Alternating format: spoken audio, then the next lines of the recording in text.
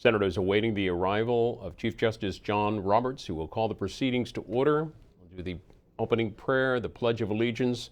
And the Sergeant-at-Arms Michael Stenger of the U.S. Senate will call the proceedings and make the proclamation that all draw near and listen under, quote, the pain of imprisonment. After that, the House managers have 7 hours and 53 minutes left in their presentation. It's unsure whether they'll use all of that, but they are likely to finish their arguments today. Next up, it'd be the president's attorneys, and they too will get 24 hours over the course of 3 days.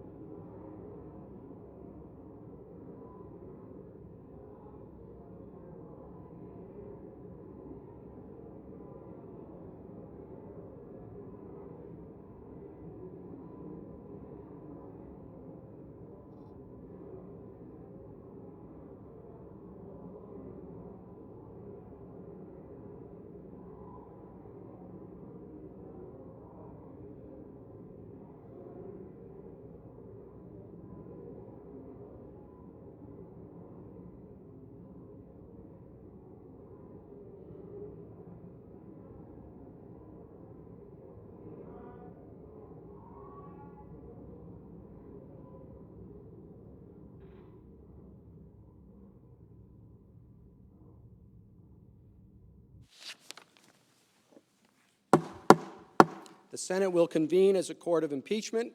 The chaplain will please lead us in prayer.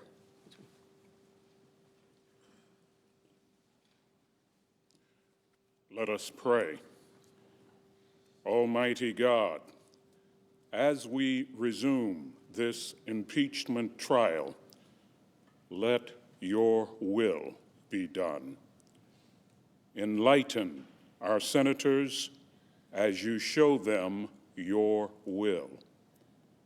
Lord, guide them with your wisdom, supporting them with your power. In spite of disagreements, may they strive for civility and respect. May they respect the right of the opposing side to differ regarding convictions and conclusions. Give them the wisdom to distinguish between facts and opinions without lambasting the messengers. We pray in your strong name. Amen. In reciting the Pledge of Allegiance to the flag. I pledge allegiance to the flag of the United States of America and to the republic for which it stands, one nation under God, indivisible, with liberty and justice for all. The senators, please be seated.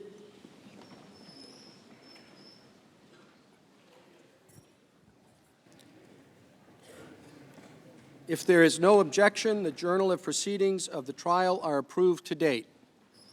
Hearing no objection, so ordered. The Sergeant-at-Arms will make the proclamation. Hear ye, hear ye, hear ye. All persons are commanded to keep silent on pain of imprisonment while the Senate of the United States is sitting in a trial of the articles of impeachment exhibited by the House of Representatives against Donald John Trump, President of the United States. Mr. Justice. The Majority Leader is recognized. For all of our colleagues, some information about scheduling. Today we'll plan to take short breaks every 2 to 3 hours, and we'll accommodate a 30-minute recess for dinner, assuming it is needed, until the House managers have finished their opening presentation. For scheduling purposes, we've organized tomorrow's session to convene at 10 a.m. and run for several hours as the President's Council begins their presentation. Pursuant to the provisions of Senate Resolution 483, the managers for the House of Representatives have 7 hours and 53 minutes remaining to make the presentation of their case. The Senate will now hear you.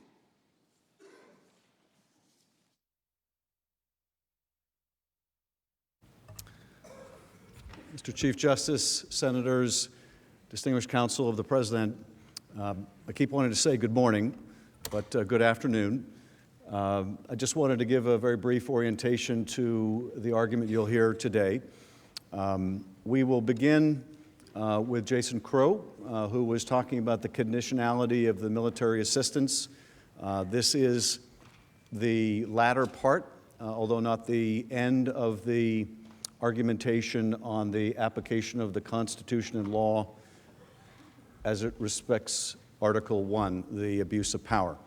I'll have a presentation after Mr. Crow, and soon thereafter we will conclude the presentation on Article 1. We'll then begin the presentation on Article 2, once again applying the Constitution and law to the facts on the President's obstruction of Congress. We will then have some concluding thoughts and then turn it over to the President's counsel. And that is what you should expect for the day. And with that, I will now yield to Mr. Crow of Colorado.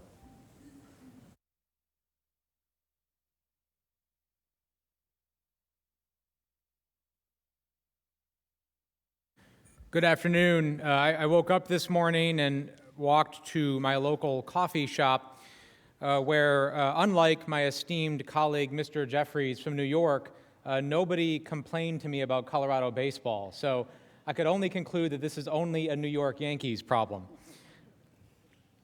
As Mr. Schiff mentioned, we talked last night about the July 25th call and the multiple officials who had confirmed the intent of the President in withholding the aid. So now I'd like to turn to what happened around the time that the aid was lifted.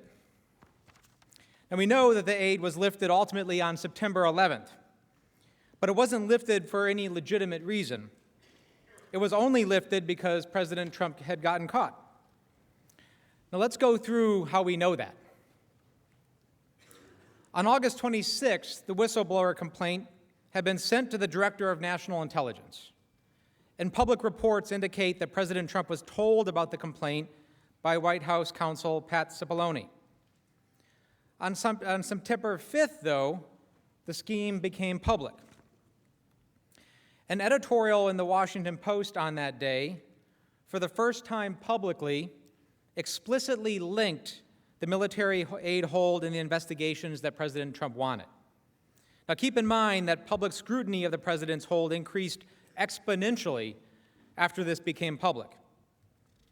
And this is where things start moving really fast. A few days later, on September 9th, the House Investigative Committees publicly announced their investigation of President's conduct in Ukraine. Lieutenant Colonel Vindman testified that the National Security Council and others at the White House learned about the investigation when it was announced. And a colleague of his said that it might have the effect of releasing the aid. And on that same day, the House Intelligence Committee learns that the administration had withheld the whistleblower complaint from Congress. The scheme was unraveling. And what happens 2 days later? President Trump released the military aid. He only released it after he got caught. But there's another reason we know the President lifted the aid only because he got caught. Because there's no other explanation. The testimony of all of the witnesses confirms it. Both Lieutenant Colonel Vindman and Ms. Williams testified that they were not provided any reason for lifting the hold. Vindman testified that nothing on the ground had changed in the 2 months of the hold, and Mark Sandy of the OMB also confirmed that. And Ambassador Taylor, too, testified that, quote, "I was not told the reason why the hold had been lifted." Now let me take a moment to address another defense I expect you will hear. That the aid was released and the investigations were never announced, so therefore, no harm, no foul, right? Well, this defense would be laughable if this issue wasn't so serious. First, I've spoken over the past 3 days about the real consequences of inserting politics into matters of war. Real people, real lives are at stake. Every day, every hour matters. So no, the delay wasn't meaningless.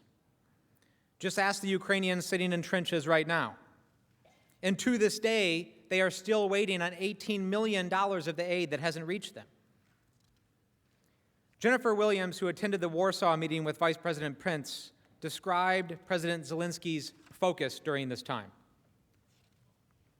And you testified in your deposition that in that conversation, President Zelensky emphasized that the military assistance, the security assistance, was not just important to assist Ukraine in fighting a war against Russia, but that it was also symbolic in nature. What did you understand him to mean by that?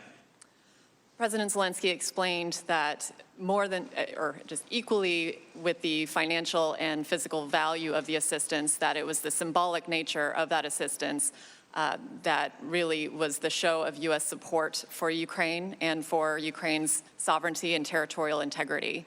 And I think he was stressing that to the Vice President to really underscore the need for the security assistance to be released.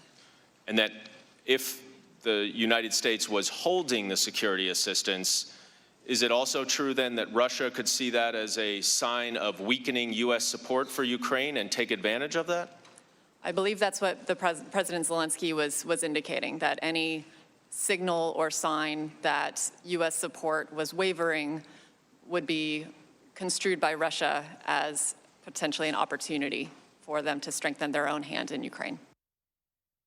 This is an important point, particularly when the president and his attorneys try to argue no harm, no foul. The financial assistance itself was really important to Ukraine, no question about it. But the aid was equally important as a signal to Russia of our support for Ukraine. And regardless of whether the aid was ultimately released, the fact that the hold became public sent a very clear signal to Russia that our support for Ukraine was wavering. And Russia was watching very closely for any sign of weakness. The damage was done. Now, any possible doubt about whether the aid was linked to the investigations has been erased by the president's own chief of staff. Now, we've seen this video before during the trial, but there's a really good reason for this. It's a complete admission on national TV that the military aid was conditioned on Ukraine helping the president's political campaign.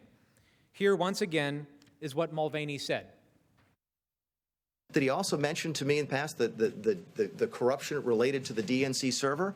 Absolutely. No question about that. But that's it. And that's why we held up the money. And when pressed that he had just confessed to the very quid pro quo that President Trump had been denying, Mulvaney doubled down. But to be clear, what you just described is a quid pro quo. It is funding will not flow unless the investigation into the Democratic server happened as well. We do that all the time with foreign policy. If you read the news reports and you believe them, what did McKinney say yesterday? Well, McKinney said yesterday that he was really upset with the political influence in foreign policy. That was one of the reasons he was so upset about this. And I have news for everybody. Get over it. There's going to be political influence in foreign policy. I'm talking to Mr. Now remember, at the time he made these statements, Mulvaney was both the head of OMB and the acting chief of staff at the White House. He knew about all of the legal concerns.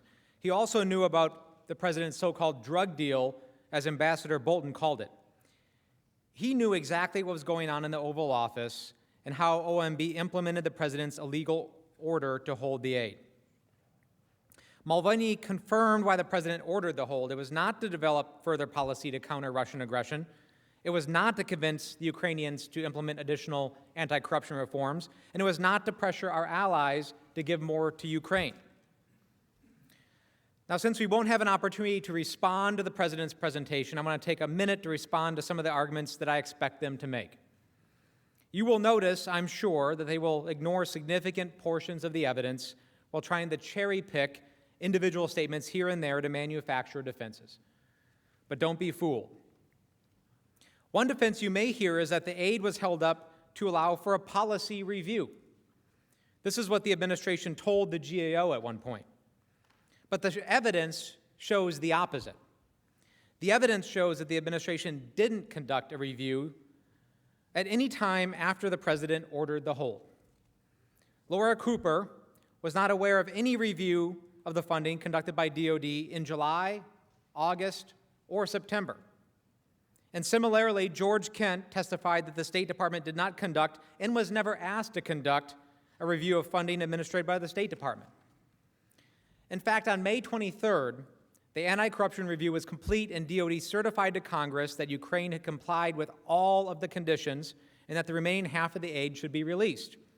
This was confirmed by the June 18th press release announcing the release or announcing the funding. And do you remember the fictitious, quote-unquote, interagency review process? Well, that was made up, too. So no review was necessary because it had already been done. Next, the President's counsel keeps saying this was about corruption in Ukraine. President Trump was not concerned with fighting corruption. It's difficult to even say that with a straight face. The President never mentioned corruption on either call with President Zelensky. But let's go through the evidence. As we just discussed, DOD had already completed a review and concluded that Ukraine had, quote, made sufficient progress in meeting defense reform and anti-corruption goals consistent with the National Defense Authorization Act in order to receive the funds. And in fact, Mark Sandy, who was not at that meeting but who was initially responsible for approving the hold, said he had never heard corruption as a reason for the hold in all of the discussions he had about it. Similar to the anti-corruption argument, there is simply no evidence to support the President's after-the-fact argument that he was concerned about burden sharing. Now, that's other countries also contributing to Ukraine. I imagine the President may cite the emails in June about what other countries provided to Ukraine, the reference to other countries' contributions in the July 25th call, and testimony from Sandy about a request for information about what other European countries give to Ukraine. But there is simply no evidence that ties the concern to his decision to hold the funding. First, let's actually look at the contributions of European countries to Ukraine. There's a slide in front of you. It shows that other European countries have significantly contributed to Ukraine since 2014, and the European Union in total has given far more than the U.S. The EU is the single largest donor to Ukraine, having provided over $16 billion in grants and loans. The President's assertion that other countries did not support Ukraine is meritless. And there are other reasons, too. After DOD and OMB responded to the President's request, presumably with some of the information we just provided you, showing Europe gives a lot to Ukraine, nobody in the Trump administration mentioned burden sharing as a reason for the hold to any of the 17 witnesses that we've been talking about. Sondland, whose actual portfolio is the EU, not Ukraine, testified that he was never asked to speak to the EU or EU member countries about providing more aid to Ukraine. And if President Trump were truly concerned about that, he would have been the perfect guy to handle it, because he was our ambassador to the EU. But it never happened. And how could it? Because Sondland himself knew the aid was linked to the investigations, because that's what the President himself had told him. It wasn't until the President's scheme began to unravel, after the White House learned of the whistleblower complaint, and after Politico publicly revealed the existence of the hold, that the issue of burden sharing came up again. If the President's concern were genuinely about burden sharing, he never made any public statements about it, never ordered a review of burden sharing, and never ordered his officials to push Europe to increase their contributions. And then he released the aid without any changes in Europe's contributions. This last point is important. You know the President's purported concern about burden sharing rings hollow because the aid was released after the President got caught, not because the EU or any European country made any new contributions. As Lieutenant Colonel Vindman testified, the facts on the ground had not changed. Finally, you may hear the President's counsel say that Ukraine didn't know about the hold until August 28th, long after the hold was implemented, so therefore they could not have felt pressured. But this makes no sense. First, they found out about it long before August 28th. Multiple witnesses testified that the Ukrainians showed, quote, impressive diplomatic tradecraft in learning quickly about the hold. And of course, they would know. The DoD release was announced in June, and U.S. agencies knew about it in July. So it should be no surprise that the first inquiries about the aid were on July 25th, the same day as the call. You see, it doesn't matter if extortion lasts 2 weeks or 2 months. It's still extortion, and Ukraine certainly felt the pressure. Other Ukrainian officials also expressed concerns that the Ukrainian government was being singled out and penalized for some reason, and they were, by President Trump. And you know how else you know they felt the pressure from the hold? Because President Zelensky finally relented and was planning to do the CNN interview. Ultimately, right around the time of President Zelensky's conversation with President Trump, which is the subject of the classified document that I urge all senators to look at, President Zelensky canceled the CNN interview. But the damage was already done. The evidence is clear. The question for you is whether it's okay for the president to withhold taxpayer money, aid for our ally, our friend at war, for a personal political benefit. Whether it's okay for the president to sacrifice our national security for his own election. It's not okay to me. It's certainly not okay with the American people. And it should not be okay to any of you.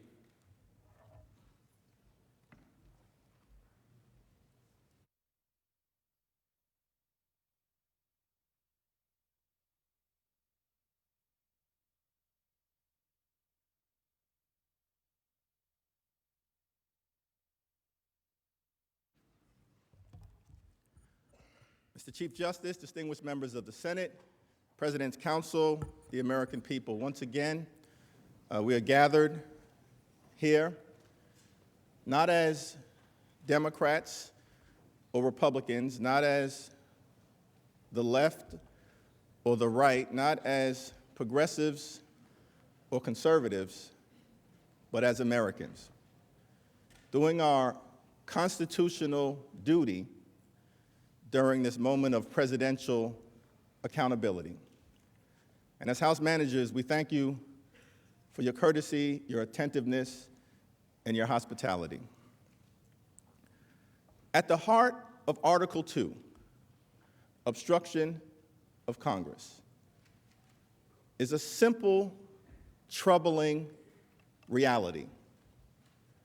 President Trump tried to cheat. He got caught, and then he worked hard to cover it up. The president tried to cheat, he got caught, and then he worked hard to cover it up. Patrick Henry, one of the nation's great patriots, once said that the liberties of a people never were, nor ever will be secure when the transactions of their rulers may be concealed from them. Let's now address the effort by President Trump and his team to cover up his wrongdoing. By July of 2019, White House officials were aware of serious allegations of misconduct by President Trump regarding Ukraine. But instead of halting the president's corrupt scheme, they worked overtime to conceal it from the American people. As additional evidence of the president's wrongdoing mounted, White House lawyers redoubled their efforts to prevent Congress and the American people from learning of the president's misconduct. At the same time, top administration officials, including Secretary of State Pompeo, Secretary of Defense Esper, and National Security Advisor John Bolton, tried to convince President Trump to lift the hold on the security assistance. They failed. President Trump was determined to carry out his corrupt scheme. The military and security aid was only released on September 11th, after the hold became public, after the House launched an investigation, and after Congress learned about the existence of a whistleblower complaint. The $391 million in security aid was only released because President Trump was caught red-handed.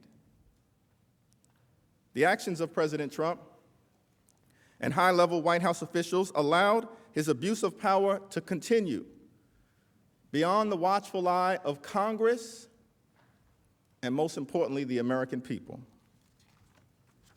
As we have discussed at length, on July 10th, Ambassador Sondland told the Ukrainians and other U.S. officials that he had a deal with Acting Chief of Staff Mick Mulvaney to schedule the White House meeting President Zelensky wanted if the new Ukrainian leader committed to the phony investigations that President Trump sought.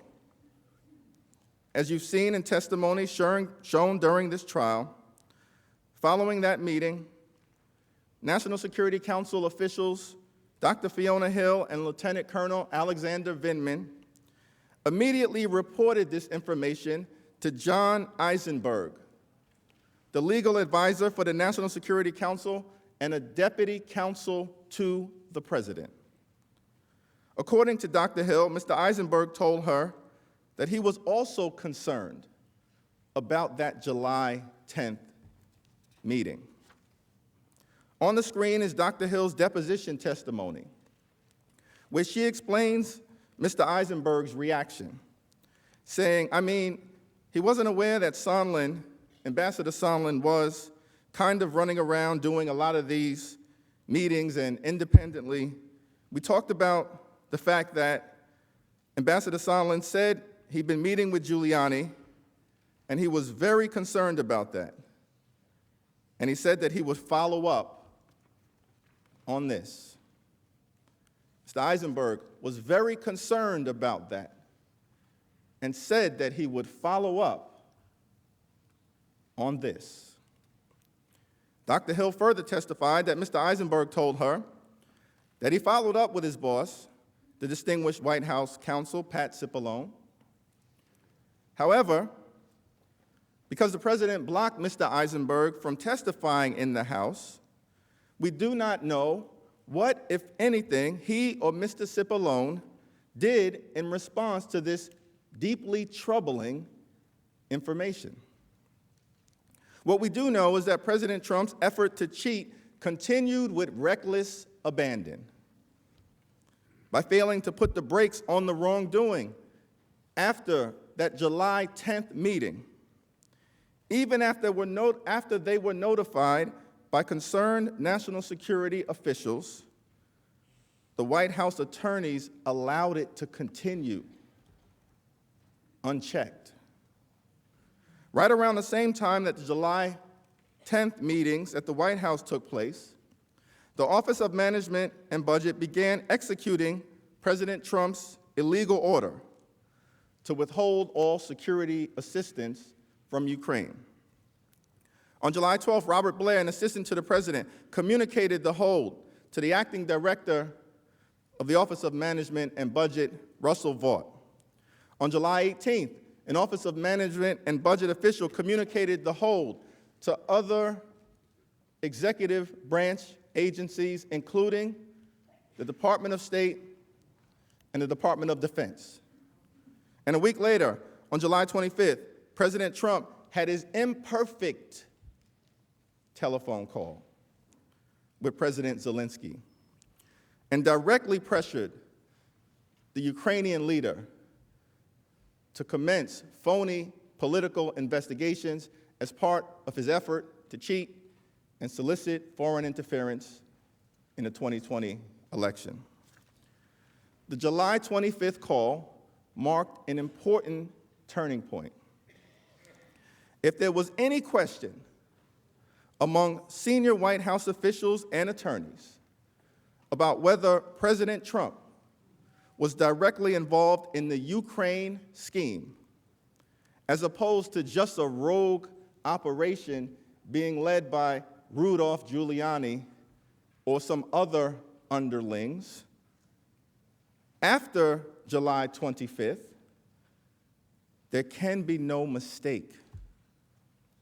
The President of the United States was undoubtedly calling the shots.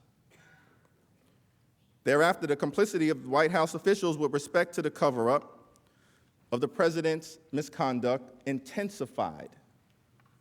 Immediately after the July 25th call, both Lieutenant Colonel Vindman and his direct supervisor, Tim Morrison, reported their concerns about the call to Mr. Eisenberg and his deputy, Michael Ellis. In fact, within an hour after the July 25th call, Lieutenant Colonel Vindman returned again a second time to Mr. Eisenberg and reported his concerns. I was concerned by the call.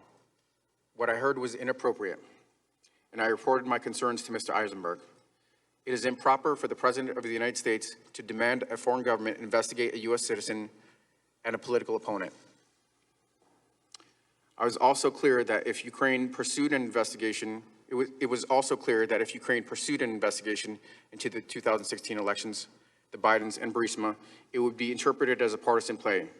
This would undoubtedly result in Ukraine losing bipartisan support, undermining U.S. national security, and advancing Russia's strategic objectives in the region. I want to emphasize to the committee that when I reported my concerns on July 10th relating to Ambassador Sondland, and then July 25th relating to the President, I did so out of a sense of duty. I privately reported my concerns in official channels to the proper authority in the chain of command. My intent was to raise these concerns because they had significant national security implications for our country. I never thought that I'd be sitting here testifying in front of this committee and the American public about my actions. When I reported my concerns, my only thought was to act properly and to carry out my duty. Timothy Morrison, the National Security Council's Senior Director for Europe and Russia, also reported the call to Mr. Eisenberg and asked him to review the call, which he feared would be damaging if leaked. Now, Mr. Morrison, shortly after you heard the July 25th call, you testified that you alerted the NSC legal advisor, John Eisenberg, pretty much right away. Is that right? Correct. And you indicated in your opening statement, or at least from your deposition, that you went to Mr. Eisenberg out of concern over the potential political fallout if the call record became public and not because you thought it was illegal. Is that right? Correct. But you would agree, right, that asking a foreign government to investigate a domestic political rival is inappropriate, would you not? It's not what we recommended the President discuss. The July 25th call was at least the second time that National Security Council officials had reported concerns about President Trump's pressure campaign to White House lawyers, the second time, who now clearly understood the gravity of the ongoing misconduct. But because the President blocked Mr. Eisenberg from testifying without any justification, the record is silent as to what, if any, actions he or the White House counsel took to address President Trump's brazen misconduct and abuse of power. We do know, however, that instead of trying to halt the scheme, White House lawyers facilitated it by taking affirmative steps to conceal evidence of President Trump's misconduct. For example, after Lieutenant Colonel Vindman and Mr. Morrison reported their concerns related to the July 25th call to the National Security Council lawyers, they tried to bury the call summary. They tried to bury it. Lieutenant Colonel Vindman testified that the National Security Council lawyers believed it was, quote, appropriate to restrict access to the call summary for the purpose of the leaks and to preserve the integrity of the transcript. According to Lieutenant Colonel Vindman, Mr. Eisenberg gave the go-ahead to restrict access to the call summary.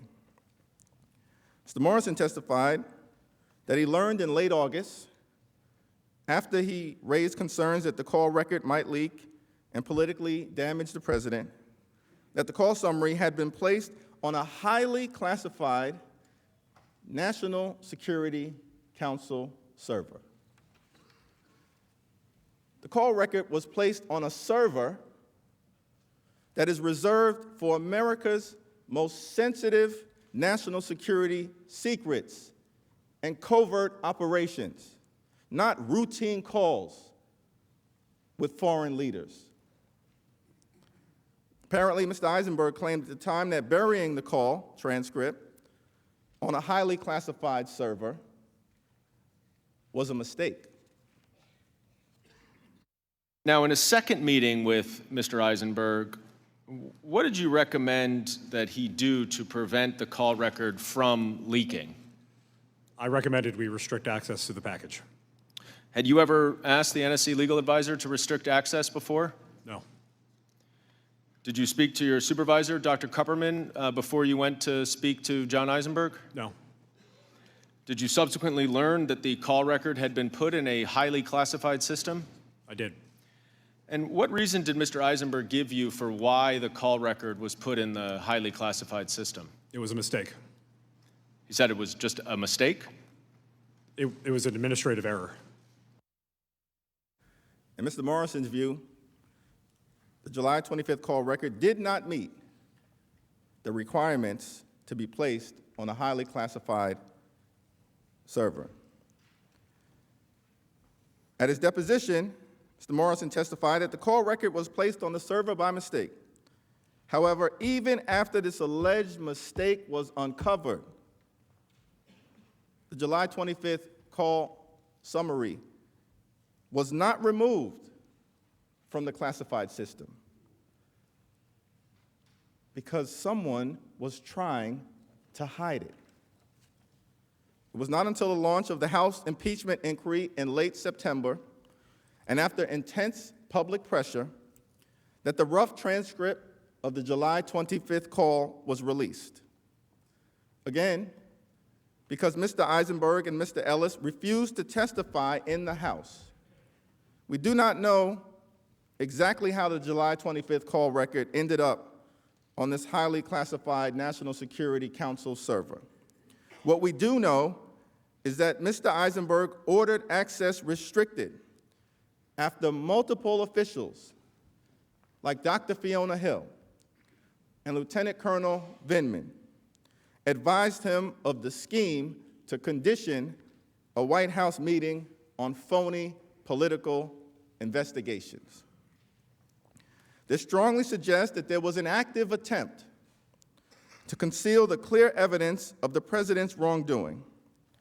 Instead of addressing the president's misconduct, Mr. Eisenberg seemingly tried to cover it up.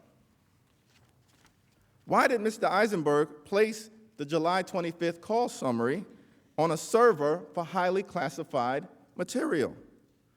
Did anyone senior to Mr. Eisenberg direct him to hide the call record? Why did the call record remain on the classified server even after the so-called error was discovered? Who ordered the cover-up of the call record? Who ordered the cover-up of the call record? The American people deserve to know. Following the July 25th call, the president's scheme to pressure Ukraine for political purposes intensified, apparently unchecked by any effort to stop it from the White House counsel's office. After the July 25th call, Ambassadors Sondland and Volker worked with the president's personal lawyer, Rudolph Giuliani, to procure a public statement from President Zelensky to announce phony investigations into Joe Biden and the CrowdStrike conspiracy theory being peddled by President Trump. At the same time, President Trump continued to withhold a White House meeting and security assistance from Ukraine in a manner that broke the law. As these efforts were ongoing, White House attorneys reportedly received yet another warning sign that the president was abusing his power. According to a published report in the New York Times, the week after the July 25th call, an anonymous whistleblower reported concerns that the president was abusing his office for personal gain. The whistleblower complaint landed in the CIA General Counsel's office. Although the concerns related directly to the president's own misconduct, the CIA's General Counsel, Courtney Elwood, alerted Mr. Eisenberg. Over the next week, Ms. Elwood, Mr. Eisenberg, and their deputies reportedly discussed the whistleblower's concerns, and they determined, as required by law, that the allegations had a reasonable basis. So, by early August, White House lawyers began working along with attorneys at the Department of Justice to cover up the president's wrongdoing. They were determined to prevent Congress and the American people from learning anything about the president's corrupt behavior. Although senior Justice Department officials, including Attorney General Bill Barr, were reportedly made aware of the concerns about corrupt activity, no investigation into President Trump's wrongdoing was even opened by the Department of Justice. As White House and Justice Department lawyers were discussing how to deal with the whistleblower's concerns, on August 12th, another important date, the whistleblower filed a formal complaint with the Inspector General for the intelligence community. In accordance with federal law, on August 26th, the Inspector General transmitted the whistleblower complaint to the Acting Director of National Intelligence, Joseph Maguire, along with the Inspector General's preliminary conclusion that the complaint was both credible and related to a matter of urgent concern. Urgent concern. But instead of transmitting the whistleblower complaint to the House and to this Senate's Distinguished Intelligence Committee, as required by law, the Acting Director of National Intelligence notified the White House. Well, Director, I'm still trying to understand the chronology. So you first went to the Office of Legal Counsel, and then you went to White House counsel? We went, and then to the, repeat that, please, sir. I'm just trying to understand the chronology. You first went to the Office of Legal Counsel, and then you went to the White House counsel? No, sir. No, sir. No, we went to the White House first to determine, to ask the question. Okay, that's all I wanted to know is chronology. So you went to the White House first. So you went to the subject of the complaint for advice first about whether you should provide the complaint to Congress. There were issues within this, a couple of things. One, it did appear that it has executive privilege. If it does have executive privilege, it is the White House that determines that. I cannot determine that as the Director of National Intelligence. Under federal law, the Acting Director of National Intelligence was required to share the whistleblower complaint with Congress. Period. Full stop. If that had occurred, the president's scheme to withhold security assistance in a White House meeting being sought by the new Ukrainian leader to pressure Ukraine for his own personal political gain would have been exposed. To prevent that from happening, the president's lawyers and top-level advisors adopted a prong cover-up strategy. First, block Congress and the American people from learning about the whistleblower complaint. Second, try to convince President Trump to lift the hold on the security assistance before anyone can find out about it and use that evidence against him. As to the first prong, sometime after the acting director of national intelligence told the White House counsel's office about the complaint on August 26th, Mr. Cipollone and Mr. Eisenberg reportedly briefed the president. They likely discussed with President Trump whether they were legally required to give the complaint to Congress. They stated that they were consulting with the Office of Legal Counsel at the Department of Justice. The acting director of national intelligence testified that he and the Inspector General consulted with the Office of Legal Counsel, who opined without any reasonable basis that he did not have to turn over the complaint to Congress. On September 3rd, the day after the statutory deadline for the Director of National Intelligence to provide the complaint to this body and to the House, the Office of Legal Counsel issued a secret opinion, concluding that, contrary to the plain language of the statute, the acting director of national intelligence was not required to turn over the complaint. The cover-up was in full swing. The Office of Legal Counsel opined that the whistleblower complaint did not qualify as an urgent concern and therefore did not have to be turned over. What can be more urgent than a sitting president trying to cheat in an American election by soliciting foreign interference? What can be more urgent than that? That's a constitutional crime in progress. But they concluded it wasn't an urgent matter. Acting Director of National Intelligence McGuire testified that the Office of Legal Counsel opinion did not actually prevent him from turning over the complaint to Congress. Instead, based upon his testimony, it is clear that he withheld it on the basis that the complaint might deal with information that he believed could be covered by executive privilege. But President Trump never actually invoked executive privilege. He never actually invoked executive privilege. Nor did he inform Congress that he was doing so with respect to this complaint. Instead, the White House secretly instructed the acting director of national intelligence to withhold the complaint based on the mere possibility that executive privilege could be invoked.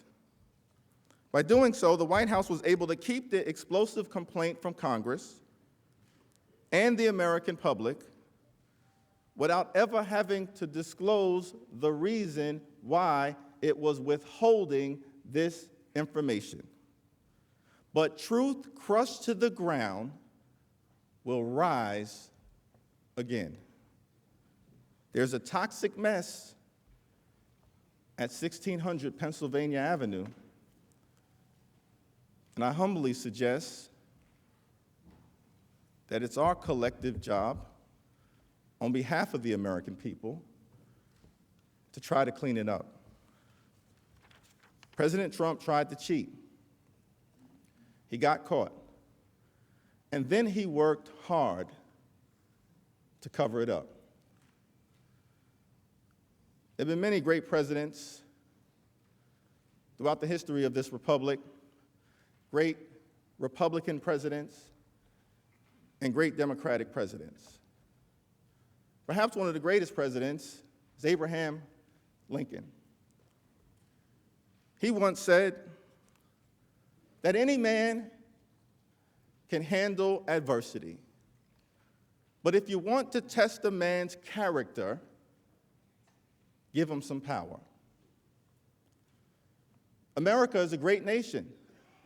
We can handle adversity better than any other country in the world. Whenever America has found itself in a tough spot, we always make it to the other side. We were in a tough spot during the Civil War, when America was at risk of tearing itself apart, but we made it to the other side. A tough spot in October of 1929, when the stock market collapsed, plunging us into the Great Depression, but we made it to the other side. We were in a tough spot in December of 1941, when a foreign power struck, plunging us into a great conflict with the evil empire of Nazi Germany, but America made it to the other side. We were in a tough spot in the 1960s dealing with the inherent contradictions of Jim Crow, but we made it to the other side. We were in a tough spot on September 11th, when the towers were struck, and young men and women like Jason Crow was sent to Afghanistan to fight the terrorists there, so we didn't have to fight the terrorists here.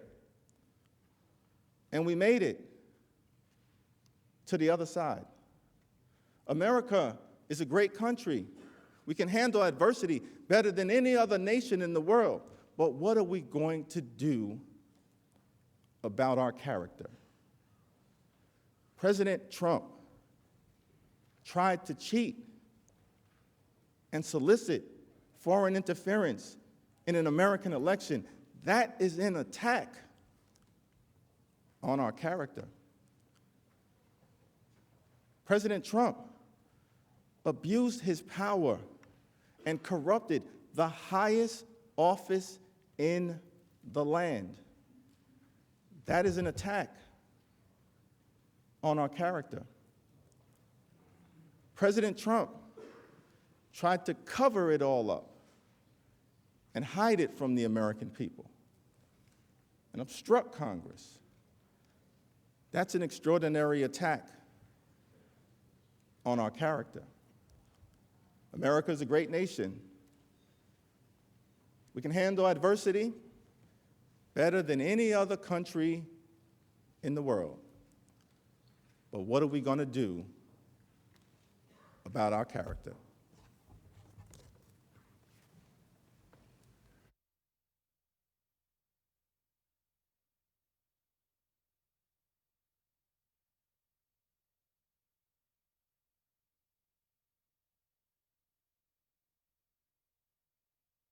Crisis around the president's hold deepened throughout our government. The president's own top advisors redoubled their efforts to lift the hold on military aid and stem the fallout in case it went public. And it did go public. On August 28th, Politico publicly reported that the president was withholding the military aid.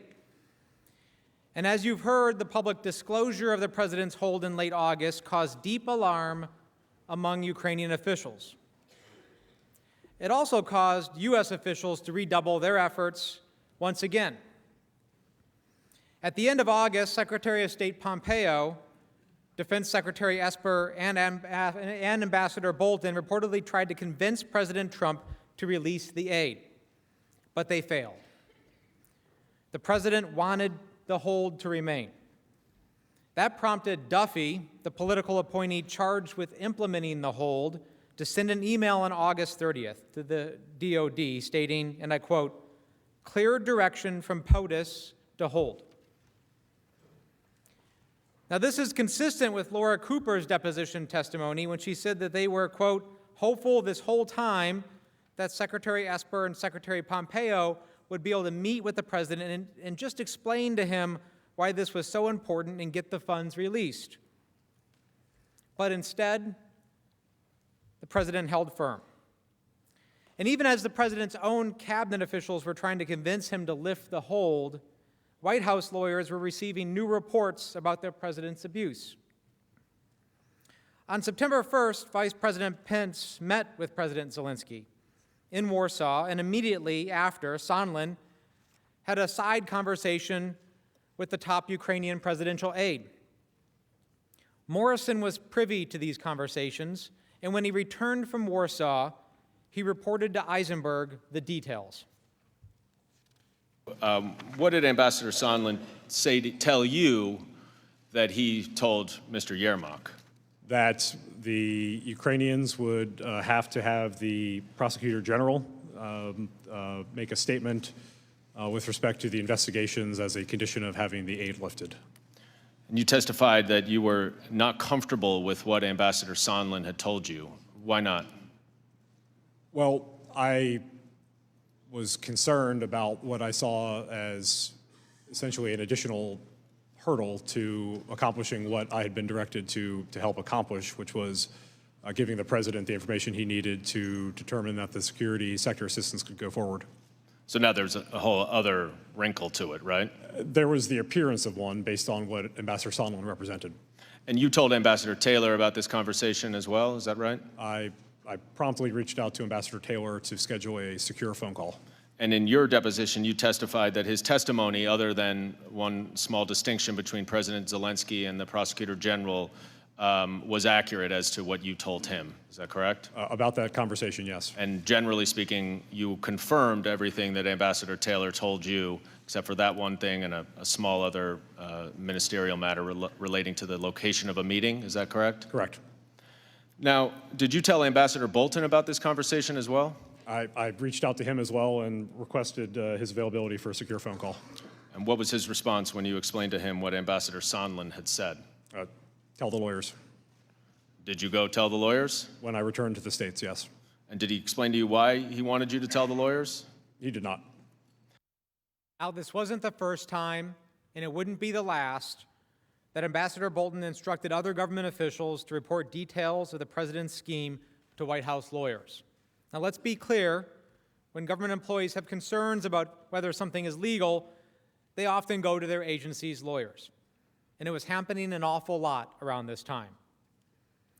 Recall that Bolton also instructed Dr. Hill to report to the lawyers Sondland's statements about requiring an announcement of the investigations as a condition for a White House meeting. What Bolton called Sondland's, quote, drug deal with the president's top aide, Mick Mulvaney.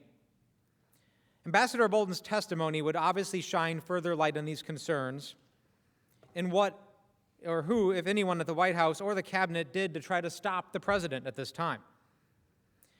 After the president's hold on military aid became public in late August, there was increasing pressure on the president to lift the hold. On September 3rd, a bipartisan group of senators sent a letter to acting White House Chief of Staff Mick Mulvaney.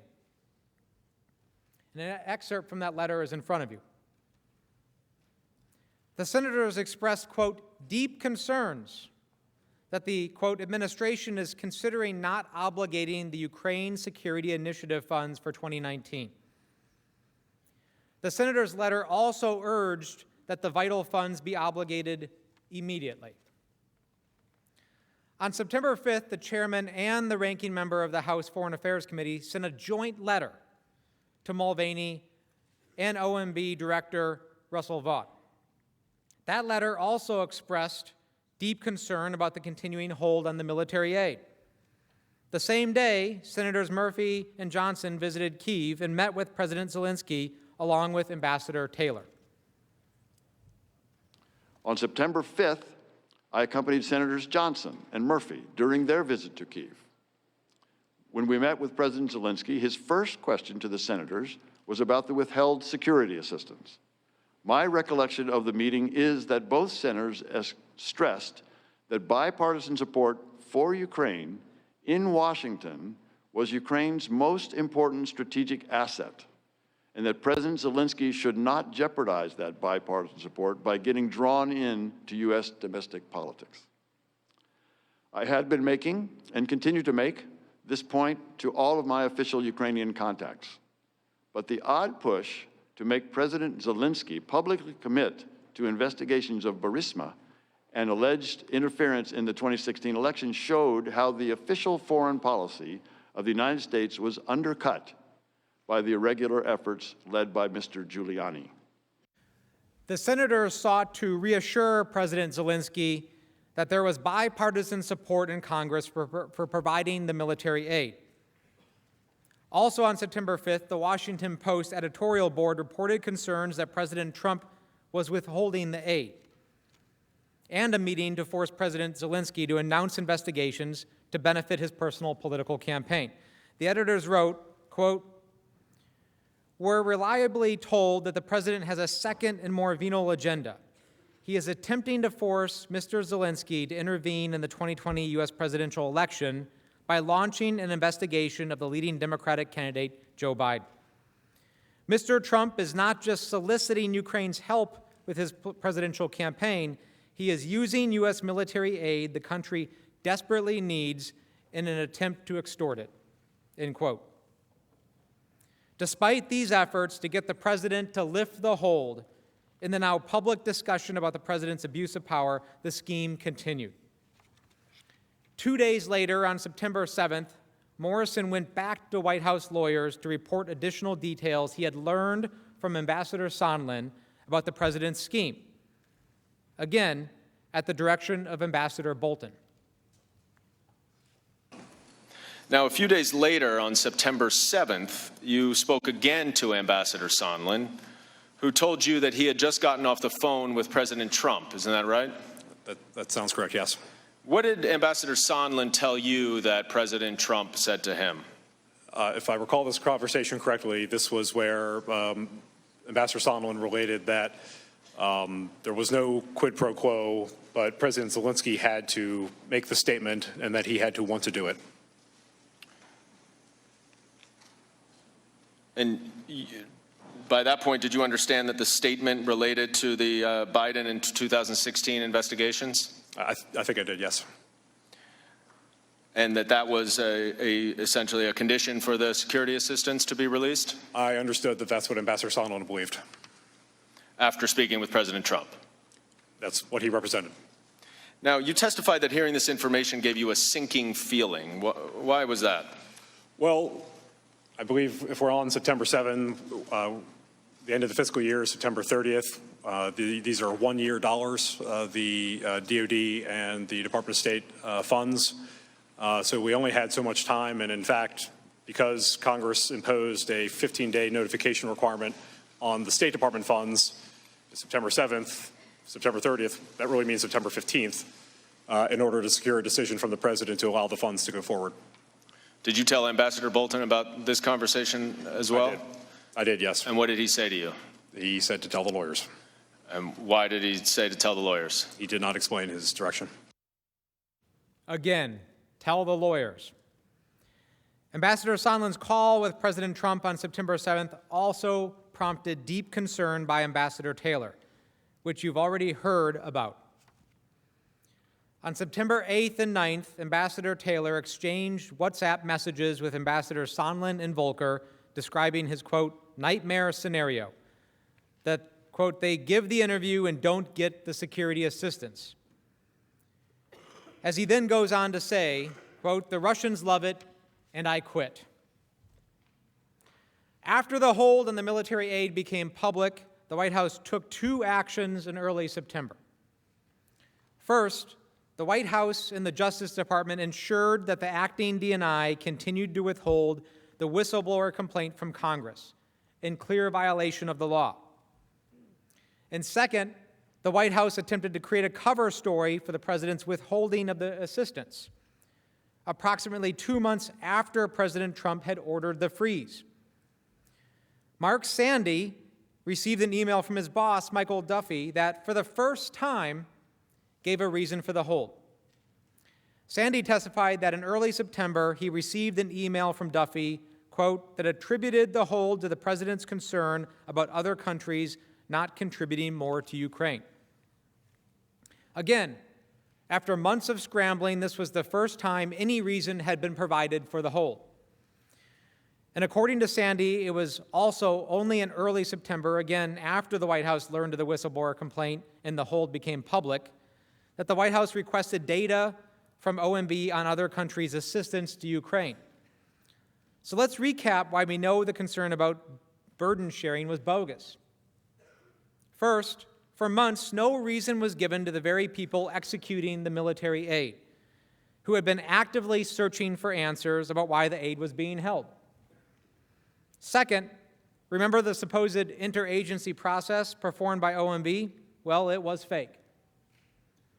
And third, after the hold went public and the White House became aware of the whistleblower, they started scrambling to develop another excuse. Public reports confirm this.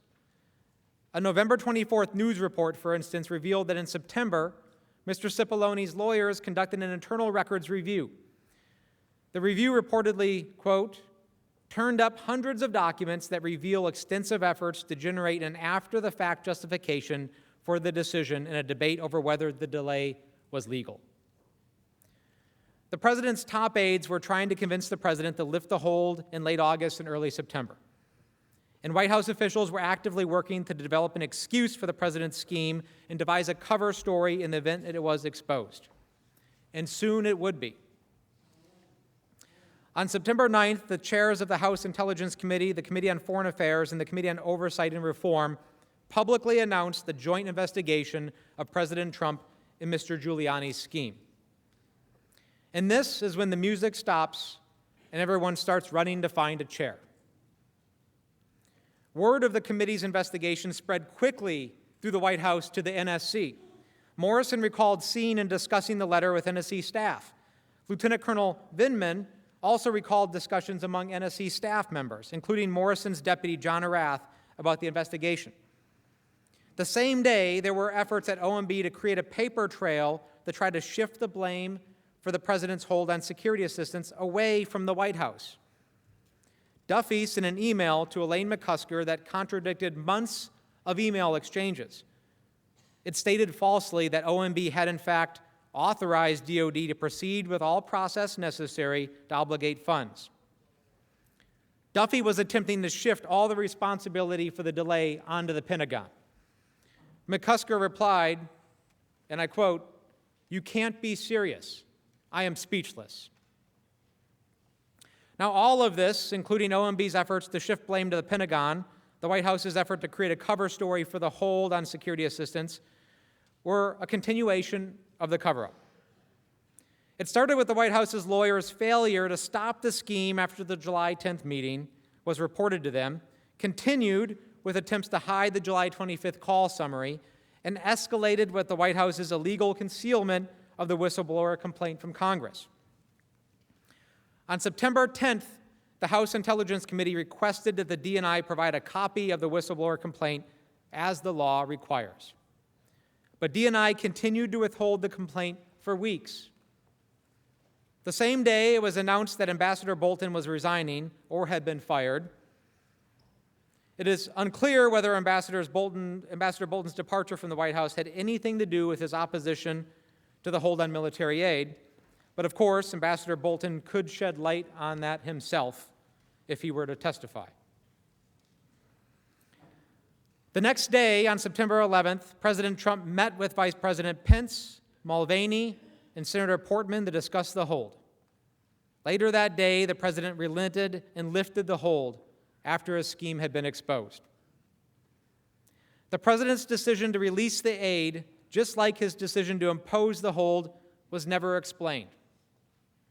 Cooper testified that President Trump's lifting of the hold, quote, really came out of the blue. It was quite abrupt. The only logical conclusion based on all of this evidence is that the president lifted the hold on September 11th because he got caught. The president's decision to lift the hold without any explanation is also very telling. If the hold was put in place for legitimate policy reasons, why lift it arbitrarily with no explanation? By lifting the hold only after Congress had launched an investigation when, as Lieutenant Colonel Vindman testified, none of the facts on the ground had changed since the hold had been put into place, the president was conceding that there was never a legitimate purpose. Since the hold was lifted, the president has paid lip service to purported concerns about corruption and burden sharing. But the administration has taken no concrete steps before or since those statements were made to show that it really cares. The record is clear. Before he got caught, the president had no interest in anti-corruption reforms in Ukraine. And as you've already learned, those people who really were concerned about these issues, like Congress, this Senate, the DOD, and the State Department, had already gone through the process to address them. As Ambassador Sondland testified, at no point did the president ask him to discuss additional contributions to Ukraine from EU countries, nor did President Trump push Ukraine to undertake any specific anti-corruption reforms. Now, the President's counsel will likely say that his lifting of the hold shows his good faith. They will say that because Ukraine ultimately received the aid without President Zelensky having to announce the sham investigations, that there was no abuse of power. As a legal matter, the fact that the president's corrupt scheme was not fully successful makes no difference. Trump's abuse occurred at the moment he used the power of the presidency to assist his re-election campaign, undermining our free and fair elections and our national security. But importantly, President Trump almost did get away with it. As discussed earlier, President Zelensky agreed during his September phone call with Ambassador Sondland to do a CNN interview during which he denounced the investigations. On September 12th, Ambassador Taylor personally informed President Zelensky and the Ukrainian foreign minister that President Trump's hold on military assistance had been lifted.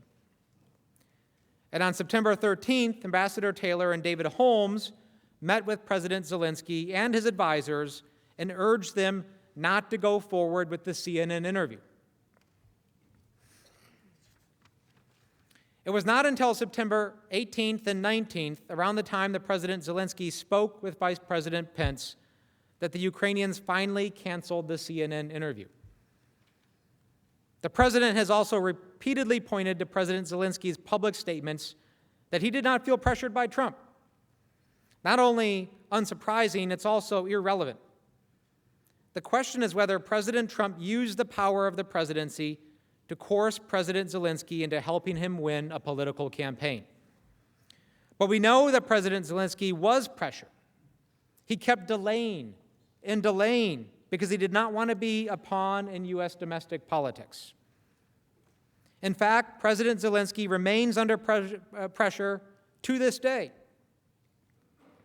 As Holmes testified, there are still things the Ukrainians want and need from the United States, including a meeting with the president in the Oval Office, which has still not been scheduled. And yes, Ukraine remains at war and needs U.S. military aid, including aid that is still delayed from last year. For these reasons, Mr. Holmes explained, quote, I think the Ukrainians are being very careful. They still need us now going forward. In fact, right now, President Zelensky is trying to arrange a summit meeting with President Putin in the coming weeks, his first face-to-face meeting with him to try to advance the peace process. He needs our support. He needs President Putin to understand that America supports Zelensky at the highest levels. So this doesn't end with the lifting of the security assistance hold. Ukraine still needs us, and as I said, still fighting this war this very day. When President Trump, for his own personal political gain, asked for a favor from President Zelensky, he did exactly what the framers feared most. He invited the influence of a foreign power into our elections. He used the power of his office to secure that advantage and jeopardized our national security. Yet President Trump maintains that he was always in the right and that his July 25th call with President Zelensky was perfect. President Trump has made it clear that he believes he is free to use his powers the same way, to the same ends, whenever and wherever he pleases. And even more troubling, he's even doubling down on his abuse, inviting other countries to interfere in our elections. What does all of this tell you? It tells you that Ambassador Sondland was correct when he told Holmes after hanging up with President Trump on July 26 that the president doesn't care about Ukraine. He only cares about the, quote, big stuff, meaning stuff that helps him personally. The bottom line is that the president used the powers of his office for personal political gain. He did so knowingly, deliberately, and repeatedly. And his misconduct continues to this day.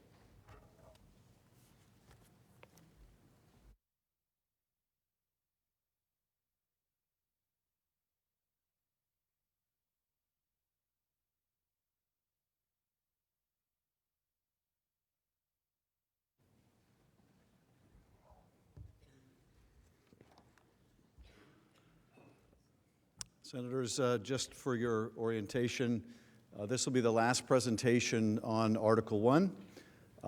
And Mr. Leader, I think at the conclusion of this presentation will be a logical point to take a break. This last section on Article 1 deals with the injury to our national interest and our national security. When President Trump used Ukraine's leader for a political favor and withheld critical military aid to an ally in exchange for that favor, he did exactly what our framers feared most. He invited foreign interference in our elections and sold out our country's security for his personal benefit and betrayed the nation's trust to a foreign power. The president's scheme to pressure Ukraine to do his political dirty work harmed our national security, undermined our free and fair elections, and even today, threatens the very foundation of our democracy. When the president argues that his call was perfect, that he did nothing wrong, what he's really saying is that there's nothing wrong with the president asking a foreign government to do a personal favor, that there's nothing wrong with the president pressuring that foreign country to interfere in our elections for his personal benefit, that there's nothing wrong with withholding congressionally appropriated, taxpayer-funded military assistance to that foreign country to extort that country to help the president cheat to win an election. But there are a great many things wrong with that. Most significant for the purposes that bring us here today, the Constitution does not permit it. And the Constitution does not permit it because that conduct is the quintessential abuse of power. The use of official power for personal gain, putting personal interest over the national interest, and placing personal benefits over our nation's security. The president's conduct that we outlined yesterday harmed our national security, that is without a doubt. It endangered our elections, and it sent our country on a dangerous path that, if left unchecked, will cause irrevocable damage to the balance of power contemplated in our Constitution.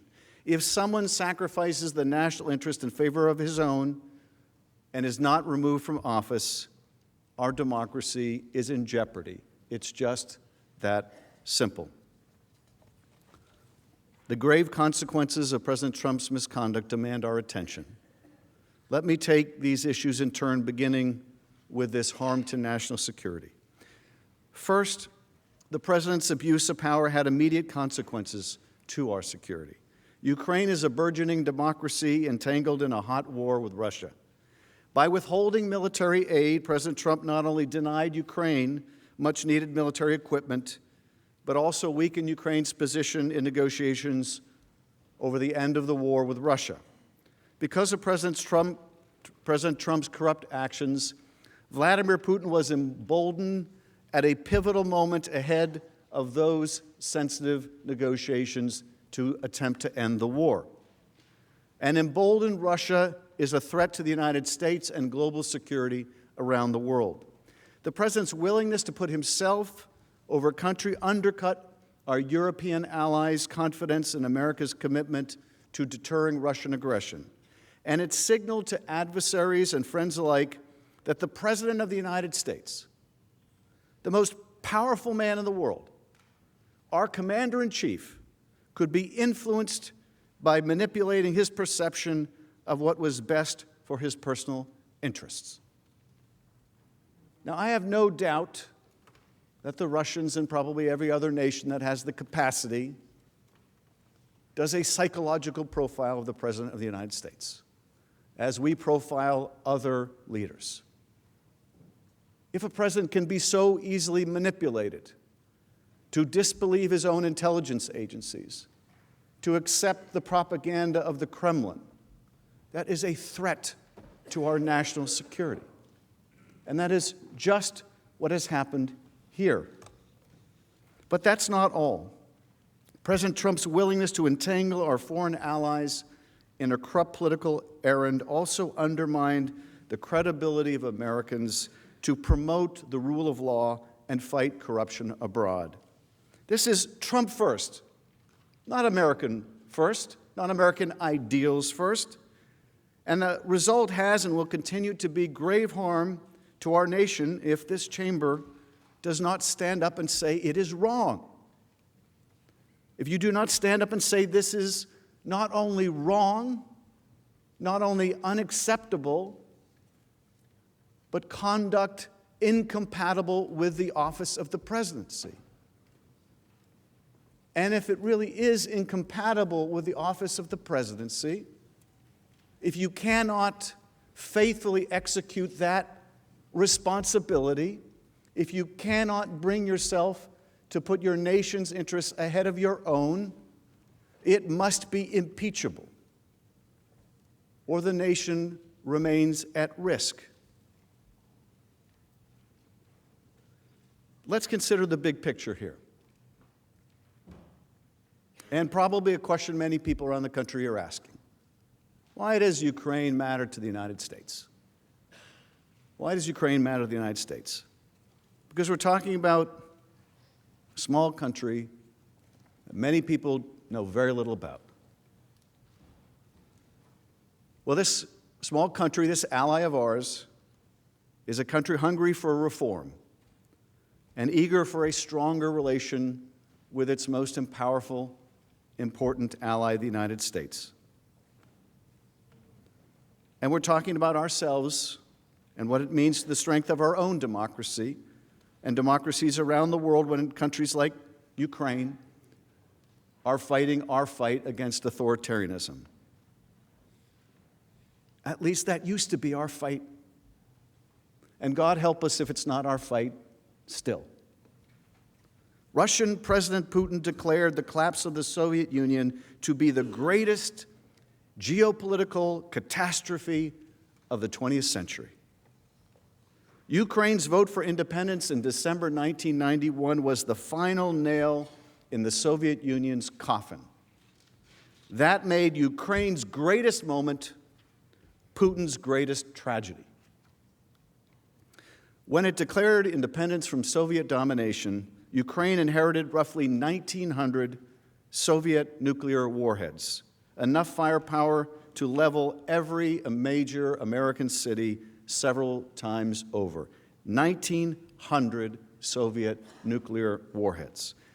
In exchange for Ukraine surrendering this arsenal, the United States, Russia, and the United Kingdom reached an understanding called the Budapest Memorandum of 1994. They committed in this memorandum to respecting the borders of an independent Ukraine and also to refrain from using the threat or use of force against Ukraine. This was an early success of the post-Cold War period.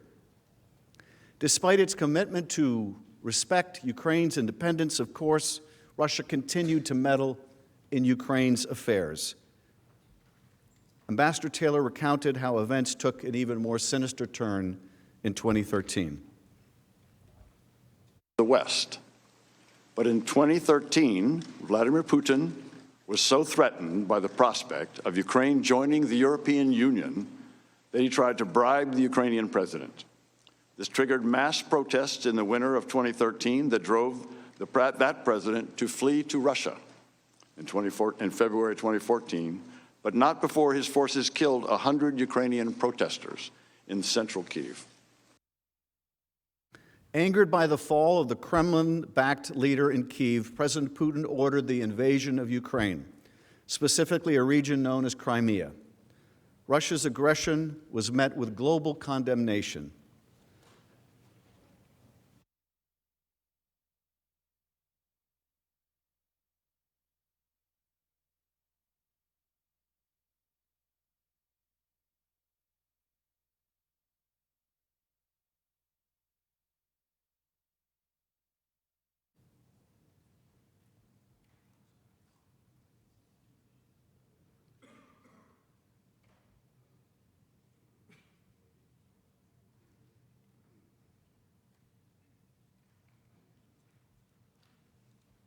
We lack the sound there, but you can see the images of that conflict on the screens before you.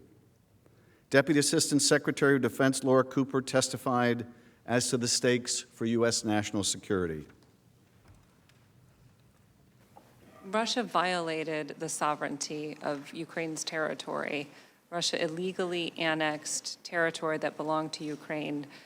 They also denied Ukraine access to its naval fleet at the time. And to this day, Russia is building a capability on Crimea designed to expand Russian military power projection far beyond the immediate region. In 2014, were there concerns in Washington, here in Washington, and European capitals that Russia might not stop in Ukraine? I was not in my current position in 2014, but it is my understanding that there was significant fear about where a Russian aggression would stop. One American, a war hero and statesman who is no stranger to this body, recognized the threat posed by Russia's invasion of Crimea, Senator John McCain. In an interview, he declared, quote, "We are all Ukrainians." Senator McCain advised that this is a chess match reminiscent of the Cold War, and we need to realize that and act accordingly. He was, of course, absolutely right. Consistent with the commitments made to Ukraine in 1994, the United States and Europe responded to Russia's invasion by imposing significant sanctions on Russia. We joined Europe in providing Ukraine billions of dollars in economic support to help it resist Russian influence. And the Senate approved by an overwhelming bipartisan majority vital security assistance to help rebuild Ukraine's military, which the former Russian-backed leader of Ukraine had starved of resources. This strong bipartisan support for Ukraine reflected what Senator McCain said was an opportunity for the United States to undermine Russian leverage in Eastern Europe by building, quote, a success in Ukraine. Senator McCain outlined this vision. Putin also sees, here's this beautiful and large and magnificent country called Ukraine. And suppose Ukraine finally, after failing in 2004, gets it right, democracy, gets rid of corruption, economy is really improving, and it's right there on the border of Russia.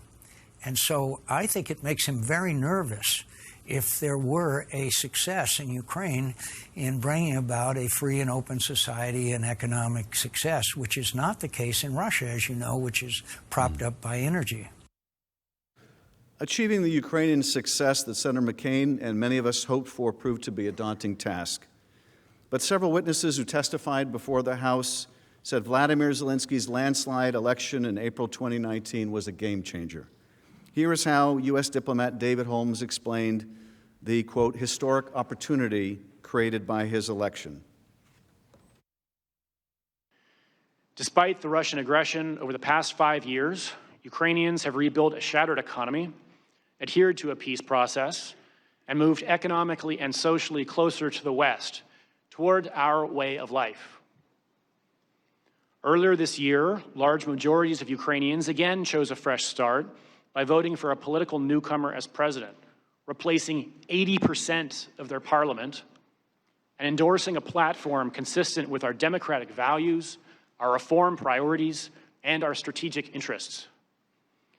This year's revolution at the ballot box underscores that despite its imperfections, Ukraine is a genuine and vibrant democracy and an example to other post-Soviet countries and beyond, from Moscow to Hong Kong.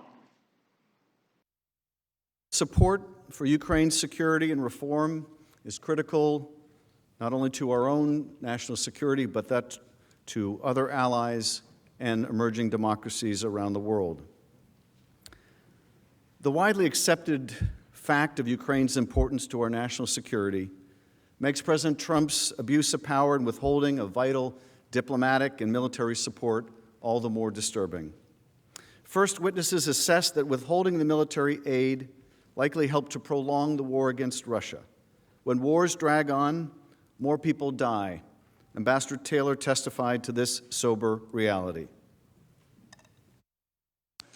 I take it if the provision of U.S. military assistance would save Ukrainian lives, that any delay in that assistance may also cost Ukrainian lives. Is that true? Mr. Chairman, of course, it's hard to draw any direct lines between any particular element of security assistance and any particular death on the battlefield. But it is certainly true that that assistance had enabled Ukrainian armed forces to be effective and deter and to be able to take countermeasures to the attacks that the Russians had.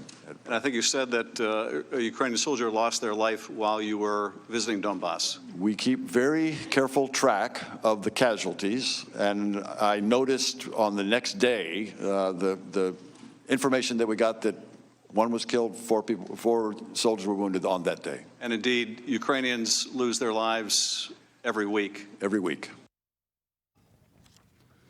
David Holmes also testified that prolonging the war in Ukraine results in additional casualties. As we sit here today, Ukrainians are fighting a hot war on Ukrainian territory against Russian aggression. This week alone, since I have been here in Washington, 2 Ukrainian soldiers were killed and 2 injured by Russian-led forces in eastern Ukraine, despite a declared ceasefire. I learned overnight that 7 more were injured yesterday. Withholding the aid has real consequences to real soldiers with real families. And bear in mind that U.S. aid is fully 10% of Ukraine's defense budget. 10%. That's not an extra bonus. That's necessary aid for Ukraine to defend itself on the front line. Now, a second consequence of President Trump's withholding of military assistance was that it emboldened Russia, our adversary. Here is Laura Cooper, a Pentagon official who oversaw the military aid. What about today? If the U.S. were to withdraw its military support of Ukraine, what would effectively happen? It is my belief that if we were to withdraw our support, it would embolden Russia. It would also validate Russia's violation of international law. And which country stands to benefit the most? Would stand to benefit the most from such a withdrawal? Russia. Russia was not only emboldened on the battlefield. Ambassador Taylor testified that President Trump's corrupt withholding of military assistance and his failure to host President Zelensky in the Oval Office was, quote, a sign of weakness to Moscow. And it harmed Ukraine's negotiating position even as recently as December 9, when Zelensky and Putin met to discuss the conflict in the East, shown in this photo.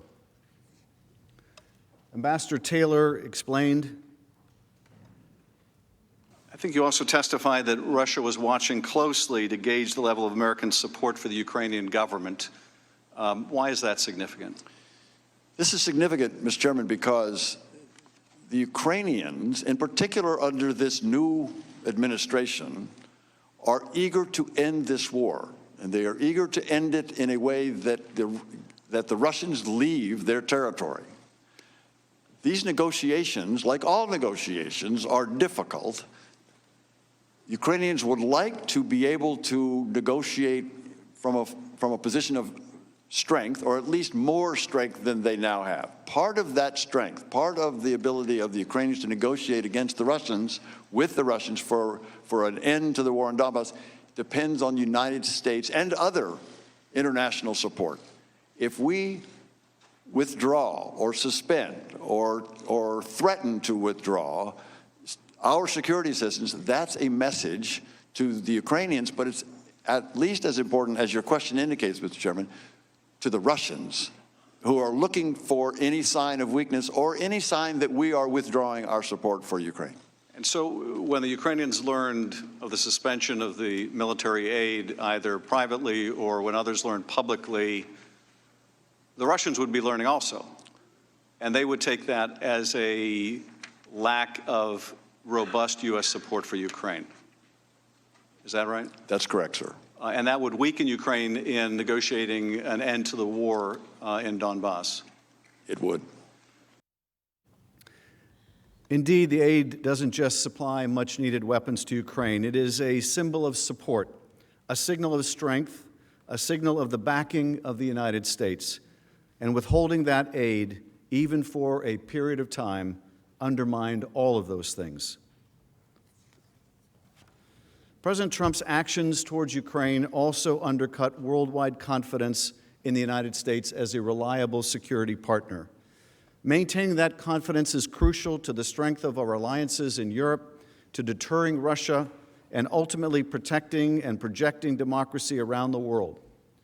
The United States has roughly 68,000 troops stationed in Europe. They serve alongside troops from 28 other countries that comprise the North Atlantic Treaty Organization, or NATO. They are holding the line against further Russian aggression. It was U.S. leadership that led to the creation of NATO 70 years ago, as the Iron Curtain was descending across the heart of Europe. And it is American leadership that makes NATO work today.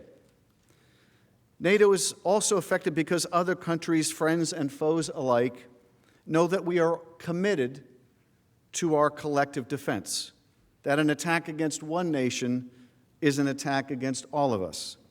That principle deterred a Russian invasion of Europe during the Cold War. It's only been invoked once by NATO in the aftermath of the September 11th terrorist attacks. New York is a long way from the front lines with Russia, but our European allies stood with us after that dark day. They deployed tens of thousands of troops to Afghanistan and joined us in fighting the al-Qaeda terrorists who attacked the Twin Towers and the Pentagon. Now, Ukraine is not a member of NATO, but Russia's invasion of Ukraine was a threat to the peace and security of Europe. Moscow's aggression threatened the rules of the road that have kept the peace in Europe since World War II, the sacrosanct idea that borders cannot be changed by military force. If we had not supported Ukraine in 2014, if members of this body had not voted overwhelmingly on a bipartisan basis for military assistance to rebuild Ukraine's military, there is no question it would have invited further Russian adventurism in Ukraine and perhaps elsewhere in the heart of Europe. It would have weakened our allies and exposed U.S. troops stationed in Europe to greater danger.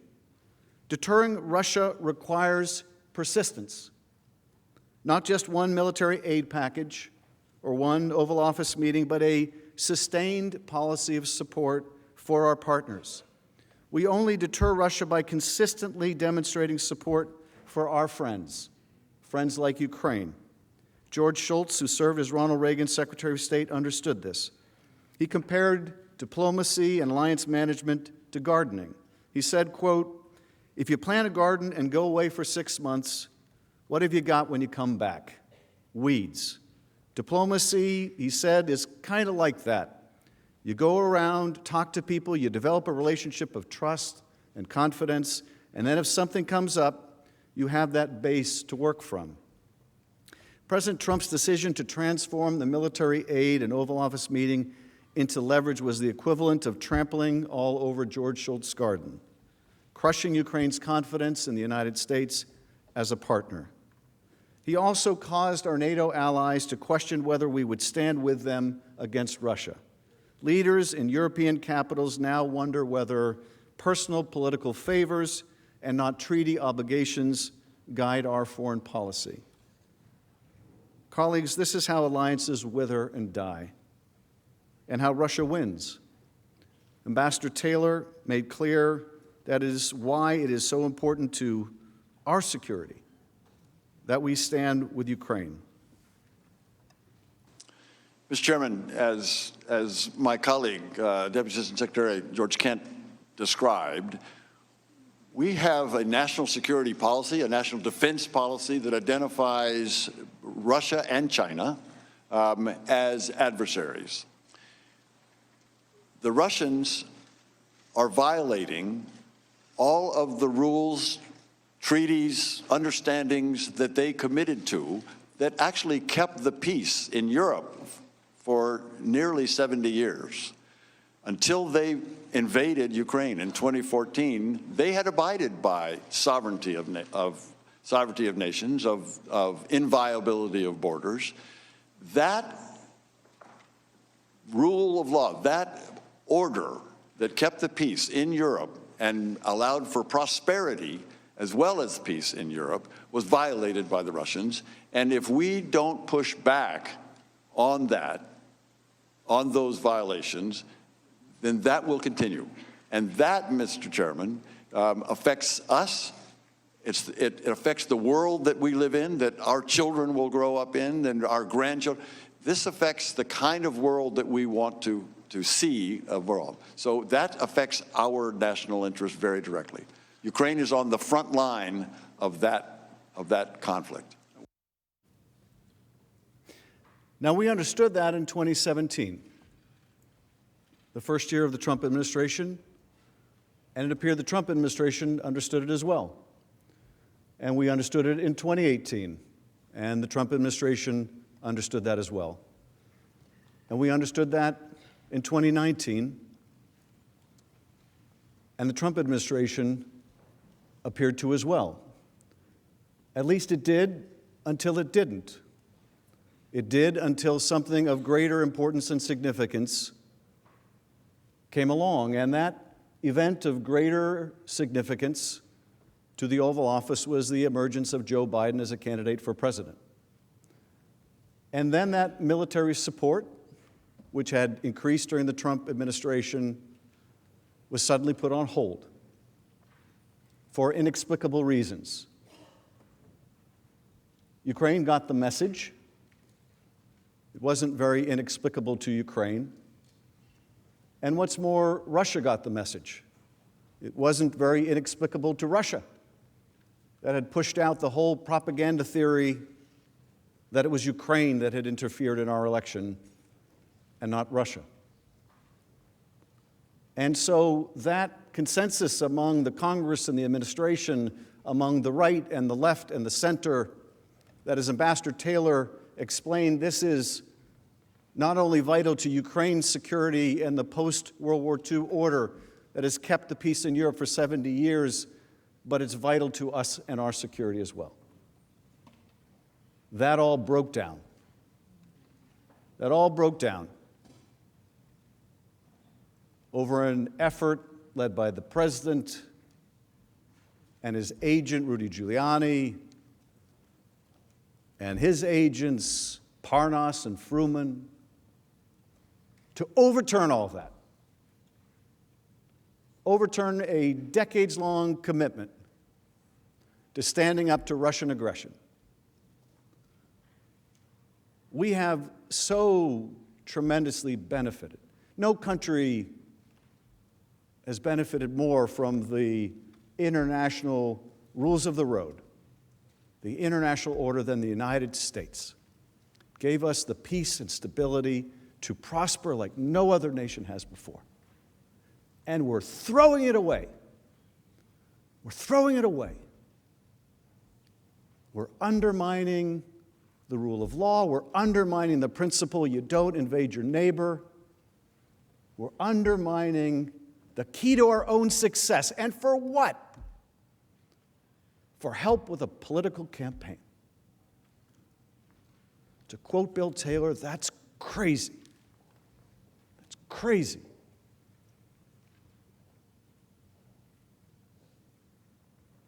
If our allies can't trust us to stand behind them in a time of need, we will soon not have a single ally left.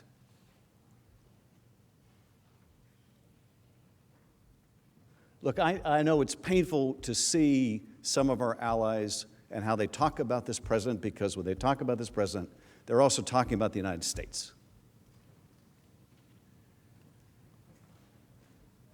And it's painful to see our allies distance themselves from the United States. And it's more than painful, it's dangerous. It's dangerous to us. I think it was Churchill who once said, there's nothing worse than allies except having no allies. But if we're going to condition our support for our allies on their willingness to be dragged kicking and screaming into our politics, if we're going to condition the strength of our alliance on whether they'll help us cheat in an election, we're not going to have a single ally left. And not a single one of us in this chamber is ever going to be able to say one of our counterparts to respect the rule of law without it being thrown in our face.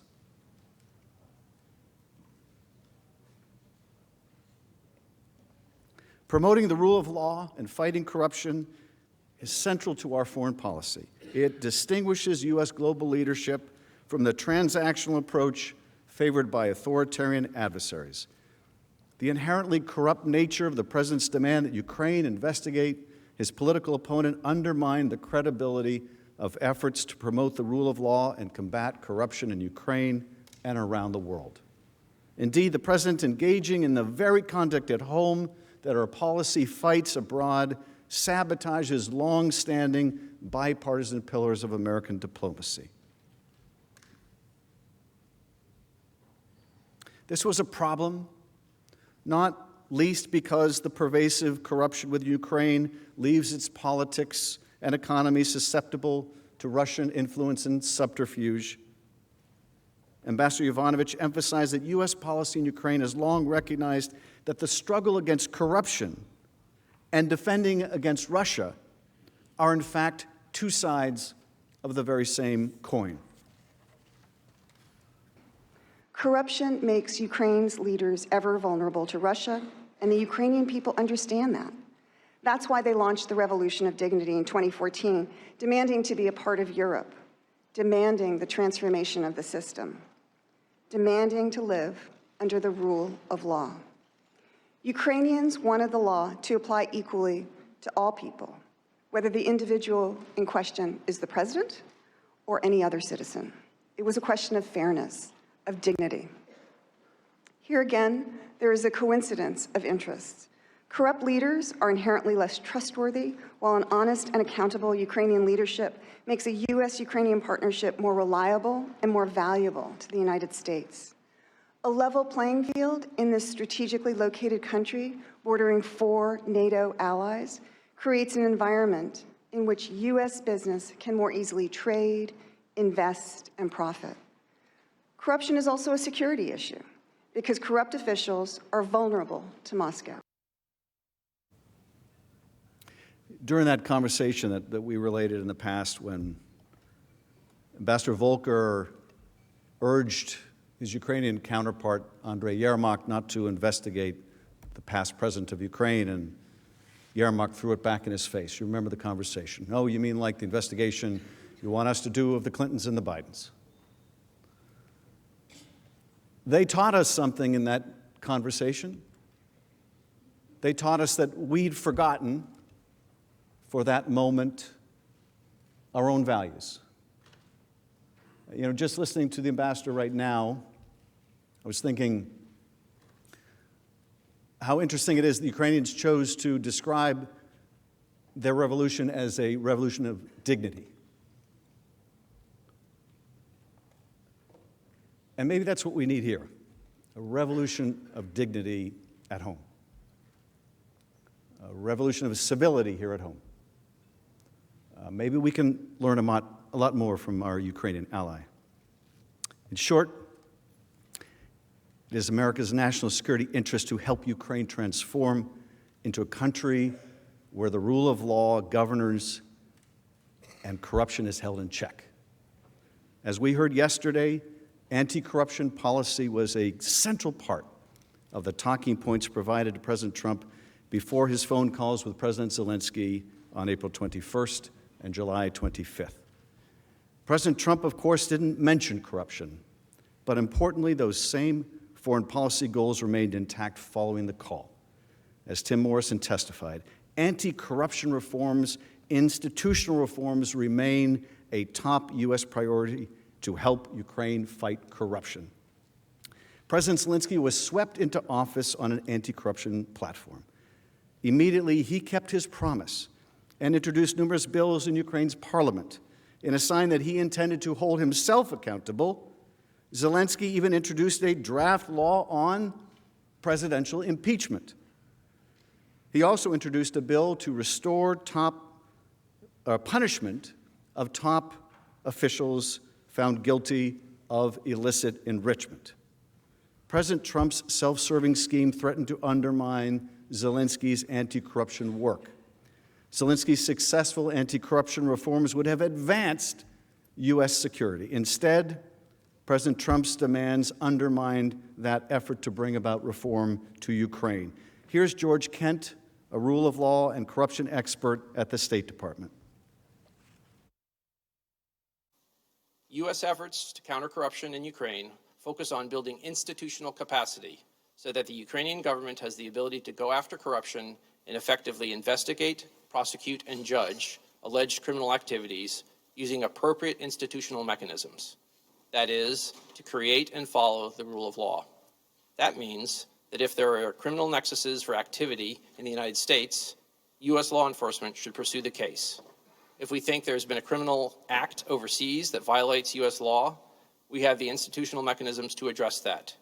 It could be through the Justice Department and FBI agents assigned overseas, or through treaty mechanisms, such as the Mutual Legal Assistance Treaty. As a general principle, I do not believe the United States should ask other countries to engage in selective, politically associated investigations or prosecutions against opponents of those in power, because such selective actions undermine the rule of law, regardless of the country. And so it's clear what President Trump did when abusing his office and demanding Ukraine open an investigation into Joe Biden was not fighting corruption. It was not part of established U.S. anti-corruption policy. That corrupt pressure campaign for his own personal political benefit, in fact, subverted U.S. anti-corruption efforts in Ukraine and undercut our national security. President Trump was not fighting to end corruption in Ukraine. As my colleague in the House, Mr. Himes, pointed out during one of our hearings, he was trying to aim corruption in Ukraine at Vice President Biden and our 2020 election. Selective, politically motivated prosecutions of political opponents undercut governance in Ukraine. President Trump's demand that Zelensky help him do precisely what U.S. diplomats for decades advised Ukrainian officials not to do completely undercut the credibility of efforts to promote the rule of law there. The demand also undercut the United States' moral standing and authority in the eyes of a global audience. Here, once again, is George Kent. Ken, is pressuring Ukraine to conduct what I believe you've called political investigations a part of U.S. foreign policy to promote the rule of law in Ukraine and around the world? It is not. Is it in the national interest of the United States? In my opinion, it is not. Why not? Because our policies, particularly in promoting the rule of law, are designed to help countries, and in Eastern Europe and Central Europe, that is overcoming the legacy of communism. In the communist system, in particular, the Prosecutor General Office was used to suppress and persecute citizens, not promote the rule of law. So in helping these countries reach their own aspirations to join the Western community of nations and live lives of dignity, helping them have the rule of law with strong institutions is the purpose of our policy. So in other words, it is a purpose of our foreign policy to encourage foreign nations to refrain from conducting political investigations. Is that right? Correct. And in fact, as a matter of policy, not of programming, we oftentimes raise our concerns, usually in private, with countries that we feel are engaged in selective political prosecution and persecution of their opponents.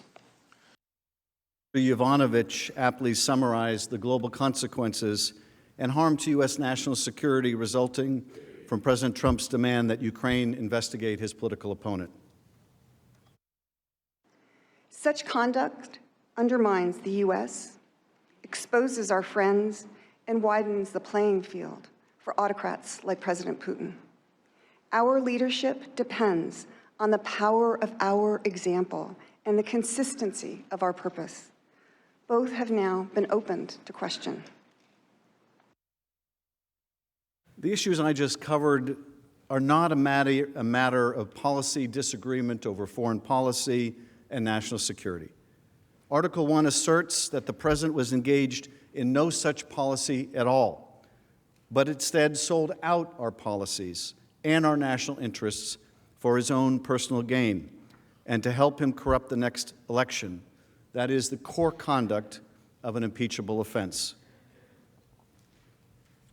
The President's abuse of power also affected our election integrity.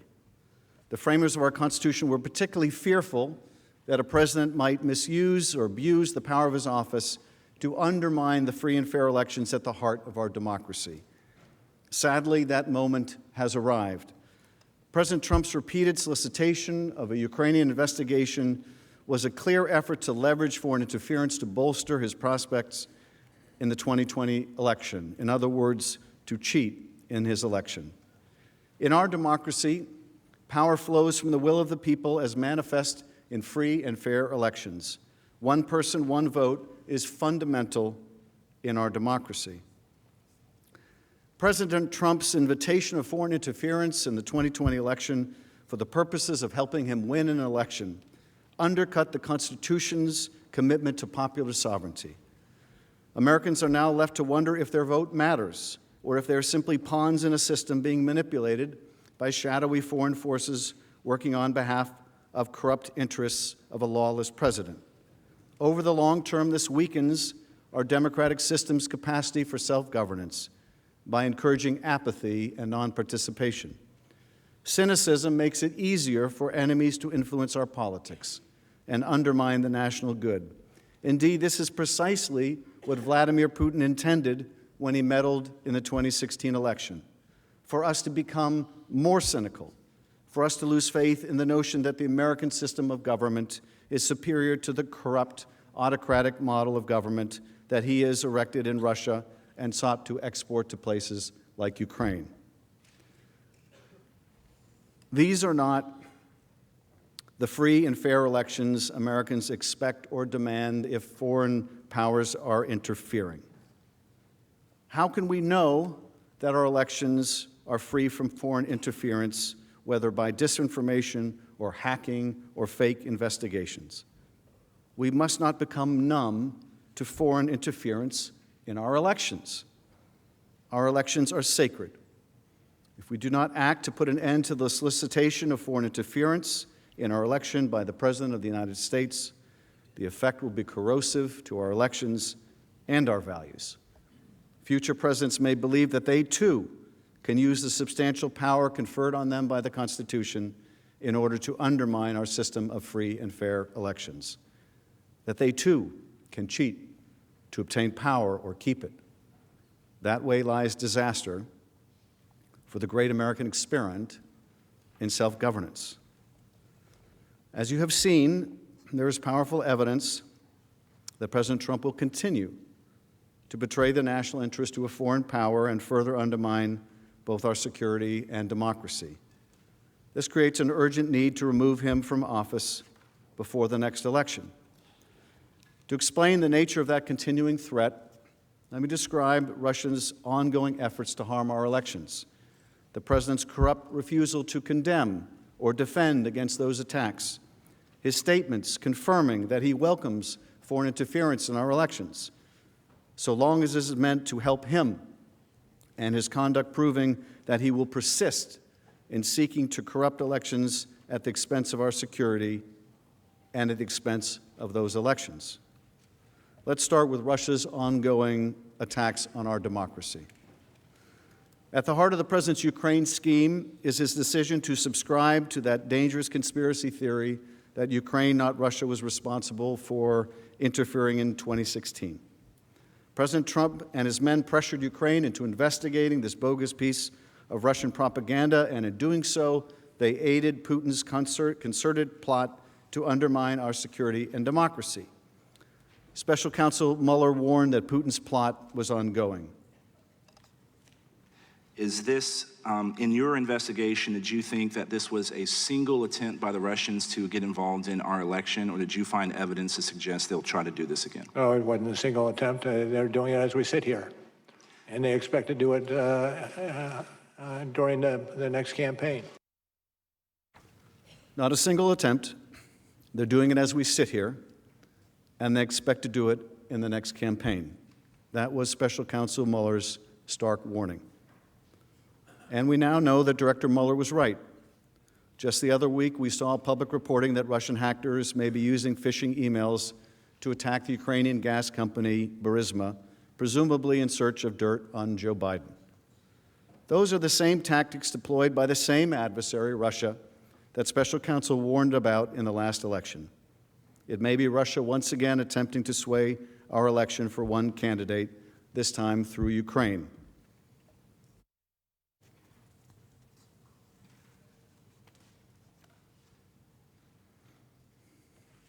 Indeed, President Trump, to this very day, refuses to accept the unanimous assessment of our intelligence community and law enforcement professionals that Russia interfered in the 2016 campaign and poses a threat to the 2020 presidential election.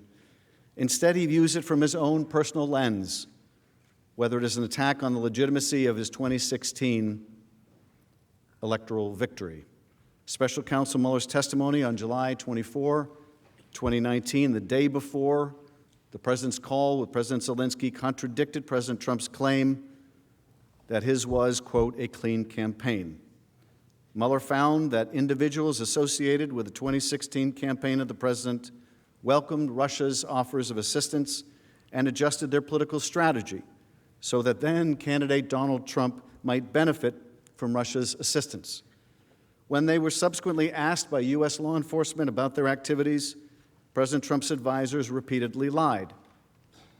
In Helsinki in July of 2018, however, President Trump refused to acknowledge the Russian threat to our elections.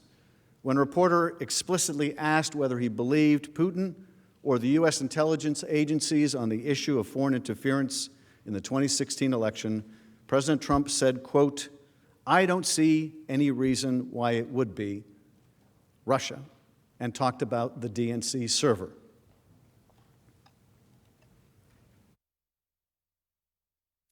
So let me just say that we have two thoughts. You have groups that are wondering why the FBI never took the server. Why haven't they taken the server? Why was the FBI told to leave the office of the Democratic National Committee? I've been wondering that. I've been asking that for months and months, and I've been tweeting it out and calling it out on social media. Where is the server? I want to know, where is the server, and what is the server saying? With that being said, all I can do is ask the question. My people came to me, Dan Coates came to me, and some others. They said they think it's Russia. I have President Putin. He just said it's not Russia. I will say this, I don't see any reason why it would be, but I really do want to see the server. But I have confidence in both parties. I really believe that this will probably go on for a while, but I don't think it can go on without finding out what happened to the server.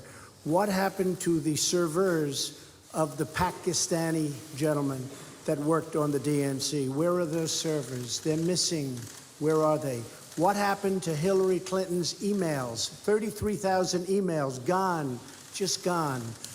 I think in Russia they wouldn't be gone so easily. I think it's a disgrace that we can't get Hillary Clinton's 33,000 emails. So I'm sure you remember this. It was, I think, unforgettable for every American. But I'm sure it was equally unforgettable for Vladimir Putin. I mean, there he is, the president of Russia, standing next to the president of the United States and hearing his own Kremlin propaganda talking points coming from the President of the United States. Now, if that's not a propaganda coup, I don't know what is. It's the most extraordinary thing. It's the most extraordinary thing. The President of the United States standing next to the President of Russia, our adversary, saying he doesn't believe his own intelligence agencies. He doesn't believe them. He's promoting this kooky, crazy server theory cooked up by the Kremlin, right next to the guy that cooked it up. It's a breathtaking success of Russian intelligence. I don't know if there's ever been a greater success of Russian intelligence. Whatever profile Russia did of our president, boy, did they have him spot on. Flattery and propaganda.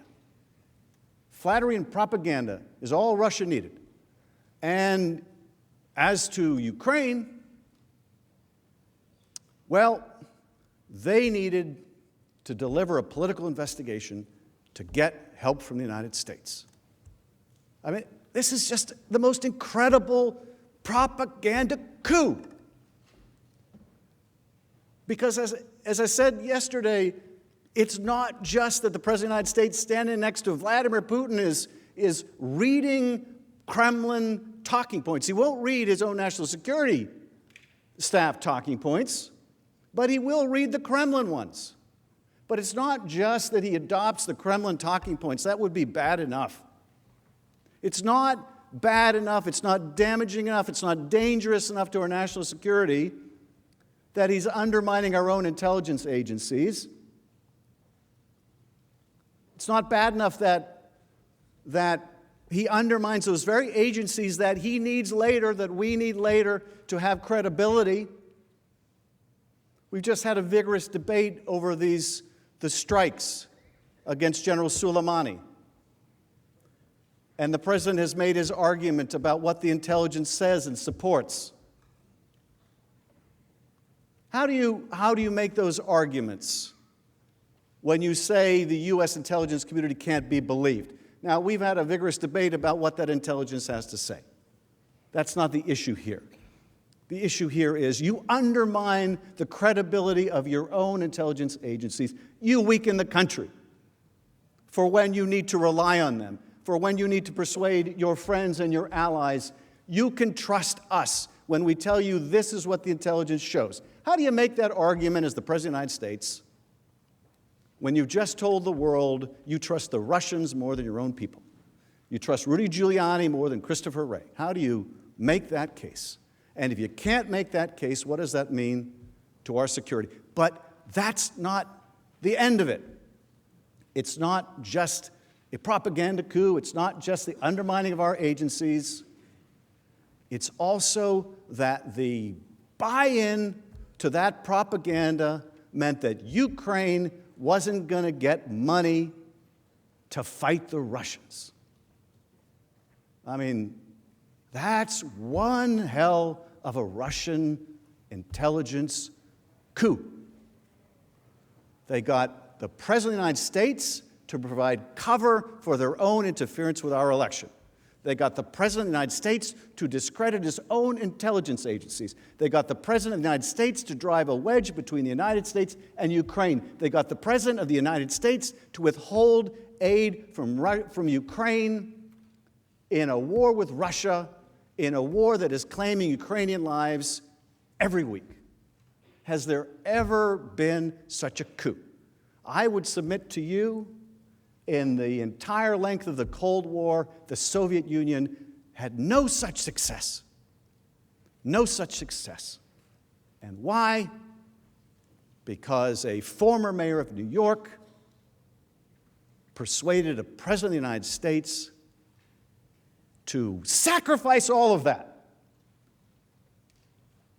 for a cheap shot at his political opponent, for a smear against his political opponent. Was it worth it? I hope it was worth it. I hope it was worth it for the president, because it certainly wasn't worth it for the United States. Now, you can see President Trump did not blame Vladimir Putin and the Russian intelligence agencies who interfered in our election for the questions surrounding his victory. He did not blame the people who worked for his campaign and were subsequently convicted of lying to our law enforcement agencies. No, he blamed the investigators. Special Counsel Mueller, the man charged with getting to the bottom of Russia's interference in 2016. And he chose to believe Vladimir Putin, a former Russian intelligence officer, rather than his own intelligence agencies. We can see a pattern here. President Trump solicited interference from Russia as a candidate in 2016, and then his campaign welcomed Russian interference in the election. In Helsinki, President Trump chose to believe Putin over his own agencies. I don't see any reason why it would be, referring to Russia. Instead of denouncing Russia's interference, he denounced those investigating Russia's interference. And he raised that now familiar DNC CrowdStrike server thing. I really do want to see the server. I don't think we can go on without finding out what happened to the server. That's the exact same server that President Trump demanded Ukraine investigate during his July 25th call to Zelensky. When the president talked about the DNC server in Helsinki with Vladimir Putin standing by his side, he was referencing the same discredited conspiracy theory about Ukraine interference in 2016 that Putin repeatedly promoted. Let's look at this Washington Post article from July 2018. In the end, Trump's performance alongside Putin in the Finnish capital seemed like a tour through his most controversial conspiracy theories. Tweets and off-the-cuff musings on Russia, except he did it all while abroad, standing just feet from Putin, the leader of one of America's greatest geopolitical foes. The spectacle in Helsinki also underscored Trump's eagerness to disregard his own advisors, his willingness to flout the conclusions of his own intelligence community that Russia interfered in the 2016 elections, and his apparent fear that pressing Putin on the subject might cast doubt on his electoral victory. White House officials told the Washington Post that President Trump's remarks in Helsinki were, quote, very much counter to the plan. That's another understatement of the century. If that sounds familiar, it's because the witness who testified before the House as part of the impeachment inquiry, they all said the same thing about the July 25th phone call. The president ignored vital national security issues he was supposed to raise and instead raised disproven conspiracies about 2016 and the DNC server, the very same Russian propaganda he publicly endorsed in Helsinki. Do you think it's going to stop now? Do you think if we do nothing, it's going to stop now? All of the evidence is to the contrary. You know it's not going to stop. The president just told one of the members of this body he still wants Biden investigated. It's not going to stop unless the Congress does something about it. President Trump's betrayal began in 2016 when he first solicited Russian interference in our election. Russia, if you're listening, I hope you're able to find the 30,000 emails that are missing. That betrayal continued in Helsinki in 2018, when, as we saw, he rejected the intelligence community's assessment about Russian interference in that same election. When he criticized U.S. officials investigating the Russia interference and instead promoted Putin's conspiracy theory about Ukraine. The betrayal continued in 2019, when he carried out a scheme to cheat in the 2020 election by demanding that the leader of Ukraine, a U.S. partner under military attack by Russia, announce an investigation into the same baseless conspiracy theory about a DNC server and the bogus allegations about Vice President Biden. And the abuse of power continues. He is still trying to cheat in the next election. Even after the scheme came to light, even after it became the subject of an impeachment inquiry, it continued. And the false statements about it continued. President Trump repeatedly asserted that he had a prerogative to urge foreign nations to investigate U.S. citizens who dare to challenge him politically.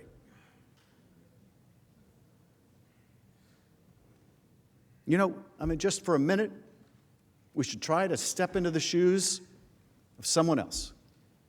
My father used to say, you don't understand a person until you step in their shoes. I always thought he invented that wisdom himself until I watched To Kill a Mockingbird and found out that Atticus Finch said it first. But let's just try to step into someone else's shoes for a moment. Let's imagine it wasn't Joe Biden. Let's imagine it was any one of us. Let's imagine the most powerful person in the world was asking a foreign nation to conduct a sham investigation into one of us. What would we think about it then? Would we think that's good U.S. policy? Would we think he has every right to do it? Would we think that's a perfect call? Let's step for a minute into Ambassador Yovanovitch's shoes. And we're the subject of a vicious smear campaign that no one in the department that we work for, up to the Secretary of State, thinks has a shred of credibility. Let's step into her shoes for a minute. Spent our whole life devoted to public service, served in dangerous places around the world. And we're hounded out of our post. And one day someone releases a transcript of a call between the President of the United States and a foreign leader, and the President says there's going to be some things happening to you, or to you, or to you, or to you, or to you. How would you feel about the President of the United States? Would you think he was abusing the power of his office? And if you would, it shouldn't matter that it wasn't you. It shouldn't matter that it was Marie Yovanovitch. It shouldn't matter that it was Joe Biden. Because I'll tell you something, the next time, it just may be you. It just may be you. Do you think for a moment that any of you, no matter what your relationship with this president, no matter how close you are to this president, do you think for a moment that if he felt it was in his interest, he wouldn't ask you to be investigated? Do you think for a moment that he wouldn't? And if somewhere deep down below you realize that he would, you cannot leave a man like that in office when he has violated the Constitution. Shouldn't matter it was Joe Biden. Could have been any of us. It may be any of us. Shouldn't matter that it was Marie Yovanovitch. It'll be some other diplomat tomorrow for some other pernicious reason. Goes to what Mr. Jeffries said, it goes to character.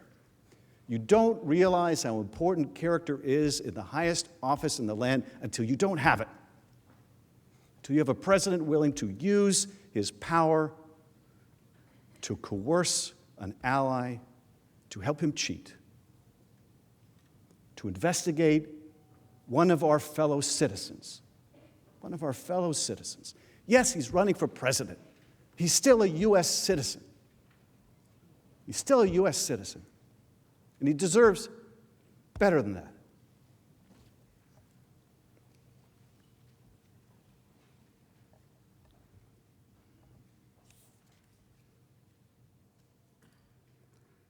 Now, of course, it wasn't just Ukraine. It wasn't just Russia. There's the invitation to China to investigate the Bidens. It's not going to stop. On September 19th, Rudy Giuliani was interviewed on Chris Cuomo and CNN. You've probably all seen the clip. When asked specifically if he had urged Ukraine to look into Vice President Biden, Mr. Giuliani replied immediately, "Of course I did.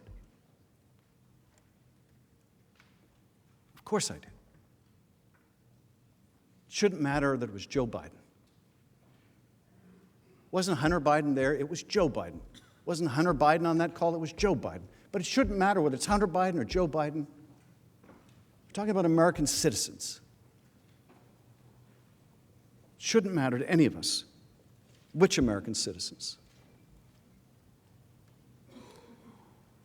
And he hasn't stopped urging Ukraine to conduct these investigations. Mr. Giuliani hasn't. Donald Trump hasn't. To the contrary, and consistent with everything we know about the president, he has done nothing but double down. During his the first week of December, Mr. Giuliani traveled to Ukraine and Hungary to interview the corrupt former Ukrainian prosecutors who had been pushing these false narratives about Vice President Biden and this kooky conspiracy about 2016. Mr. Giuliani met with current members of the Ukraine parliament who have advocated for that same fraudulent investigation. June of last year, President Trump told ABC News that he would take political dirt from a foreign country if he was offered it again. If he has learned anything from the tumult of the last 3 years, it is he can get away with anything. He can do it again. Can't be indicted, can't be impeached. Can't, if you believe our Attorney General, even be investigated. Our founders worried about a situation just like this. James Madison put it simply, the President, quote, might betray his trust to foreign powers. In his farewell address, George Washington warned Americans to be constantly awake, since history and experience prove that foreign influence is one of the most baneful foes of Republican government. John Adams, in a letter to Thomas Jefferson, wrote, "You are apprehensive of foreign interference, intrigue, influence, so am I. But as often as elections happen, the danger of foreign influence recurs." Or, to quote the President's Chief of Staff, get over it. There's going to be politics and foreign policy. Well, I don't think that was John Adams' point. And I don't think that was James Madison's point, and I don't think that was George Washington's point. If it was, they would have said, get over it. But they recognized, as I know we recognized, what a profound danger that would be, for that to become the new normal. Another election is upon us. 10 months, voters will undertake their most important duty as citizens by going to the polls and voting for their leader.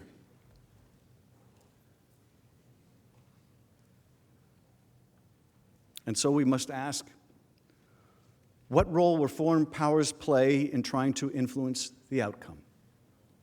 And if they take the president's side, who will protect our franchise if the president will not?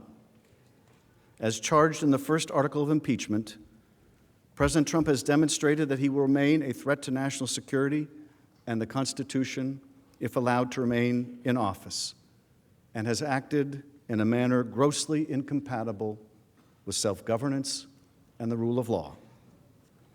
Based on the abuse of power for which he was impeached and his ongoing efforts to solicit foreign interference, both directly and through Mr. Giuliani, there can be little doubt that President Trump will continue to invite foreign interference in our elections again and again. That poses an imminent threat to the integrity of our democracy. Our founders understood that a president like Donald Trump might one day grasp the reins of power. An unremorseful, overreaching executive, faithful to himself only, and willing to sacrifice our democracy and national security for his own personal advantage. His pattern of conduct, repeatedly soliciting foreign interference in our elections for his own benefit, confirms that he will stop at nothing to retain his power. He willfully chose to place his own personal interests above the country's and the integrity of our elections. There is every reason to believe that will continue.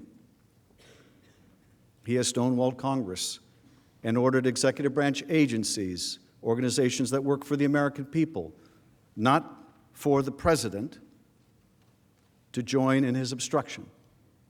He deployed Mr. Giuliani to Ukraine to continue advancing a scheme that serves no other purpose than advancing his 2020 re-election prospects. He attacked witnesses, public servants, patriots who stayed true to their oath and leveled with the American people about the grave national injury that resulted from the president's misconduct. And he continued to urge foreign nations to investigate American citizens that he views as a threat. The threat that he will continue to abuse his power and cause grave harm to the nation over the course of the next year until a new president is sworn in or until he would be reelected is not hypothetical.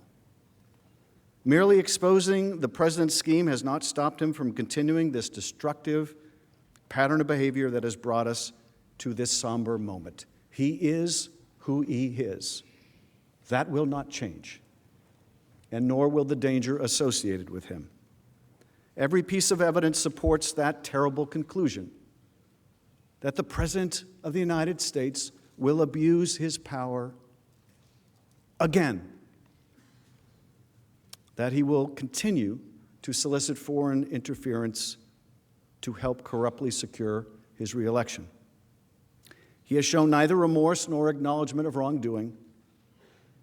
If you can believe that July 25th was a perfect call, that asking for investigations of your political opponents and using the power of your office to make it so is perfectly fine, then there is nothing that would stop you from doing it again.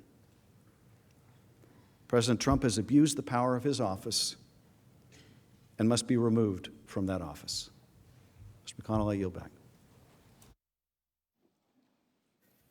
The majority leader is recognized. Mr. Chief Justice, I suggest a 15-minute recess. Without objection, so ordered.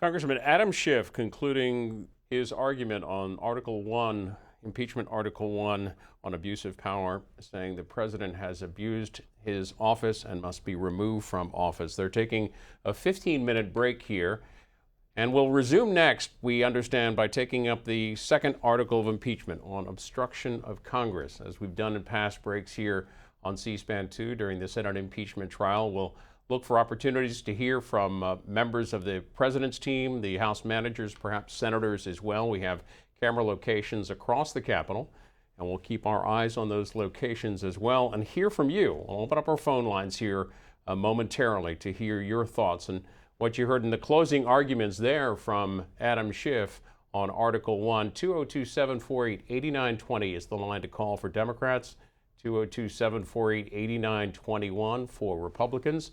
For independents, that line is, for all others, that line is 202-748-8922. And we welcome your comments on text as well. That's 202-748-8003. The Democrats using about 2 hours and 20 minutes. They started the day with some 7 hours and 53 minutes remaining to conclude their part of the argument. And the president's attorneys will get their chance starting tomorrow. Some scheduling information on that from the majority leader this morning.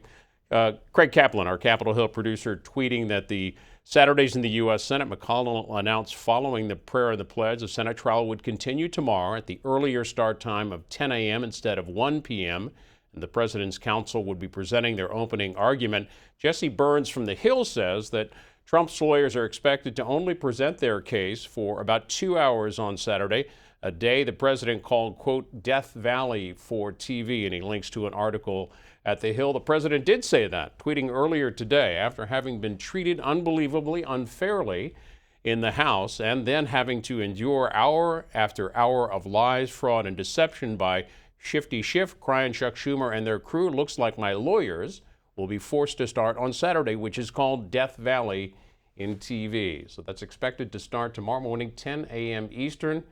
They're on a break here for the next 15, 20 minutes or so. Let's get to your calls and hear first from James in Sydney, Ohio. James, you're on the air. Understanding we may hear from some senators, but go ahead with your comments this afternoon. Okay, first I want to say thanks for taking my call. Hang on the line, James. We're going to hear from Lindsey Graham. We'll get back to you. Okay. What's your reaction to the obstruction of Congress charge from the? I think it's a dangerous charge against the presidency as an institution. I'll tell you more about that in a minute. But the reason I came is I want to echo what Mr. Schiff said today, Manager Schiff. I want every American to put themselves in the shoes of the Bidens. You're the Vice President of the United States. You're in charge of Ukrainian corruption efforts, and your son winds up getting $3 million from the most corrupt entity in the Ukraine, Burisma. Would you expect people to give you a pass? To the average American, the first payment he got from Burisma, Hunter Biden, was $87,000. Do you expect anybody to ask questions about that? Here's what I can say. If the shoe were on the other foot, and this was Liz Cheney or Pence's son doing this in the Ukraine, Adam Schiff would be leading the charge for an investigation of what happened, because it is bad government, it is a clear conflict of interest, it undermines any effort to bring better government to the Ukraine and to combat corruption. How do you think the Ukrainians take this when they hear that the vice president's son is getting $3 million from the most corrupt company in the Ukraine? It kind of undercuts that narrative. I think it's bad foreign policy. And here's my point. I supported Mueller looking into all things Trump because I believe the country needed to have somebody outside politics to resolve the allegations against the president. Here's what is stunning to me, that the impeachment managers are telling the United States Senate and the country as a whole the Biden allegations have been investigated. That is a flat untruth. Nobody has done an investigation anywhere near like the Mueller investigation of the Bidens, and I think they should. And when this is over, the Congress will do it if we can't have an outside entity do it.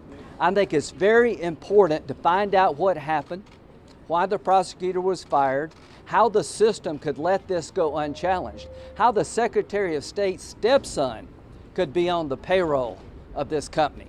So the bottom line here is we cannot have an America where only one side is looked at. To my Democratic friends, I stood with you when you called for an outside entity to look at President Trump. I am now asking you to allow somebody outside of politics to look at what happened with the Bidens and with John Kerry's stepson and others when it comes to the Ukraine, because we're not going to live in a country where only Republicans get looked at.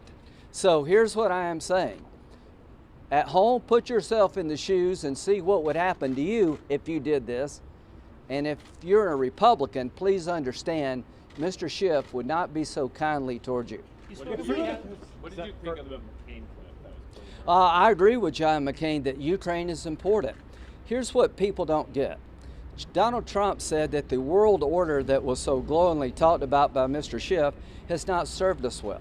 He believes that people have been riding on the coattails of America in terms of we're doing too much, they should do more. And he doesn't buy the idea that 10% of the Ukrainian military budget should come from the American taxpayer. I actually do think it's a good investment. And here's the good news. We're bringing Donald Trump along with the idea that alliances need to be improved, not destroyed. That NATO is better off when they contribute more. But this is a world clash. All the foreign policy experts, you don't understand that in Donald Trump's world, what we're doing in the Ukraine needs to be reassessed, and why doesn't France and Germany do more? You may not agree with that, but that is his view.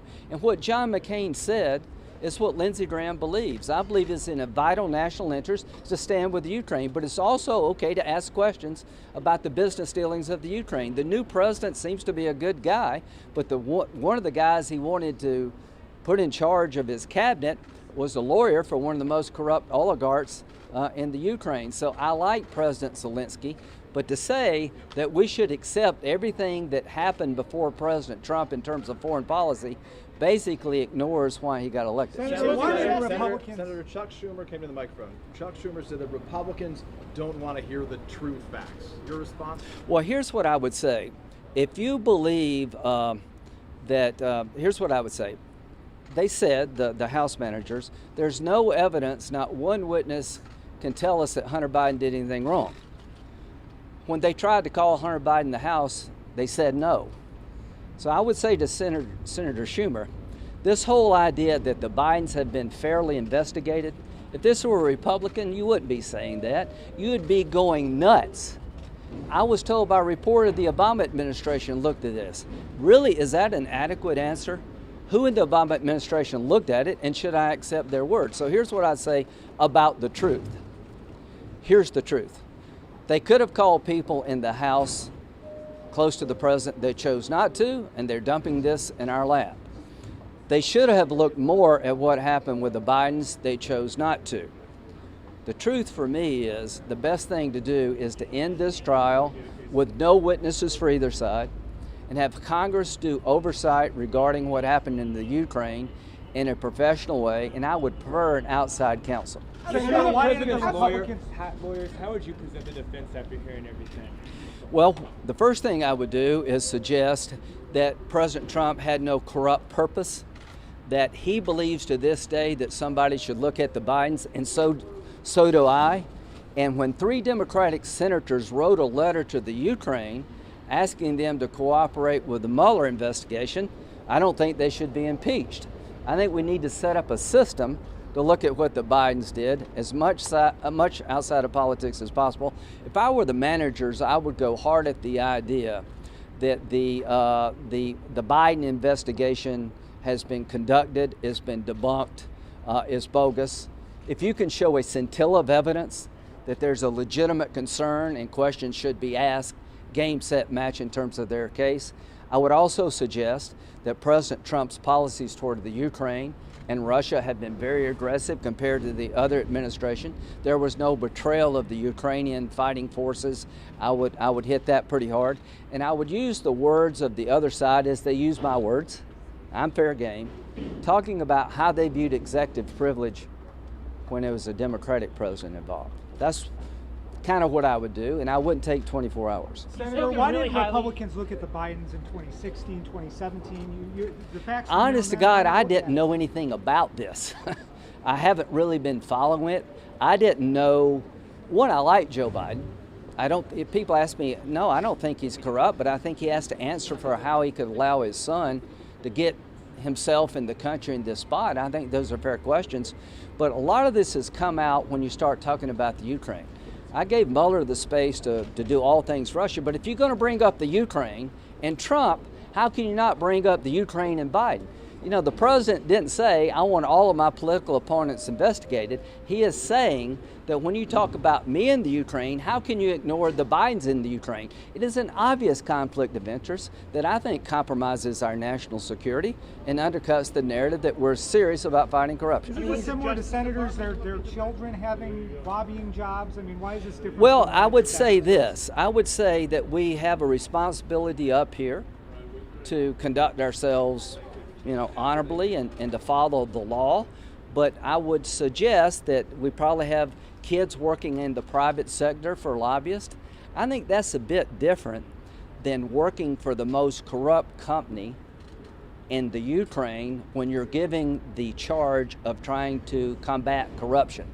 I think that is a bridge too far. And here's what I believe. If it were my son or my daughter, and if you're a Republican, y'all would be all over us. And I know you probably don't like me saying that, but Republicans believe more than ever that there's a two-tiered system in this country. And that's not fair. And I don't want people to believe that. Do you want the Justice Department to look into the Biden? I don't know. That's a good question. I want somebody. You know why I don't want to do it? I love Joe Biden. I don't want to do this. Are you looking to maybe have like outside of the somebody that can say, in December the 10th, when Hunter Biden went to the State Department after the New York Times reported that he was on the board of Burisma and it undercuts Joe Biden's credibility to be an anti-corruption guy. What did they talk about at the State Department? It may be just a conflict of interest. It may just be bad judgment. They may be no more to this. But I know from the time that the office of the president of Burisma was raided and the time the prosecutor was fired, and he may be corrupt as hell, it was about 6 weeks. And you need to look at what happened in that 6-week period. There may be innocent explanations, but I know this. You're not going to convince me or most people on my side that it has been investigated when it has not. You've spoken pretty emotionally about Bo's impact, Bo's death, the impact of that had on Biden. Do you think that shaded any? Well, yeah, I know that Kent called the Biden folks and say, "Hey, this is not kosher," and the answer was that Joe is struggling. I get that, but at a point, you've got to sort of, I understand that, and that's why I don't want to do this. But there comes a point, this happened in 2014 and we're all the way to 2016, and to all the foreign policy advisors who've had concerns about what President Trump did, when they asked Dr. Hill, are you okay with what Hunter Biden did he do anything wrong? Not that I know, but she hadn't looked. See, I think you should be equally upset. I can understand being upset with some of the stuff, but how can you not be upset that the man in charge of anti-corruption efforts on part of the United States government, the Vice President of the United States, son is making the Ukraine an ATM machine from the most corrupt entities in the country? As a foreign policy person, that should upset you too. So the person to do this, I don't want it to be Lindsey Graham, because it will be hard for me, but if I have to, I will do it, because I don't think I'm being mean to Joe to ask questions about what happened in the Ukraine, and if I would expect me to be asked if it was me. Have you spoken to him? I'm sorry. Can we talk to Jason over here? So sorry. Thank you. I want to say just a couple points. I'll take some questions, but I want to make a couple of points first. I think it's important. Adam Schiff just said that this idea of the solicitation of foreign interference is deplorable. I wonder if he thought that about the fact that the Clinton campaign had sought, when it's completely corroborated, it's uncontested, the Steele dossier, who was utilizing both supposedly assets that a former British spy had in Russia to get information on the president, then candidate. Was that not foreign interference? Was that not an attempt for foreign interference? So you could get on your horse and act haughty and proud about it, but you know what? Let's look at what the evidence says. And here's what the evidence says. There was foreign involvement, but let's not forget where it originated from. Let's not forget, and we haven't even begun to put on our case yet. We still will not begin until actually tomorrow morning. But I want you to think about this. Where did that foreign intelligence come from? Foreign information come from? It came from connections from the Federal Bureau of Investigation, the number 3, whose wife happened to work for Fusion GPS, who happened to be hired by the DNC to happen to do an investigation on Donald Trump. And by the way, she didn't just do it with the Steele dossier. She was also involved with it with, guess what? Ukraine. So let's we haven't put our case out, obviously, haven't begun to. But you should be able to get a sense from what I'm saying right now that this is you're gonna hear that, we're gonna rebut and refute, and we're gonna put on an affirmative case tomorrow. But that's just one issue. And for the life of me, and they've done it, and why they opened up the door as wide as a double door on the Hunter Biden, Joe Biden, Burisma issue, I guess they figured that was their way of getting ahead of it. We will address it. Because let me say one last thing, and then I'll answer your questions. I always certainly want to answer your questions, but I want you to think about this for a moment. Joe Biden was charged as Vice President of the United States with the Ukraine policy. That was his specific charge. His son went to work for, went on the board of a Ukrainian gas company. First, the Vice President said he knew nothing about it. But the State Department knew about it because they were concerned when people were being put up for confirmation that that issue might arise. So believe me, you'll hear about that issue too. Let me take a few more questions. I know. So simply your response to today is about obstruction of Congress. Your response to the Democrats' obstruction of Congress charge. Well, I thought this has been abuse of power is what they've been talking about. Today is about they will be doing obstruction. I've got a very easy response to obstruction of Congress. This idea that you obstruct Congress by exercising, I've said this before, exercising constitutional privileges is absurd. Absolutely absurd. I think what Jonathan Turley said was right, but I forget what he said. That's fine. But what the courts have said, these are fundamentally important rights to the way our separation of power works under our form of government. Next question.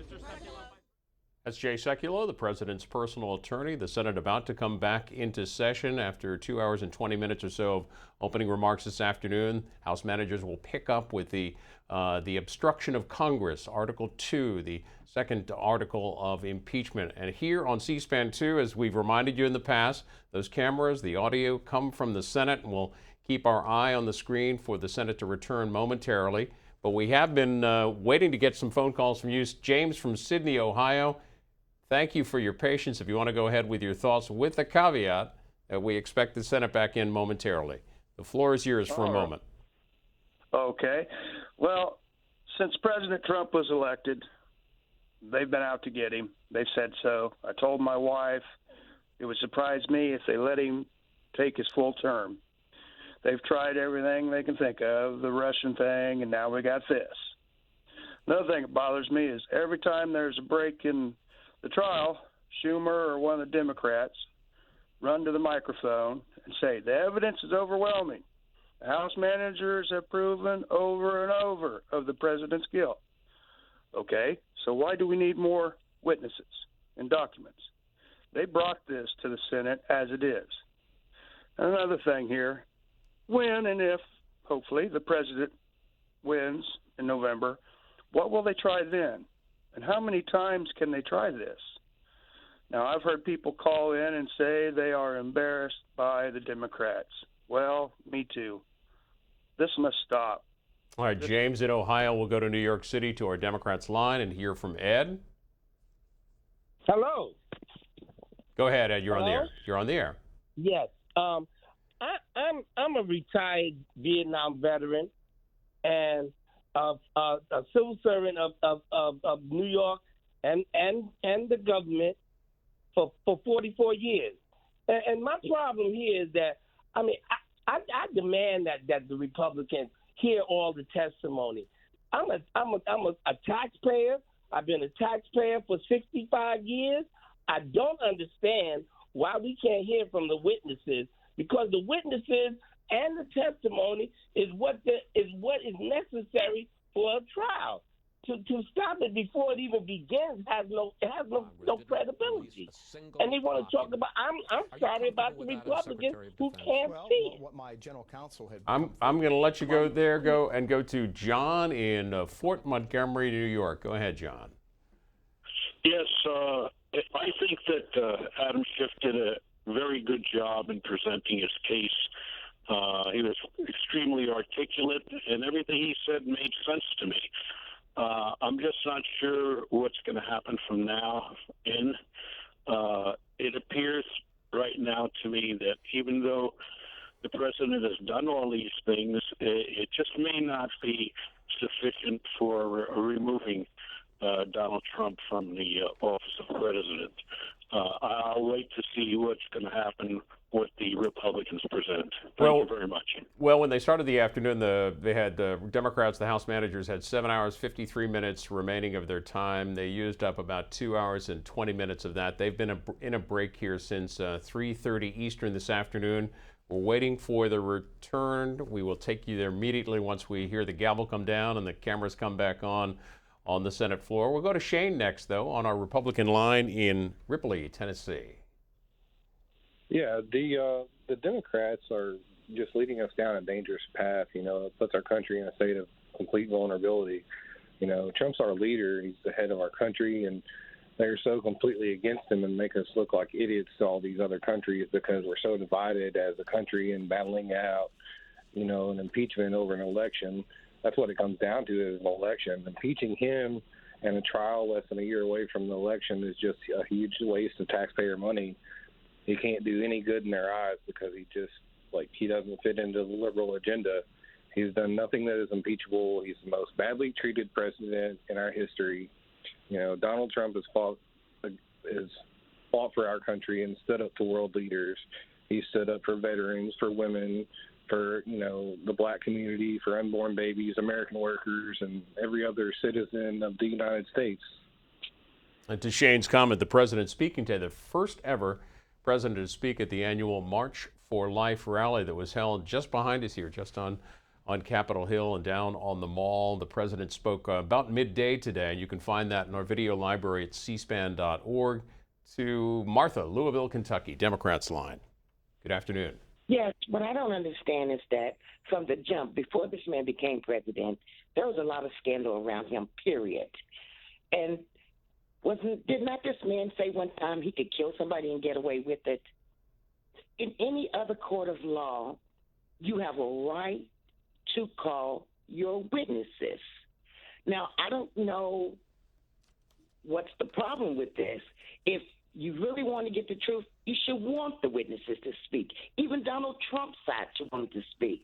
But I think what it is they're going to hear more of something that they do not want to come out that has been said. And I think Trump and Putin are in cahoots. I really do. All right, our text line, 202-748-8003, waiting for the Senate to return. Make sure when you text us, tell us where you're texting from, your name. This is Rick Hutchinson from Redding, California, saying that when Americans wake up and realize the main media companies reports biased news and won't follow leads that are continuously given by Republicans, only then can our country begin to heal. Do your homework, people. And Wayne from Pennsylvania says the House managers have not shown how the president has covered up anything. All they're doing is showing the activities of the president. Again, they've finished their arguments on Article 1, the abuse of power. Article 2, the obstruction of Congress, is next. We hear from Logan. We go to the independent line, Osage, Iowa. Go ahead. Well, I'm actually from Des Moines, but okay. So I'm getting really tired of all this where they already knew what would happen when the impeachment articles hit the Senate. And all they're really doing is just sitting there fighting, wasting time, and wasting money when they could be passing decent legislation. What I say they do is legalize cocaine and duels and let them fight it out and figure out who's actually right. All right, to Franklin, Wisconsin. Lance is on the Republican line. Hi, how you doing today? Fine, thank you. Well, you know, I've been watching this ever since President Trump has been elected, and the Democrats have been after him, you know, since day one. They badmouth him, and they continually badmouth him. They accuse him of doing everything against the United States and the will of the people. But I do honestly believe that my president's doing things for the will of the people and in the best interest of the people. He's doing it, and he's not taking any compensation for it. He's a tough guy, and I just hope he can work his way through all of this and make it to the end and to the goal line and get another 4 years and help us some more. All right, to Nancy, New London, Connecticut, on the Democrats' line as we wait still for the Senate to return. Go ahead. Hi, my name's Nancy. Thank you very much for taking my call. I don't feel that this whole trial is about Biden. I think it has nothing to do with Biden. It has to do with the Republican president that is, you know what? It doesn't even have to do with a Republican president. It has to do with any president, that it's about right and wrong. The current president has not followed the constitutional rules. He should be removed from office before he does any further damage. Lives have been lost in the Ukraine while our aid to them was illegally held up. I think the Democrats and Adam Schiff are giving fair testimony about Trump's behavior. I don't understand why the Republicans are not bothering to listen. I guess they don't want to hear it. Their statements in the hallways are arrogant, and they make them and their constituents look like fools because they're not listening to any of the testimony. Your Republican call-ins aren't listening either. They just have one focus, and they listen to Fox News, which is classified as entertainment and not news, in fact. It's become state TV. We need witnesses that the Republicans will listen to, the people that Trump has blocked from testifying in the past because they are his own appointees. We need to stop complaining about Hunter Biden when the president's daughter is in Davos on the taxpayer's dime spending $34,000 on car rentals. I mean, Congress has passed lots of legislation in the past year, and Moscow Mitch is not presenting any of it for a vote in the Senate.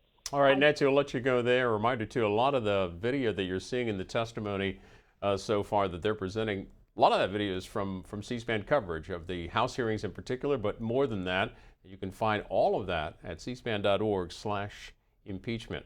We'll go to Joe next on the Independent line in Chicago. Hi, Joe. Hi. I think those in favor of impeachment need to just call the other people's bluff and throw Biden and the Clintons and everybody the Republicans keep using for their talking points under the bus. And just go forward with saying, yeah, Trump did it too. And that's my point. Okay, Brenda's next up on the Republican line. Keep in mind we're now about a half an hour into what was supposed to be a 15-minute break, but it's happened like this. The breaks have run a little bit long, and you're seeing what they call the slate up on the screen there from the Senate. Those cameras provided by the U.S. Senate, that audio also controlled by the Senate, and they'll come back in. They'll turn on the cameras when they're good and ready and set to go. We'll go to Brenda next in Brooksville, Florida, on the Republican line. Hello. Hi, you're on the air. Go ahead. Thanks for taking my call. We just wanted to call and say we've been watching all of the impeachment trials. We've been watching all of the Congress going into Senate. And us Republicans are just really, really tired of the impeachment from the day he was inaugurated until now. Let's just get this over with, move on so we can vote for him in 2020. Have a good day. To Lee, Phoenix, Arizona, on the Democrats line. Hey, how are you? I just want to say that I've been a Democrat for 32 years now, and since 2016, I have not had a lot of passion for the Democrat Party, especially right now. I mean, I understand Trump might have overstepped when he, mentioned people's names, and I can see how that can be, taken to consider that he's trying to meddle in our elections. And I've sat here and spent many hours watching the testimony so far presented by the House committee, and I'm sorry, it's just a lot of people unhappy with policy changes and just trying to force an agenda onto the Democratic Party in the United States. So what's the argument, Lee, that the Democrats, the House managers have to make, do you think, in their upcoming arguments on the second article of impeachment, on obstruction of Congress, saying that the president prohibited testimony and evidence from key administration officials? Right. On that, I feel that the House had the opportunity to take it to court, use the three separation of powers. And apparently they were at heads with the executive branch, so they should have gone to the judicial branch. I understand that it might have taken months or years or whatever, but that is how our system works. Balance of power. They chose not to use the judicial branch. In fact, they pulled back a subpoena. So now they pass it over to the Senate, and the Senate has now the control. They shouldn't be doing the House's job. That's what let me down. I wished we would have pushed the situation, we would have gone to court, and we would have got a legislative court determination, and then there wouldn't be any questions. And do you think it's appropriate at this time to call witnesses for the trial? I don't, because I don't feel that the House has made the case. All right, we'll hear from Steve next, Wheatland, Pennsylvania, Independent line. Hi, my name is Steve. Hey, Steve, go ahead. I'm a retired steelworker. Hey, do us a favor, Steve. Make sure that you mute your television set. Go ahead with your comment. I'll turn it down completely. I'm looking on my iPad. I've been following this, but I'm a 75-year-old almost gentleman that I am appalled at what's happening in my country. I'm not a Democrat or a Republican. I'm an American. I'm a veteran. I caddied for Ed Eisenhower. Ike's brother when I was 10, 11 years old. But the division that I'm seeing my company or my country being torn apart is appalling. I do believe that we are being inundated with information, especially with all the technology that's available. And I think that we are sending our young people to fight wars that we don't win. And we have infrastructure. We have people that we could employ. We've given away our technology to foreign countries, our jobs.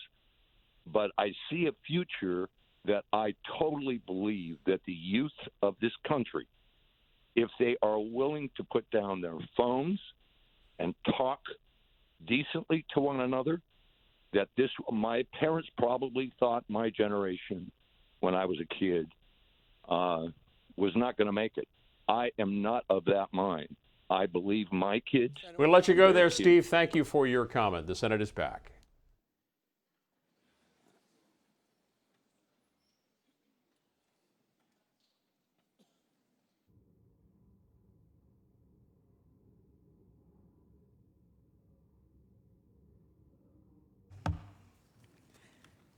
Mr. Chief Justice and Senators, first of all, I want to join my colleagues in just thanking you for your patience and your indulgence.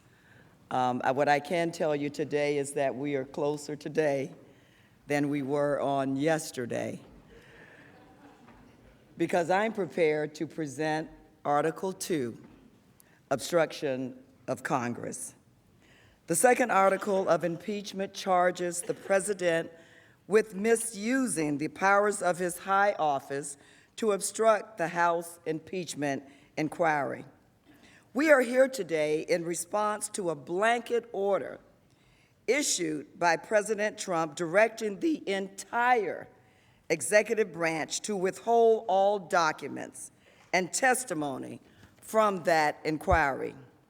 President Trump's obstruction of the impeachment inquiry was categorical, indiscriminate, and historically unprecedented. And its purpose was clear: to impede Congress's ability to carry out its duties under the Constitution, to hold the President accountable for high crimes and misdemeanors. As part of his effort to cover up evidence of his scheme to solicit foreign interference in the upcoming election, President Trump did something no president has ever dared to do in the history of our republic. President Trump directed the entire executive branch not to cooperate with the House's impeachment inquiry.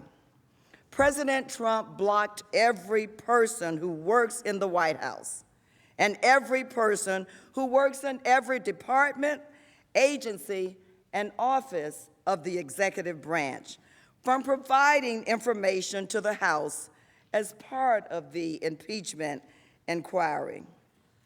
This was not about specific, narrowly defined security or privacy issues, nor was it based on potential privileges available to the executive branch. Indeed, President Trump has not once asserted executive privilege during this process. This was a declaration of total defiance of the House's authority to investigate credible allegations of the President's misconduct and a wholesale rejection of Congress's ability to hold the President accountable.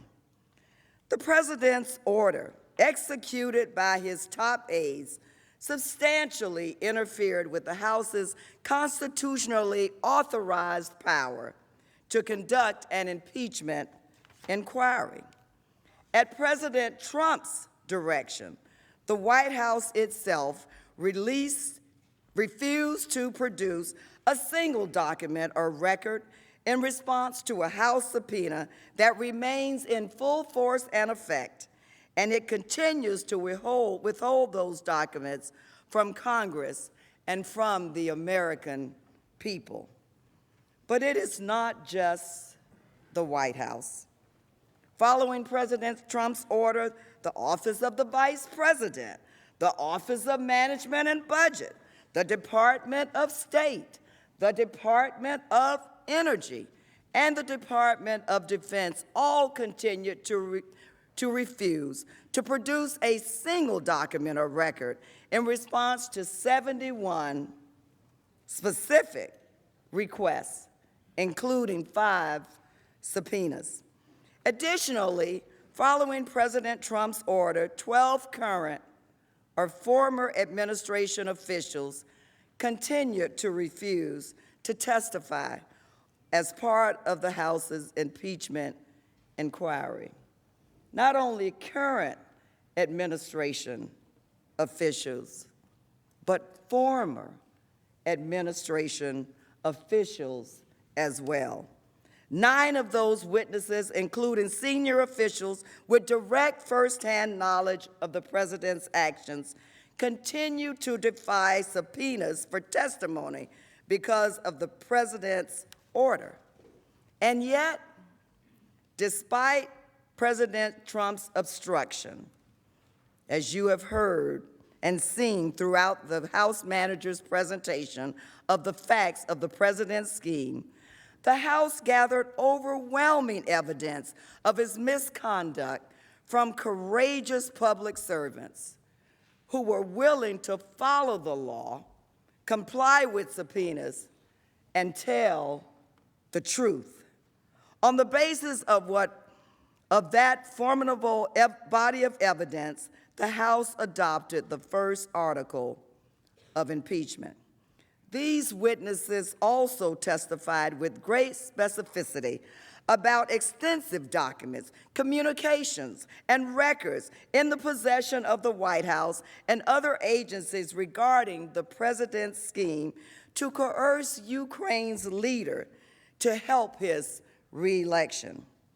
As you have heard over the past few days, the House was therefore able to develop an extensive catalog of specific documents and pertinent communication that go to the heart of the president's wrongdoing and which the president has ordered be concealed from Congress and the American people.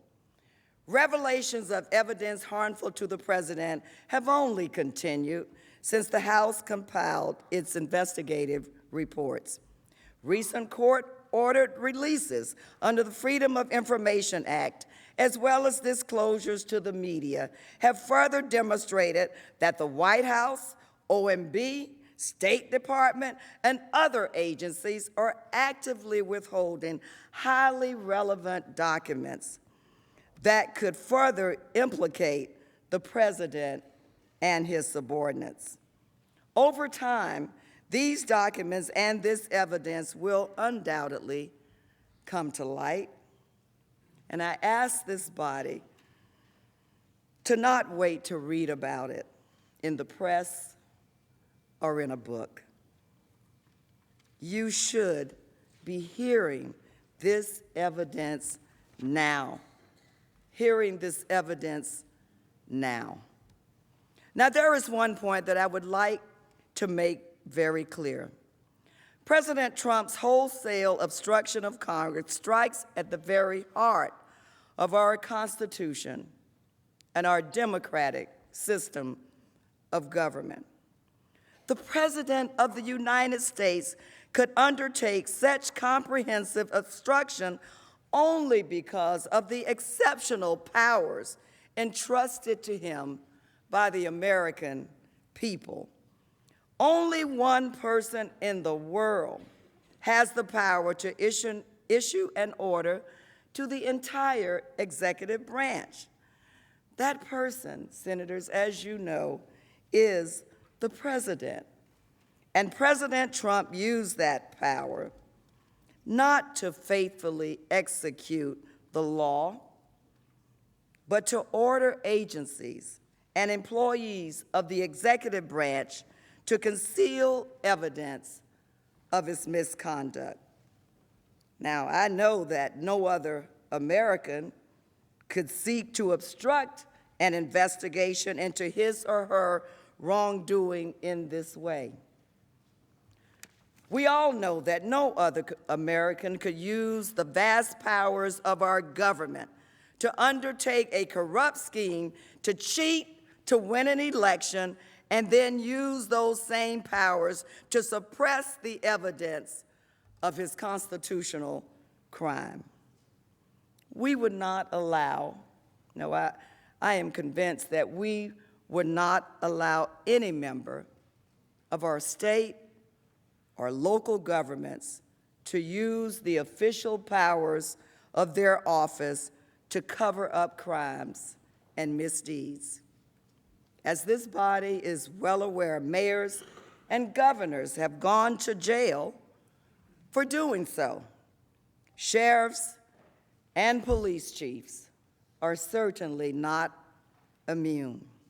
If we allow President Trump to escape accountability, we will inflict lasting damage on the separation of powers among our branches of government, our fundamental system of checks and balances.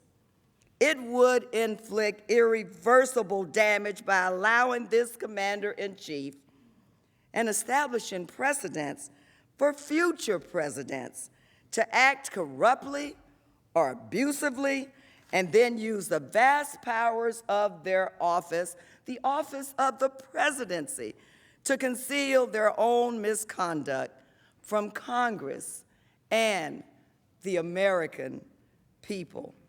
In other words, we would create a system that allows this president and any future president to really do whatever he or she wants.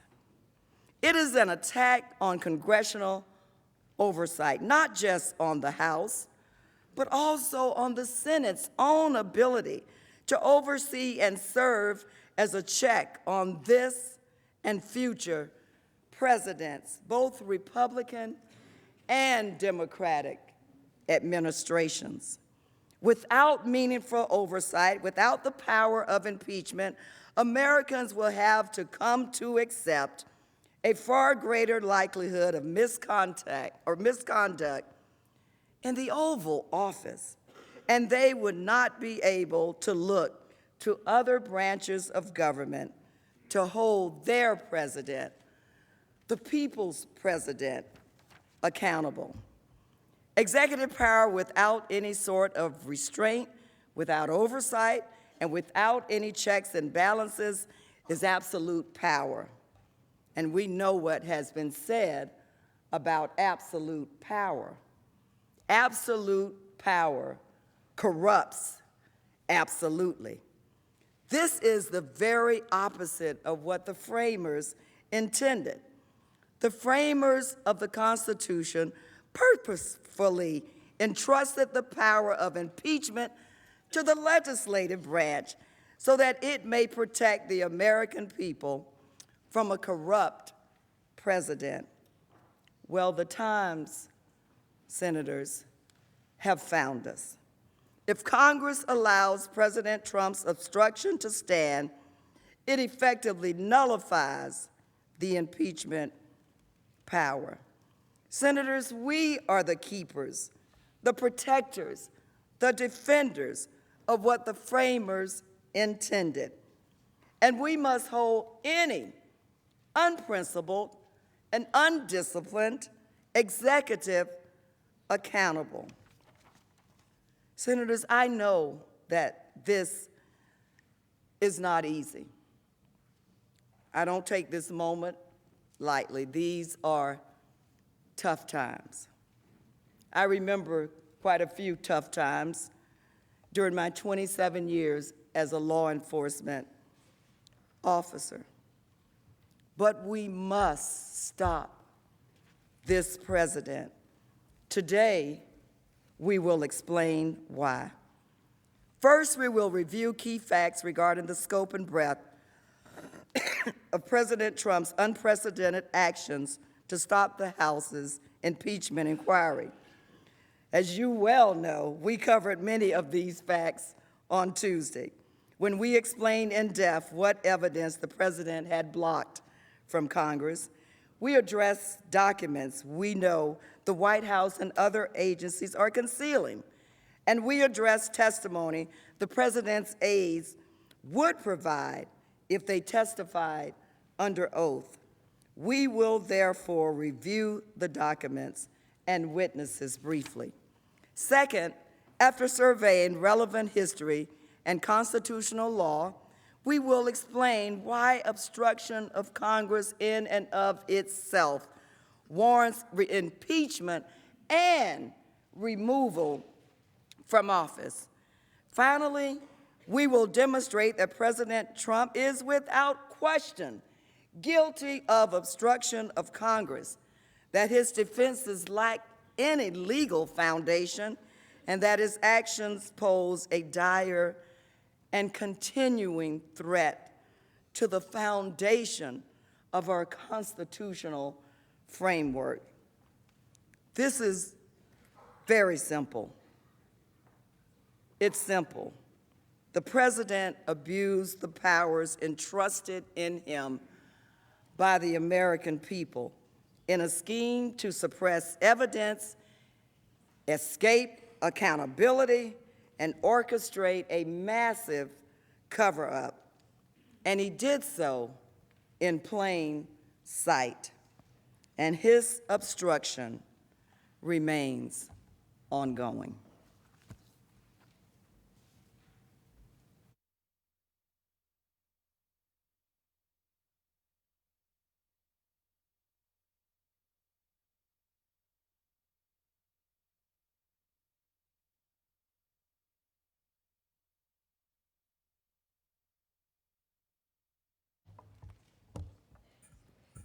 Mr. Chief Justice, Senators, President's Council, before I start, I too want to thank all the senators for being so patient and being such good listeners.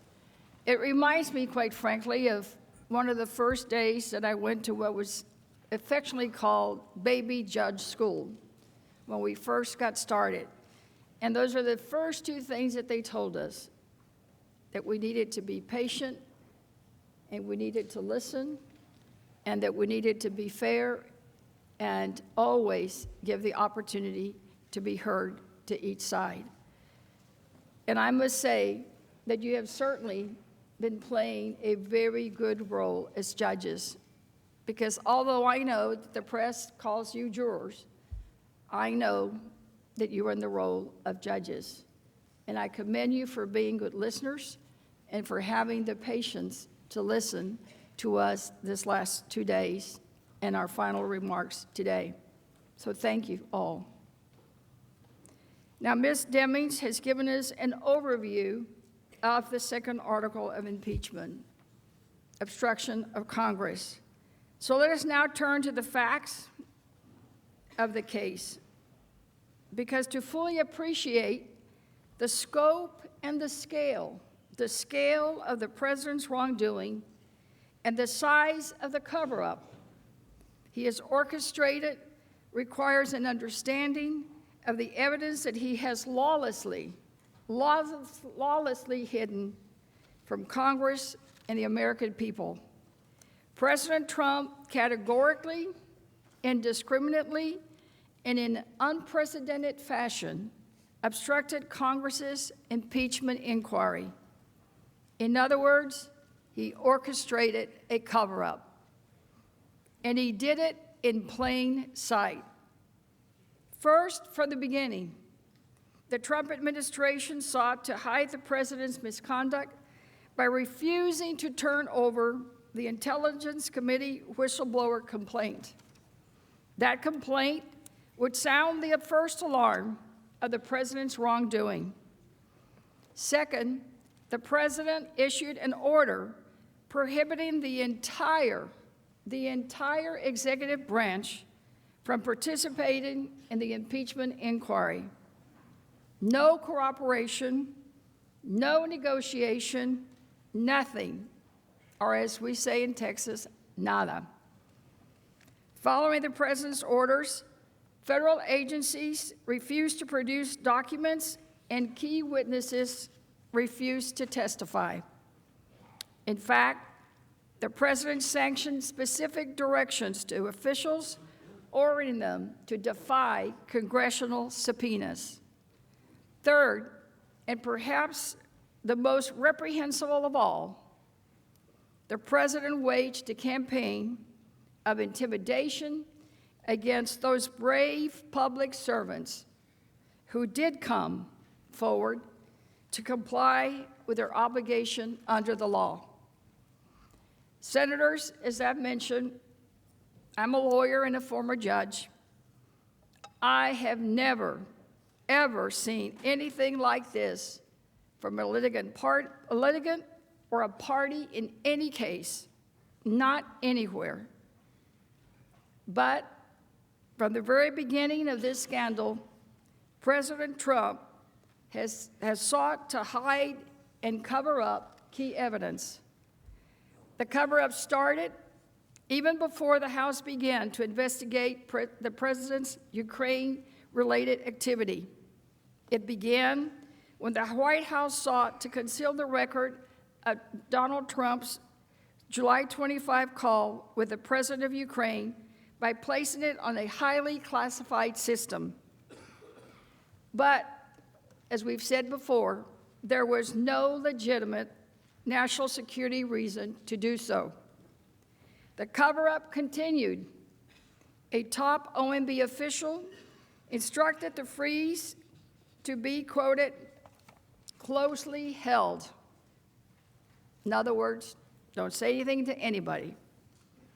Senators, you know, in order to lawfully withhold the funding, the president was required to notify Congress about the amount of money involved and why he was intending to freeze it. Instead, the White House tried to keep the fact of the freeze secret.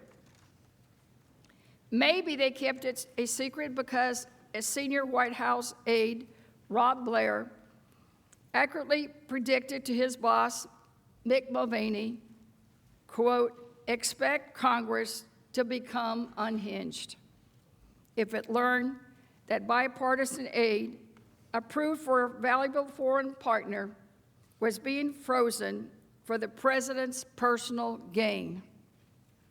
But the cover-up reached its peak soon after August 12th, because on August 12th, a whistleblower filed a lawful and protected complaint intended for Congress with the Inspector General of the intelligence community.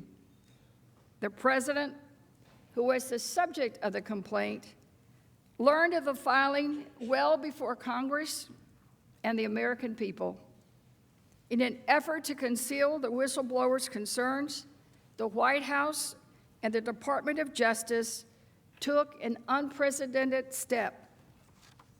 No administration had ever intervened in such a manner before. But President Trump maneuvered to keep the whistleblower's concerns from the Congressional Intelligence Committees. In the history of the Intelligence Community Whistleblower Protection Act, no credible and urgent complaint had ever been withheld from Congress, not ever before. It was through immense public pressure and vigorous oversight by the House that the Trump administration ultimately produced a complaint to the House and Senate Intelligence Committees. I'll add that even when it was produced, it was weeks after the legal deadline. If the president's efforts to conceal the whistleblower's concerns had succeeded, Congress would never have learned about the existence of the complaint, let alone the allegations that it contained. But this attempt to hide key information from Congress was only the first sign of what was to come.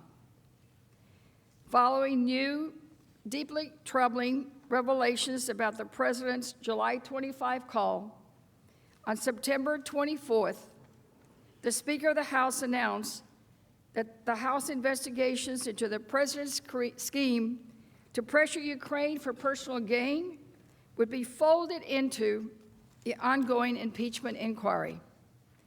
Just days later, the president began to attack the legitimacy of the House impeachment inquiry. While standing on the tarmac at Andrews Air Force Base, President Trump argued that the House impeachment inquiry, quote, shouldn't be allowed. He claimed that there, and I quote again, there should be a way of stopping it, maybe legally, through the courts. Let's watch the president and what he had to say. My call was perfect. The president yesterday of Ukraine said there was no pressure put on him whatsoever, none whatsoever. And he said it loud and clear for the press. What these guys are doing, Democrats are doing to this country, is a disgrace, and it shouldn't be allowed. There should be a way of stopping it, maybe legally through the courts. There should be a way of stopping it. Soon after, President Trump took the matters into his own hands. The president used his authority and his office to wage a relentless and misleading public campaign to attack the impeachment inquiry. The president spent time at rallies, at press conferences, and on Twitter, trying to persuade the American people that the House's inquiry was invalid and fraudulent. Here are just a few of the President Trump's comments about the impeachment inquiry. He called it a witch hunt, a coup, an unconstitutional power grab, a fraud against the American people. He said it's the phony impeachment scam, the phony impeachment hoax, the Ukraine hoax, and a continuation of the greatest scam and witch hunt in the history of our country. And those are probably some of the ones I can repeat here. And it didn't stop. The attacks did not end there. President Trump turned from rhetoric to action. On October 8th, the White House sent a letter to Speaker Nancy Pelosi informing her that President Trump would seek to completely obstruct the impeachment inquiry. They sent this letter, White House stationery. I shouldn't say this, but I'm a lawyer, but very loyally, it's an 8-page letter. You know, lawyers can't do one thing in one page. We got to do 7 or 8. This was 8 pages, and it's long, and no worries, I'm not going to read it all. I just want to get to the bottom line. It says, President Trump cannot permit his administration to participate in this partisan inquiry under the circumstances. He was just saying, we're not going to cooperate. And the letter is dated, again, October 8th, and it's signed by Pat Cipollone, who is here, of course, with us today as the lead counsel for the president. The president did not make any claim of privilege. The president did not make any attempt to compromise. He had no valid excuse.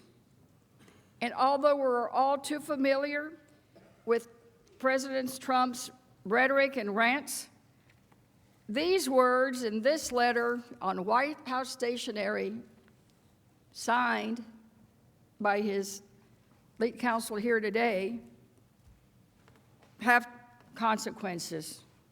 These words had consequences. They were more than just ink on a page. They were more than just 8 pages of words. In the days that followed, President Trump's agencies and officials followed his order to conceal information from Congress. Over the past few days, You've heard in extensive detail from all of us about some of the specific and incriminating documents that the President has withheld from Congress. But again, here's the bottom line. The House investigating committees sought a total of 71 specific categories of documents from 6 different agencies and offices. President Trump blocked every single one of these requests, all of them. Between September 27 and October 10, the investigating committee issued subpoenas to the Department of State, to the White House, the Office of Management and Budget, Department of Defense, and the Department of Energy. The committees always remained open to working with the executive branch to discuss and prioritize the subpoenas. Some agencies initially suggested that they might comply. For example, a few days after receiving the subpoena, the Department of State sent staff and reached out to the committee to, quote, discuss accommodations. As you all know, the accommodation process is when Congress and the executive branch discuss priorities and concerns so that the committee gets what it needs most efficiently while minimizing any burden to the agency. So on October 7th, the committee staff met with State Department officials. During that conversation, the committee made a good faith attempt to engage the department in negotiations. To start, the committees requested that the department prioritize the production of a narrow set of non-privileged documents. The department representatives stated that they would take the request back to senior State Department officials. But that was the end. That was the end. Those priority documents were never provided to the committees. In addition to the State Department, the Department of Defense also showed an initial interest in cooperating. During an October 13 television appearance, Secretary of Defense Mark Esper stated repeatedly that the Department of Defense would seek to comply. He said on air, on TV, that they would seek to comply with the subpoenas. In an exchange on Face the Nation, he was specifically asked, question, very quickly, are you going to comply with a subpoena that the House provided you and provide documents to them regarding the halt to military aid to Ukraine? Answer from the Secretary, yeah, we will do everything we can to cooperate with the Congress. Just in the last week or two, my general counsel sent out a note, as we typically do in these situations, to ensure documents are retained. But again, the question is that a yes? Answer by the Secretary, that's a yes. Question, you will comply with a subpoena? Answer again by the Secretary, we will do everything we can comply. These are his very own words. We can comply. We can comply. But remember that October 8th letter from the White House counsel sent to the Speaker stating that the President's position of total defiance.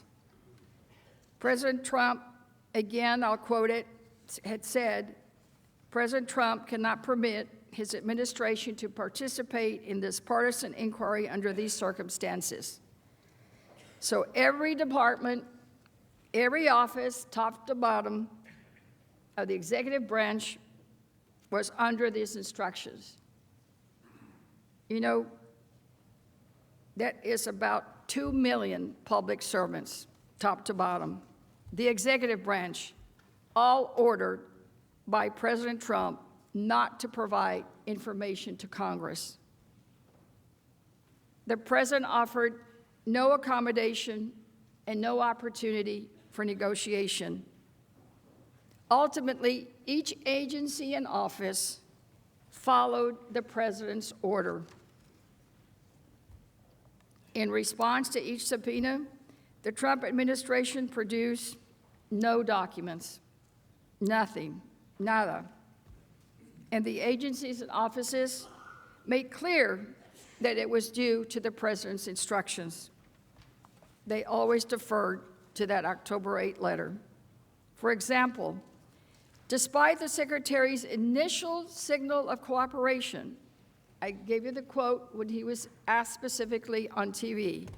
He said they would try to cooperate.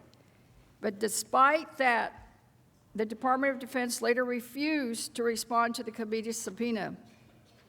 In a letter to the committees, the Department of Defense echoed many of the White House's unsupported legal arguments and concluded, and I quote, "In light of these concerns, and in view of the President's position as expressed in the White House Counsel's October 8th letter, and without waiving any other objections to the subpoena that the Department may have, the Department is unable to comply with your request for documents at this time."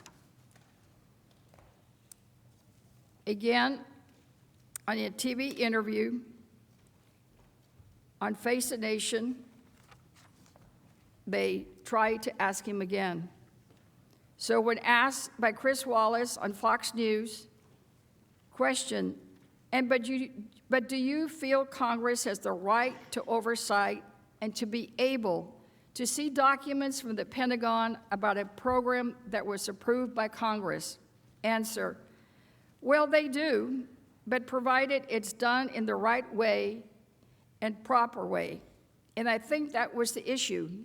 Again, I think my reputation is pretty good in terms of being very transparent. I like to communicate with members of Congress, but in this case, my recollection is that they were technical and legal issues that prohibited us from doing exactly what was requested by Congress. So he said he would try to cooperate, to seek to comply, but now they're backpedaling. But senators, there was no valid technical or legal arguments. None were put forth to justify the stonewalling of the impeachment inquiry. The documents President Trump is withholding are highly relevant, responsive, and would further our understanding of the president's scheme. Here is just a sampling of the documents we know exist that are currently being withheld. National Security Advisor John Bolton's notes, Ambassador Taylor's first-person cable to Secretary Pompeo, emails between OMB and other agencies about the president's directive to place a hold on the Ukraine military aid, and the hundreds of heavily redacted documents that the administration now turned over to third parties under FOIA court orders. Certainly, the documents released pursuant to the FOIA lawsuits were not subject to any claims of privilege or confidentiality or burden. The administration released them publicly. By contrast, the president turned over nothing in response to the House impeachment investigation. Now, senators, there still is another component of the president's obstruction that I want all of us to focus on. Not only did the president block agencies and offices from producing documents, his administration also blocked current and former officials from identifying, producing, or even reviewing relevant documents. First, the Trump administration actively discouraged its employees from even identifying documents responsive to the committee's requests. Deputy Assistant Secretary George Kent testified in his deposition that he informed a State Department attorney about additional responsive records that the department had not collected. According to Kent, the department attorney, quote, got very angry and, quote, objected to Kent raising of the additional information. He, quote, made clear that he did not think it was appropriate for Kent to make the suggestion. So here's a lawyer telling the witness, you know, don't say that. You know, I just, frankly, as a lawyer and former judge, I just can't believe something like this would happen. But Kent responded that he was just trying to, quote, make sure that the department was being fully responsive. Second, the Trump administration refused to permit individual witnesses to produce relevant documents themselves.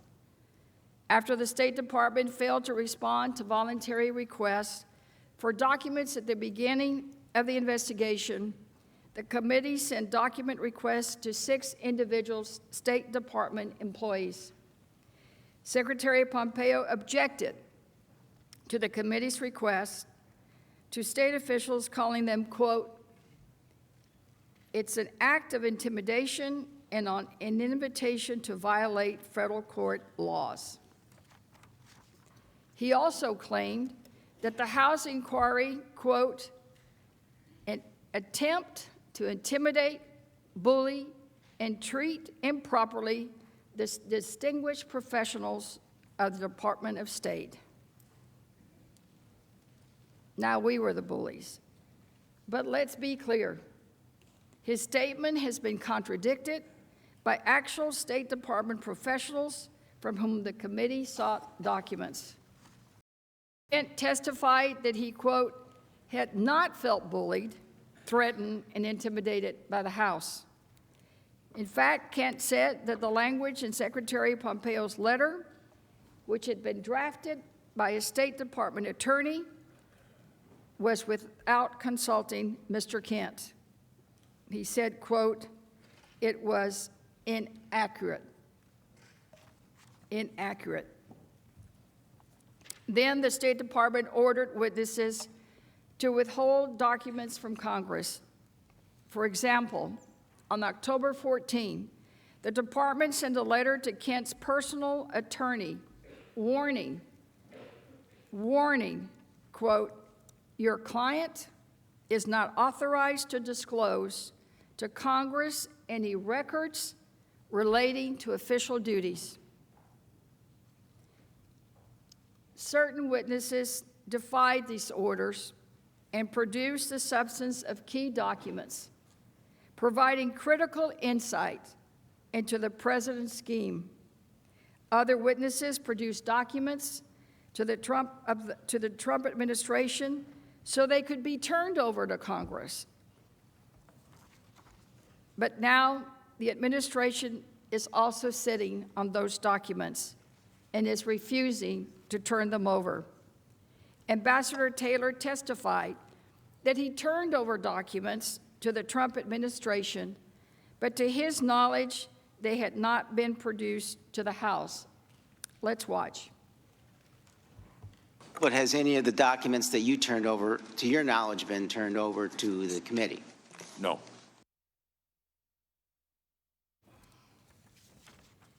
Well, Senators, I will confirm the committees have not seen not one of these documents, none. Finally, if it could be any worse, well, it is. A Trump administration official, Ambassador Sondland, informed us that he was not even permitted to review his own relevant records in preparation for the testimony. Again, this would be his own records so that he could prepare to testify. So let's watch. I have not had access to all of my phone records, State Department emails, and many, many other State Department documents. And I was told I could not work with my EU staff to pull together the relevant files and information. Having access to the State Department materials would have been very helpful to me in trying to reconstruct with whom I spoke and met and when and what was said. My lawyers and I have made multiple requests to the State Department and the White House for these materials. Yet these materials were not provided to me, and they have also refused to share these materials with this committee. These documents are not classified, and in fairness, should have been made available. Of course, we agree. At President Trump's order, agencies and offices refused to produce documents in response to the committee's requests, and they refused to allow individual witnesses to do so either. So let's recap. No documents, zero, goose egg, nada, in response to over 70 requests and 5 subpoenas. No attempt to negotiate, no genuine attempt to accommodate, categorical, indiscriminate, and unprecedented stonewalling.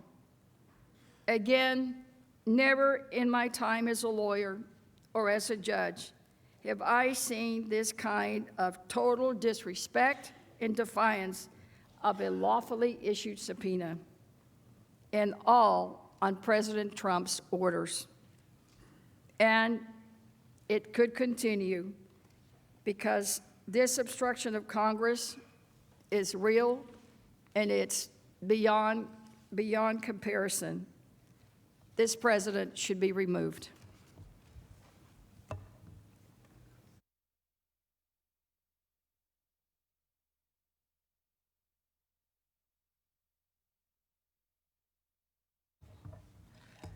Mr. Chief Justice and Senators, let's turn to President Trump's efforts to stop witnesses from testifying.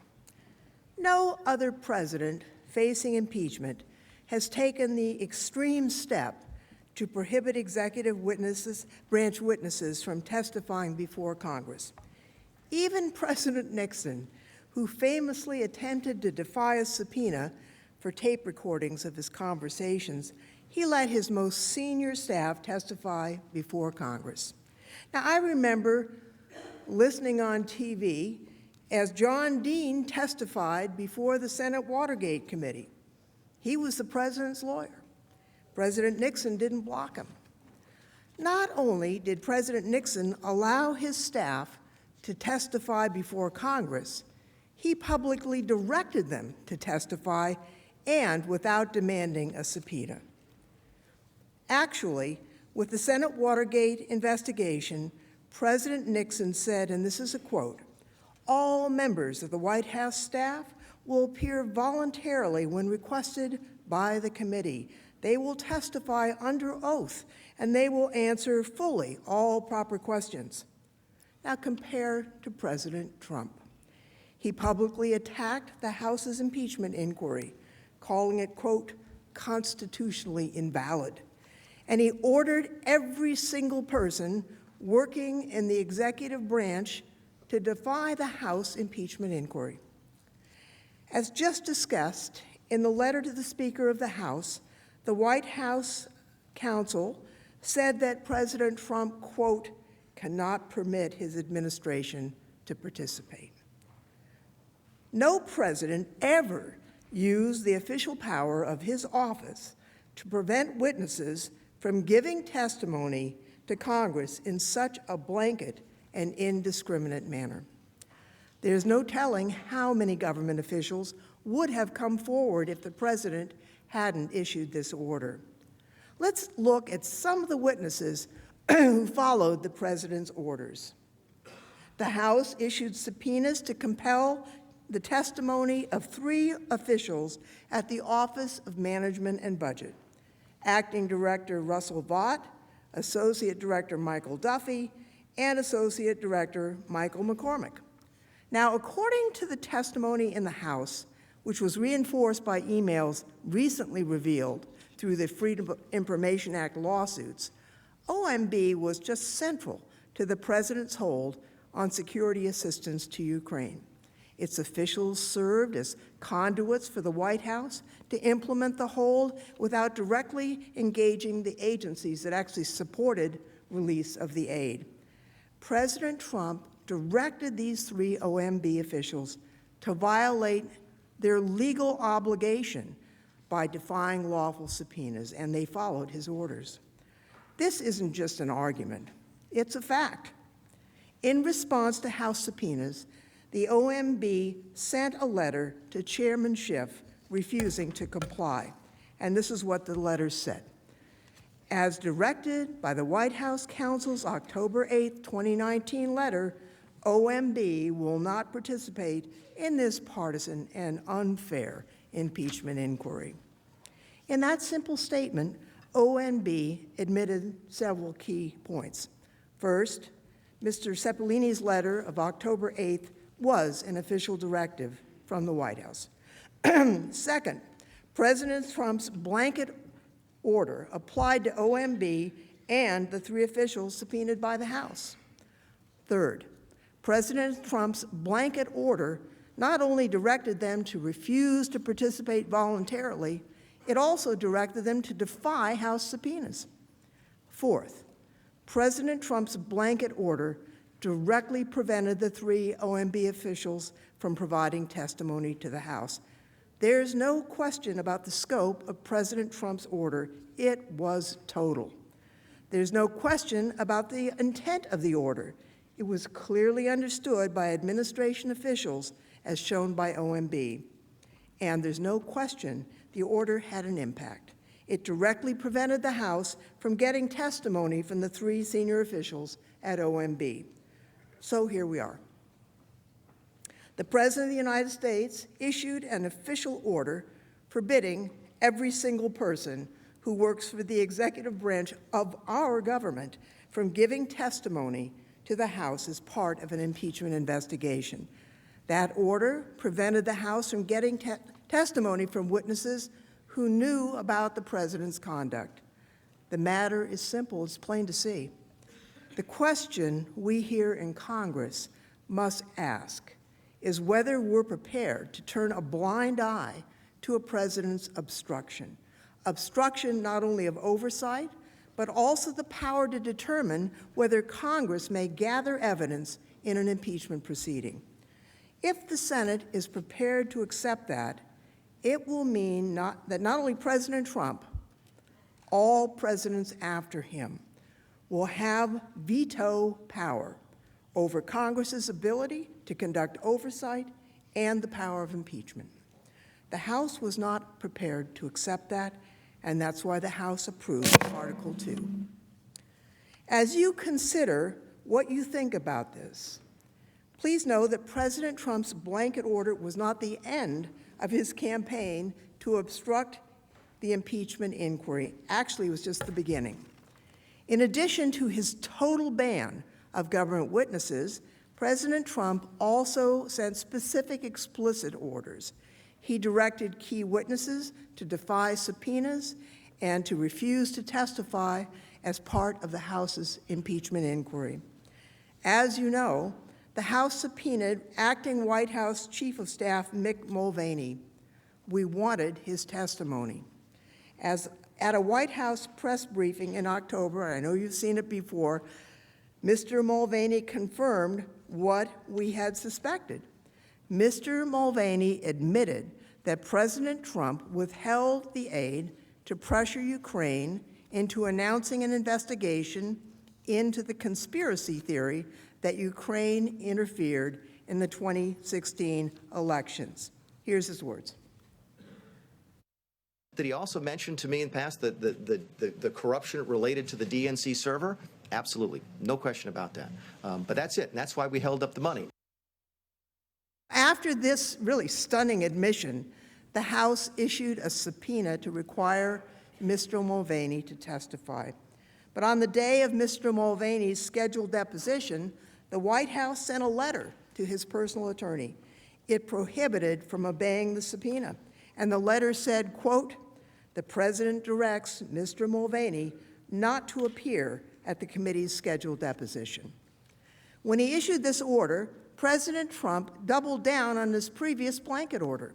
He did so after the House voted to approve Resolution 660, which in no uncertain terms made clear that Mr. Mulvaney was being subpoenaed to testify in an impeachment investigation.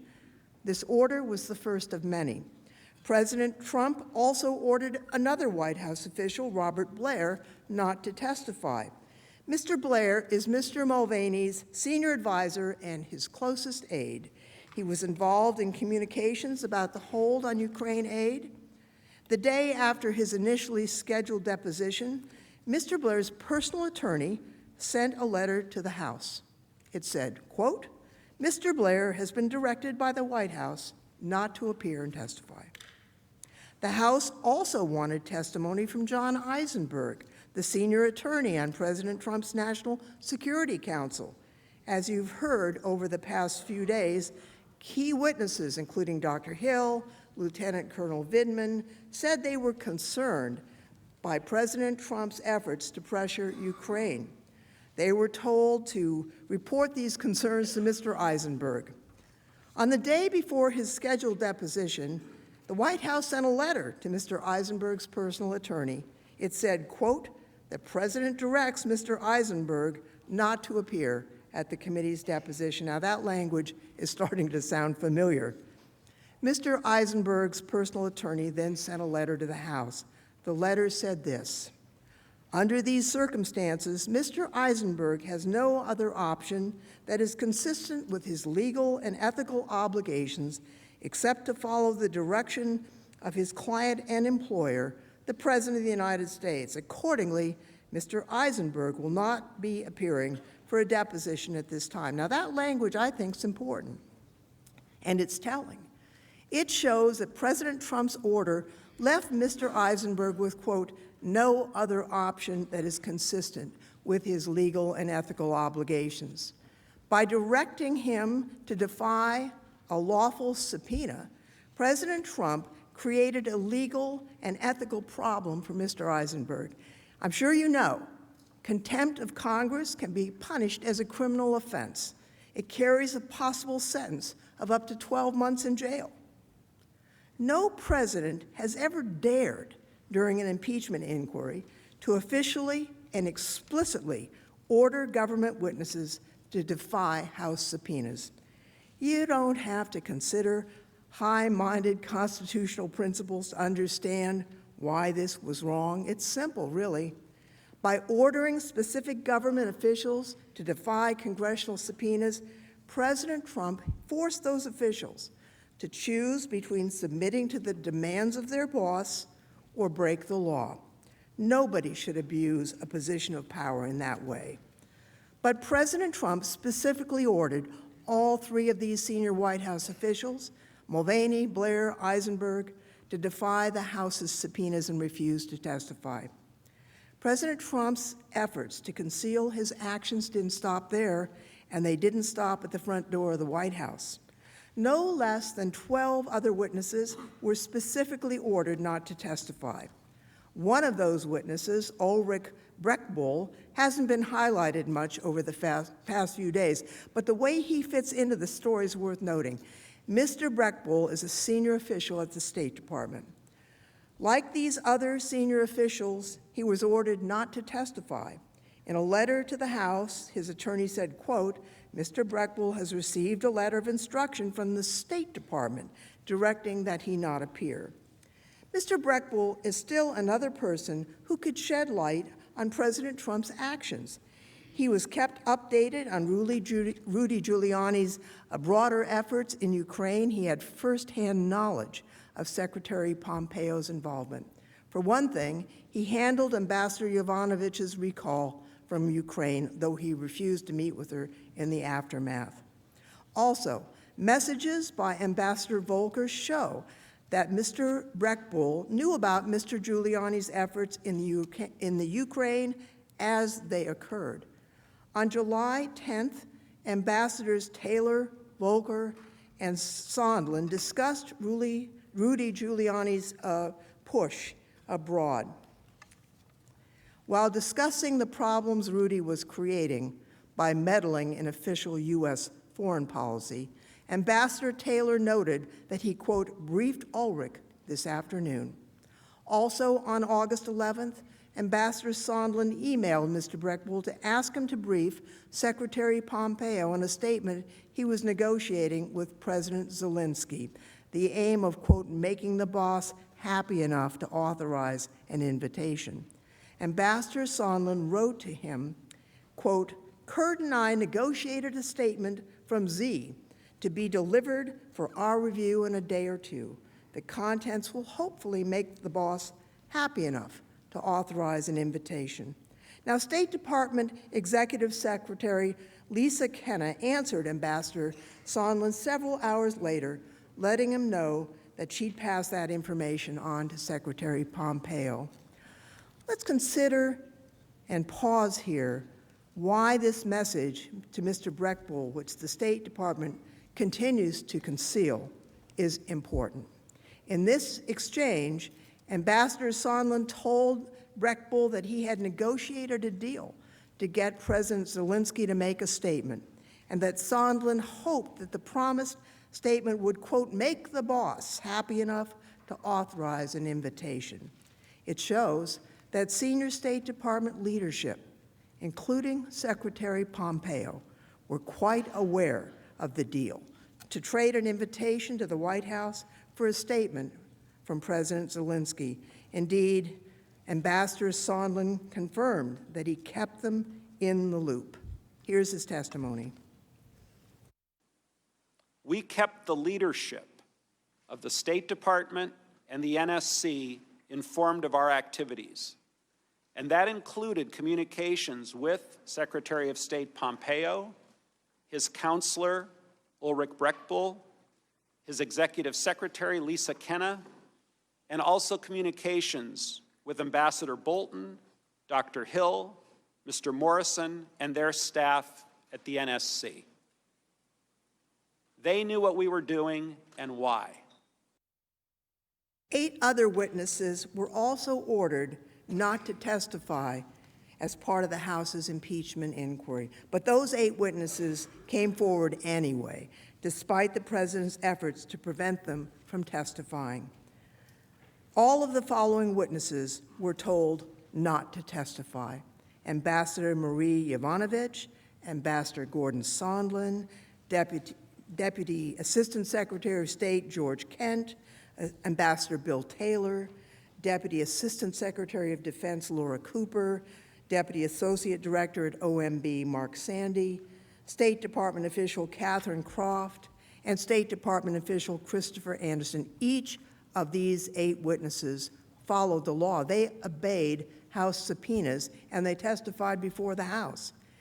In all, we know that by issuing the blanket order and later specific orders, President Trump prevented at least 12 current or former administration officials from testifying during the House's impeachment inquiry. He specifically forced 9 of those witnesses to defy duly authorized subpoenas. The facts are straightforward and they're not in dispute. First, in the history of our republic, no president ever dared to issue an order to prevent even a single government witness from testifying in an impeachment inquiry. Second, President Trump abused the power of his office by using his official power in an attempt to prevent every single person who works in the executive branch from testifying before the House. Finally, President Trump's orders, in fact, prevented the House from obtaining key witness testimony from at least 12 current or former government officials. President Trump's orders were clear. They were categorical, they were indiscriminate, and they were wrong. They prevented key government witnesses from testifying. There's no doubt. That's obstruction, plain and simple.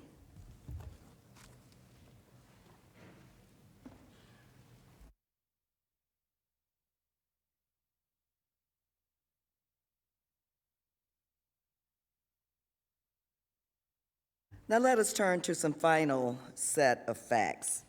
In a further effort to silence his administration, President Trump engaged in a brazen effort to publicly attack and intimidate the dedicated public servants who came forward to testify.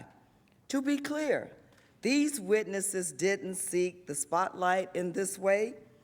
For years, they had quietly and effectively performed their duties on behalf of our national interest and on behalf of the American people.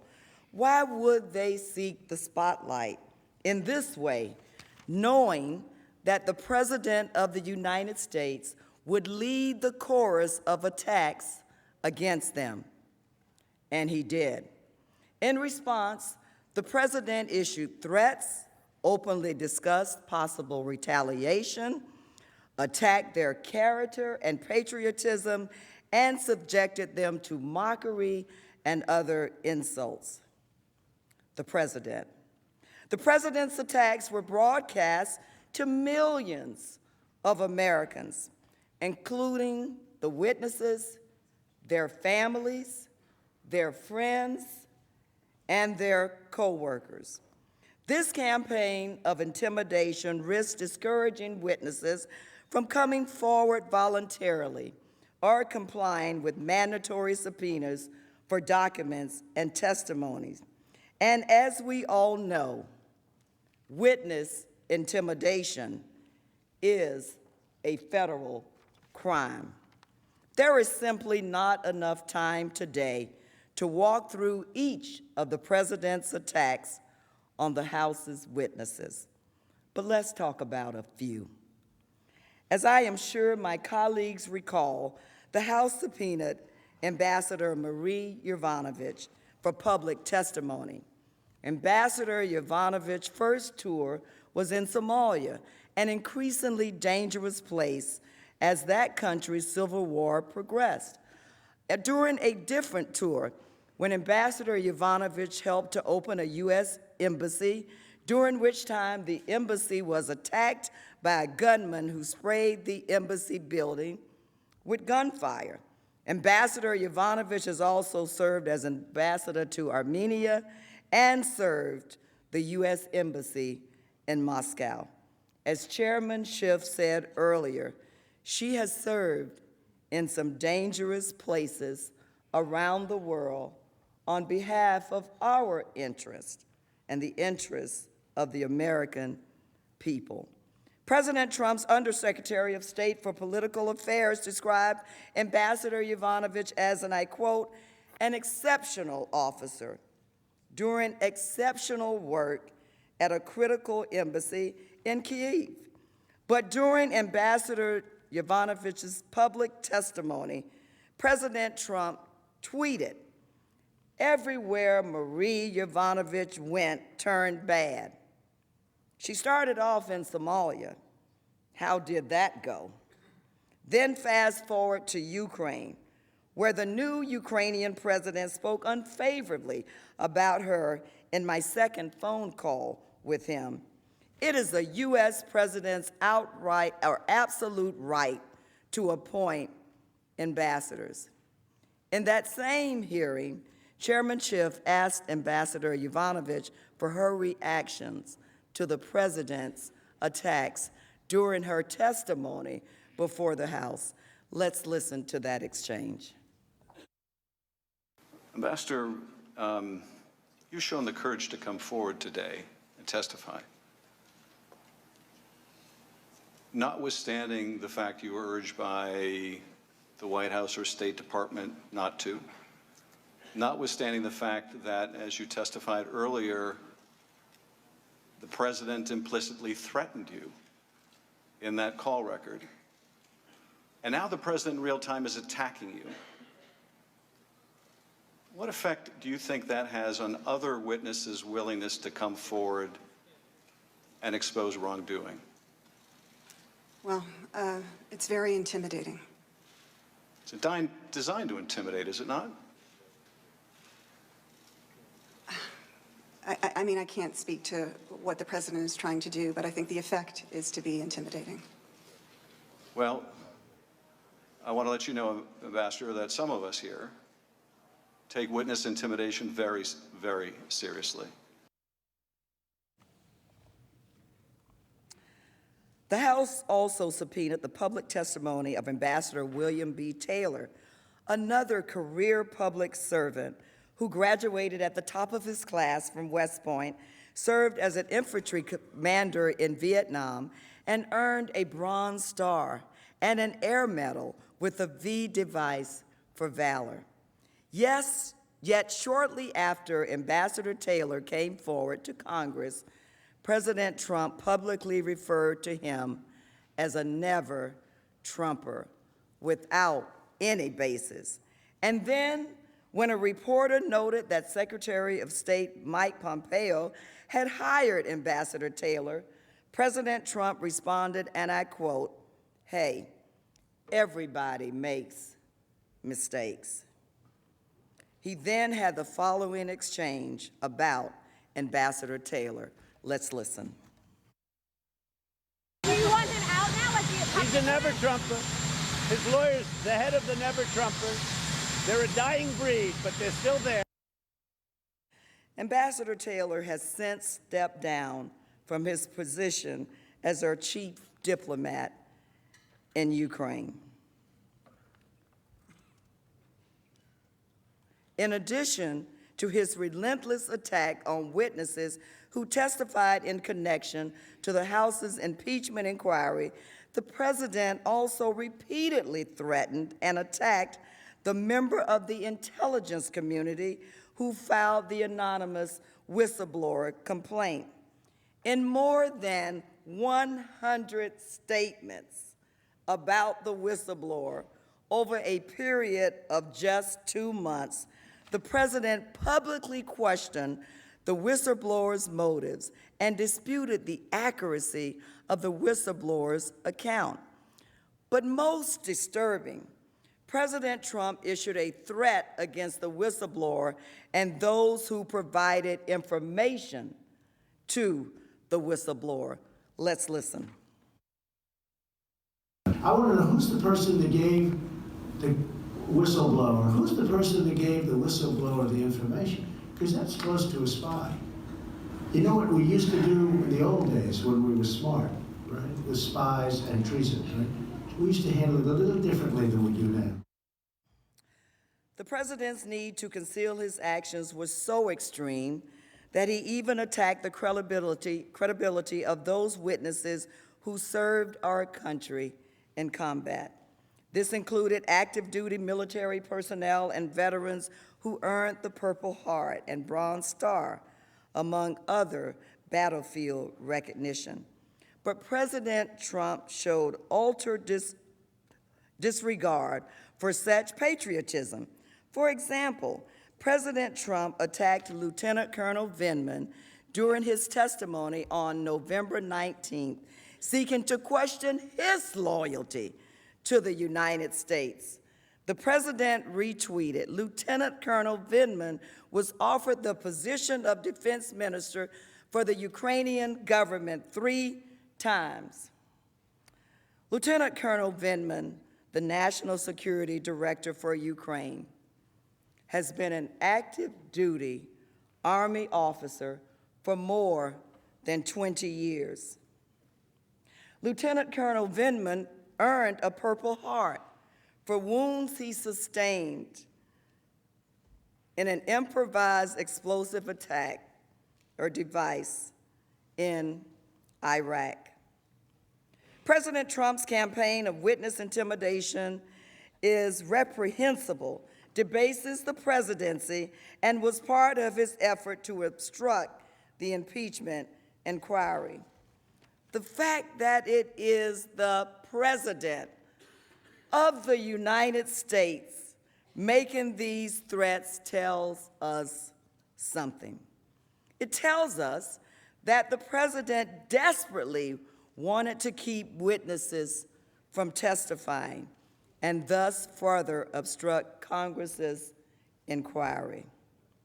Senators, we cannot and we must not condone President Trump's attacks on whistleblowers and witnesses, people who truly have the ability to put our country first.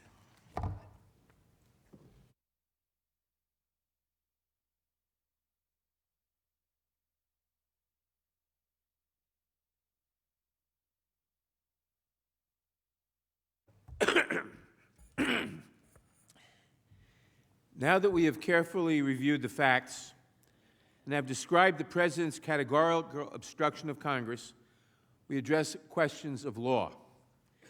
This discussion need not be abstract.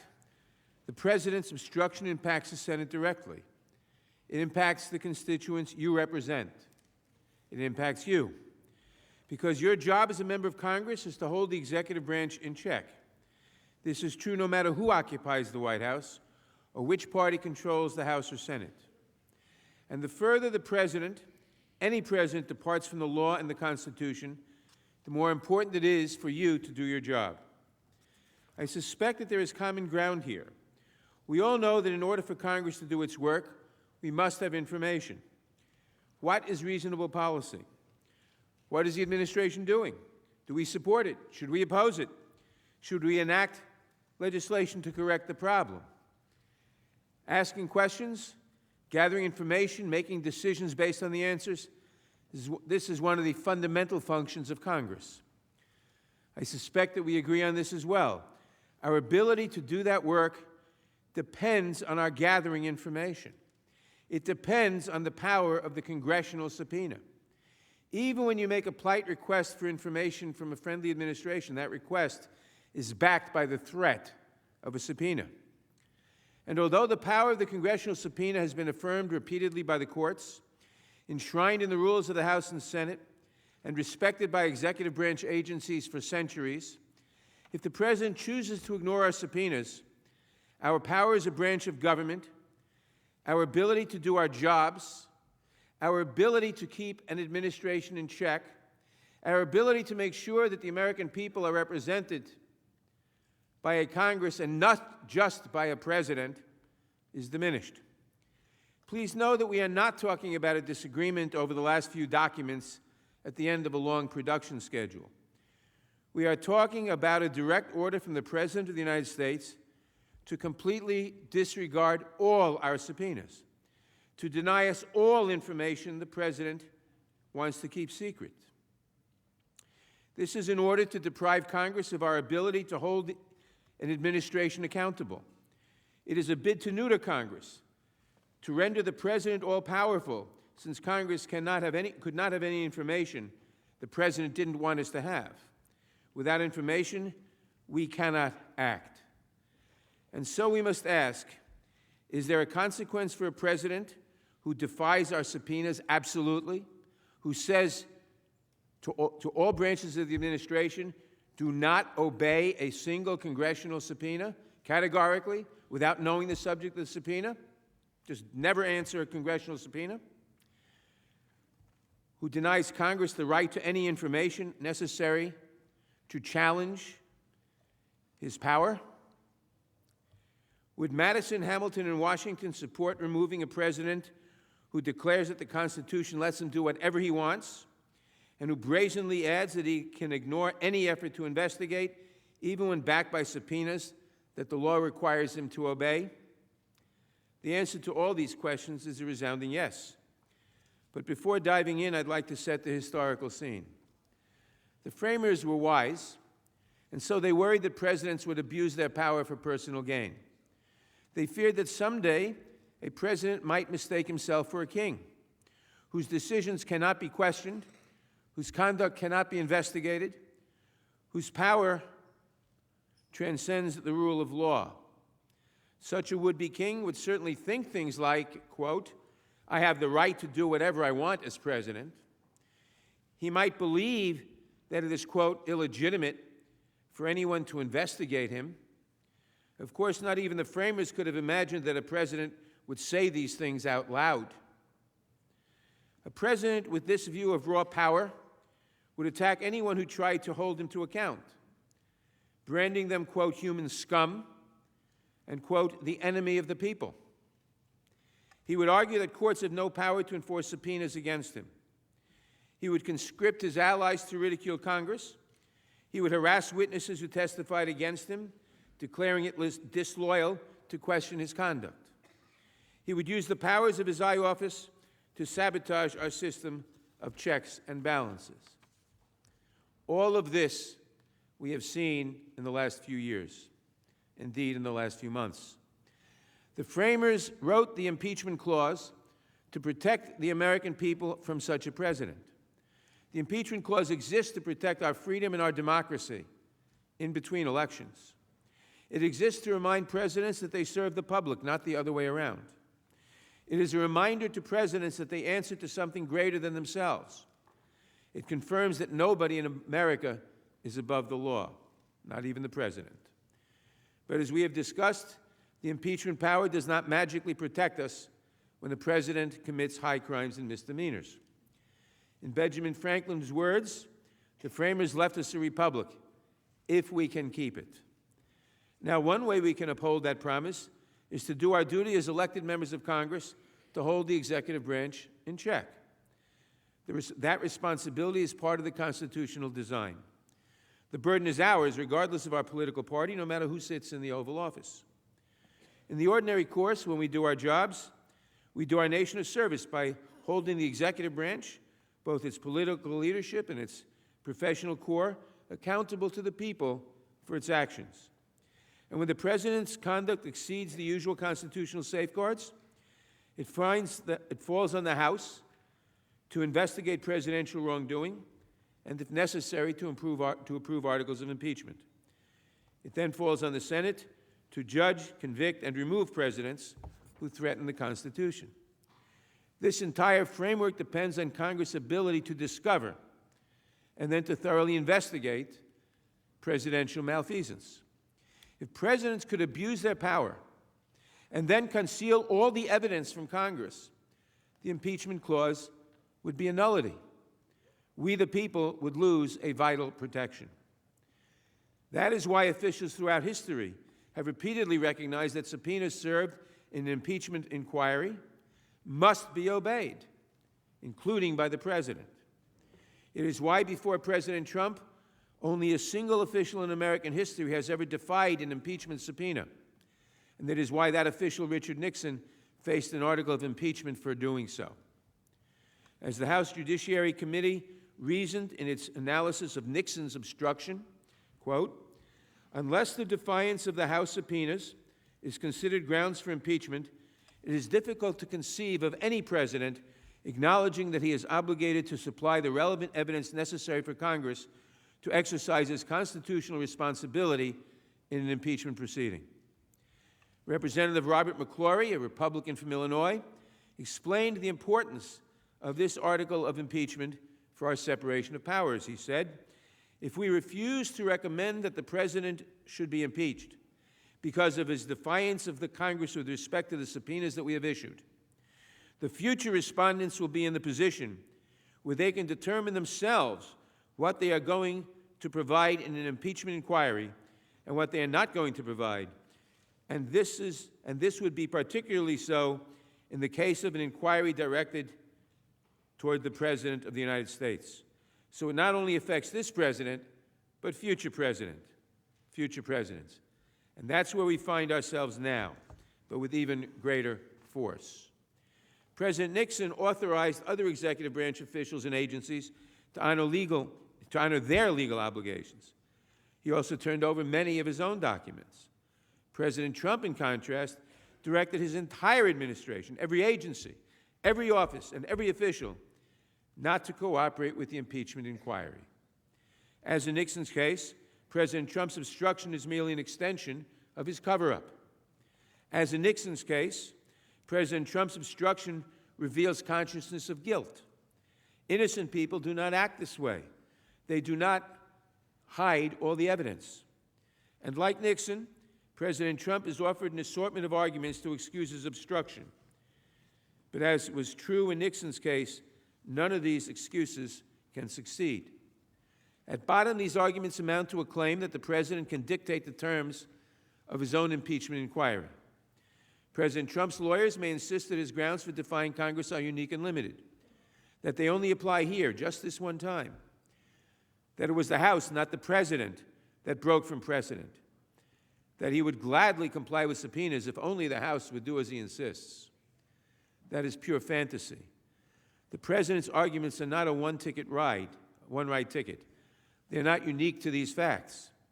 Unless they are firmly and finally rejected here, these bogus excuses will reappear every time Congress investigates any president for serious abuses of power. Every single time. They will constitute a playbook for ignoring oversight available to all future presidents, Democratic or Republican. These arguments are not consistent with the Constitution. They are loyally window dressing for an unprecedented, dangerous power grab. Plenty of presidents and judges have complained about impeachment inquiries, declaring their own innocence, attacking the House's motives, and insisting that due process entitled them to all sorts of things. But no president or judge, except Richard Nixon, has ever defied subpoenas on that basis. And no president or judge, none, has ever directed others to defy subpoenas categorically across the board. They have all eventually recognized their obligations under the law. President Trump stands alone.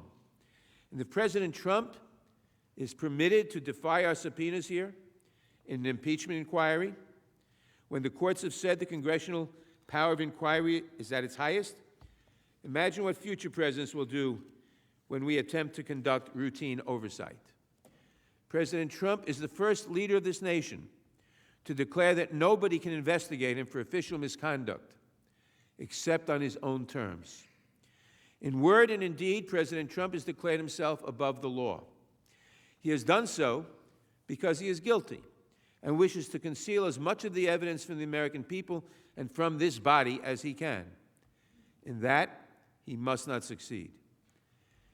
If President Trump is allowed to remain in office after this conduct, historians will mark the date that this Senate allowed this president to break one of our mightiest defenses against tyranny. They will wonder why Congress so readily surrendered one of its core constitutional powers. They will wonder why Congress admitted that a president can get away with anything, can violate any constitutional rule, any liberty,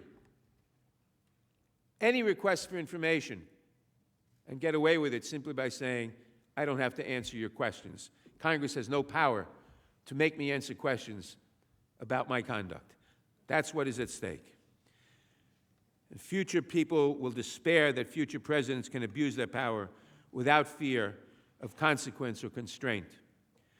Let's begin with a legal premise of the second article of impeachment. Congress has the power to investigate presidents for official misconduct. This premise is indisputable. Article 1 of the Constitution, all legislative powers herein granted shall be vested in the Congress of the United States, which shall consist of a Senate and House of Representatives. Each House may determine the rules of its own proceedings. Our investigations are grounded in Article 1 of the Constitution, which grants Congress all legislative powers and authorizes each House to determine its own rules. As the Supreme Court has explained, the Constitution thus vests the House and the Senate with the power of inquiry that is, and I quote, penetrating and far-reaching, close quote. Moreover, Congress can effectuate that power of inquiry by issuing subpoenas commanding the recipient to provide documents or to testify under oath. Compliance with subpoenas is mandatory. It's not at the option of the executive or the president. As the Supreme Court has explained, quote, it is unquestionably the duty of all citizens to cooperate with the Congress in its efforts to obtain the facts needed for intelligent legislative action. It is their unremitting obligation to respond to subpoenas, to respect the dignity of the Congress and its committees, and to testify with respect to matters within the province of proper investigation.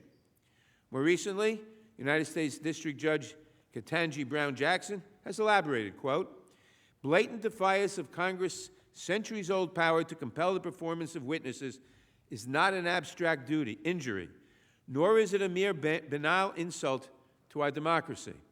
It is an affront to the mechanism for curbing abuses of power that the framers carefully crafted for our protection, and thereby recalcitrant witnesses actually undermine the broader interests of the people of the United States. In recognition of the important role that congressional inquiries play in protecting our democracy and in guarding the American people, it is unlawful to obstruct them. Of course, while Congress investigates many issues, one of the most important is misconduct in the executive branch. There is a long history of congressional investigations into the executive branch. To name a few especially famous cases, Congress has investigated claims that President Lincoln mishandled Civil War military strategy, the infamous Teapot Dome scandal under President Harding, President Nixon's involvement in the Watergate scandal, President Reagan's involvement in the Iran-Contra affair, President Clinton's real estate dealings in the Monica Lewinsky scandal, warrantless wiretapping under President George Bush, attacks on American personnel in Benghazi under President Obama. Since the dawn of the Republic, presidents have recognized Congress's power to investigate the executive branch. Even in sensitive investigations involving national security and foreign policy, presidents have provided Congress with access to senior officials and important documents. For example, in the Iran-Contra inquiry, President Reagan's former National Security Advisor, Oliver North, and the former Assistant to the President for National Security Affairs, John Poindexter, testified before Congress. President Reagan also produced relevant excerpts of his personal diaries to Congress. During the Clinton administration, Congress obtained testimony from top advisors, including the President's Chief of Staff, Mac McLarty, his Chief of Staff, Erskine Bowles, White House Counsel Bernie Nussbaum, and White House Counsel Jack Quinn. In the Benghazi investigation, President Obama made many of his top aides available for transcribed interviews, including National Security Advisor Susan Rice and Deputy National Security Advisor for Strategic Communications, Benjamin Rhodes. The Obama administration, in that case, also produced more than 75,000 pages of documents, including 1,450 pages of White House emails with communications of senior officials on the National Security Council.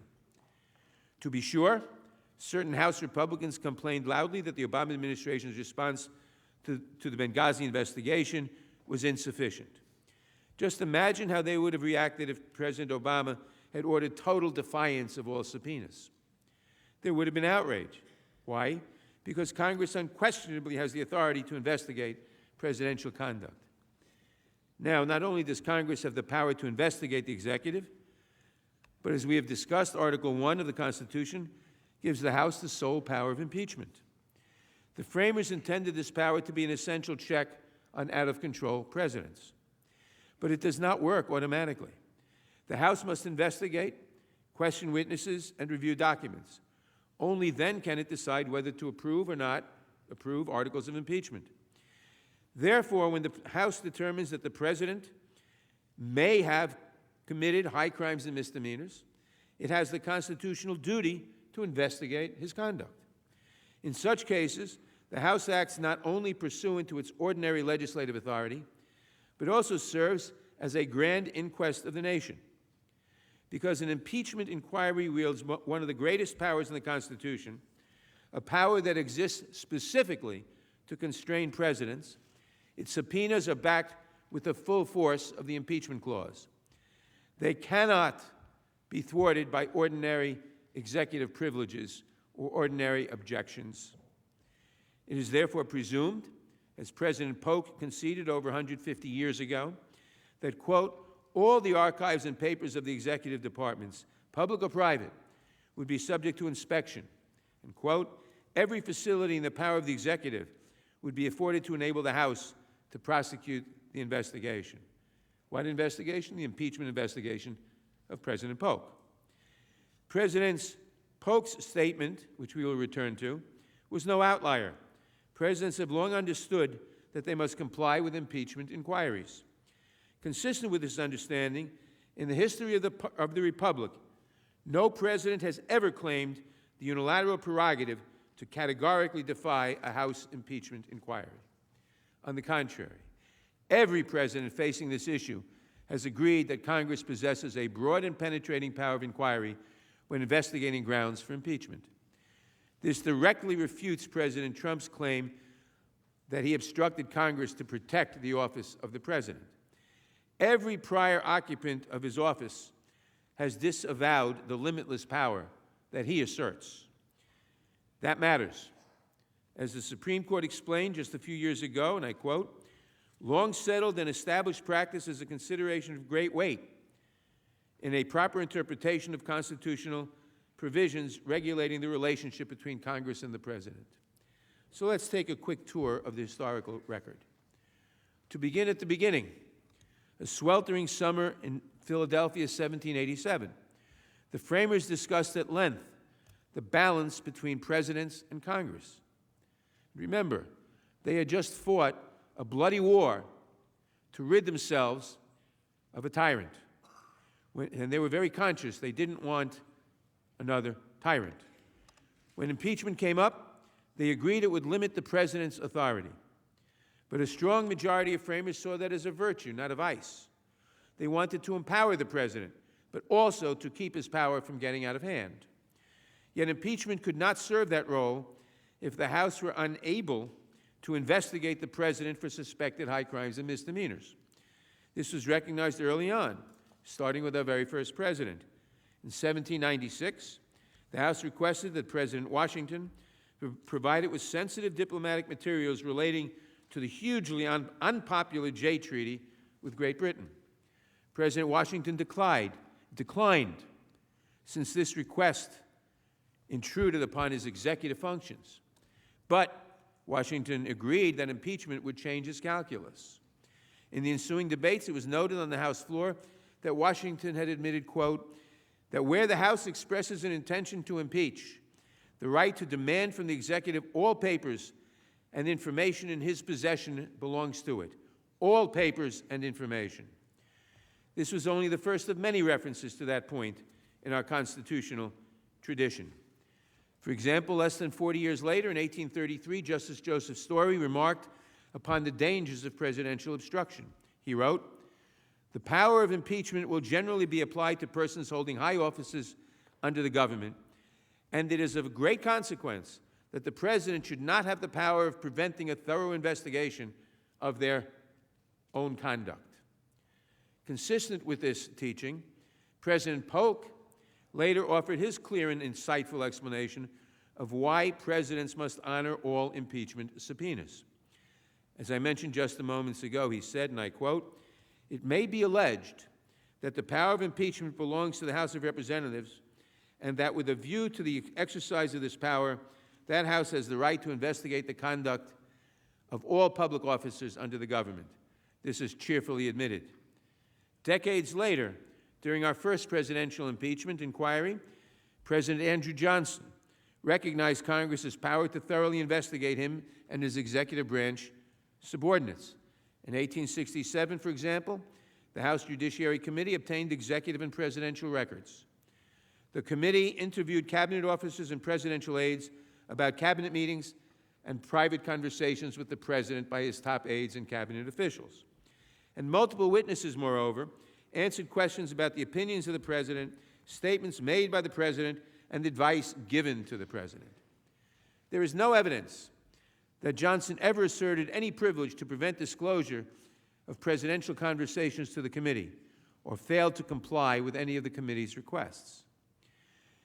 Thus, in the first 80 years of the Republic, Presidents Washington, Polk, and Johnson, along with members and committees of the House and a Supreme Court justice, all recognize that Congress is authorized by the Constitution to investigate for impeachment, and that presidents are obligated to give all information requested. President Trump's attempt to stonewall Congress would have shocked those presidents. With only a few exceptions, invocations of the impeachment power subsided from 1868 to 1972. Yet even in that period, while objecting to ordinary legislative oversight, Presidents Ulysses Grant, Grover Cleveland, and Theodore Roosevelt each noted that Congress could obtain key executive branch documents in an impeachment inquiry. They thus confirmed yet again that impeachment is different. Under the Constitution, it requires full compliance. Then came Watergate, when President Nixon abused the powers of his office to undermine his political opponents. But even Nixon understood that he must comply with subpoenas for information relating to his misconduct. Thus, he stated in March 1973 regarding the Senate's Watergate investigation, I quote, "All members of the White House staff will appear voluntarily when requested by the committee. They will testify under oath, and they will answer fully all questions. As a result, many senior White House officials testified, including White House counsel John Dean, White House Chief of Staff H.R. Haldeman, and Deputy Assistant to the President Alexander Butterfield. In addition, Nixon produced many documents in response to congressional subpoenas, including notes from meetings with the President. As the House Judiciary Committee explained at the time, 69 officials had been subjected to impeachment investigations throughout American history.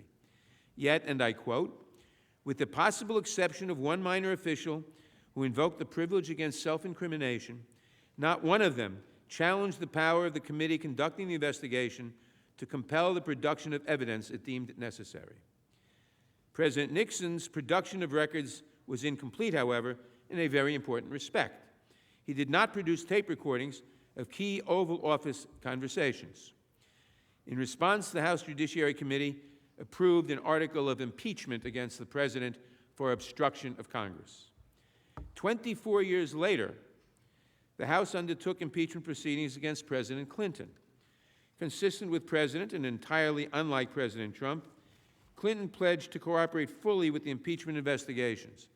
Ultimately, he provided written responses to 81 interrogatories from the Judiciary Committee, and 3 witnesses provided testimony during the Senate trial. As this review of the historical record proves, presidents have long recognized that the Constitution compels them to honor subpoenas served by the House in an impeachment inquiry. Stated simply, President Trump's categorical blockade of the House, his refusal to honor any subpoenas, his order that all subpoenas, without even knowing what they were, all subpoenas be defied, has no analog in the history of the Republic. Nothing even comes close. He has engaged in obstruction that several of his predecessors have expressly said is forbidden, and that led to an article of impeachment against Nixon. President Trump is an outlier.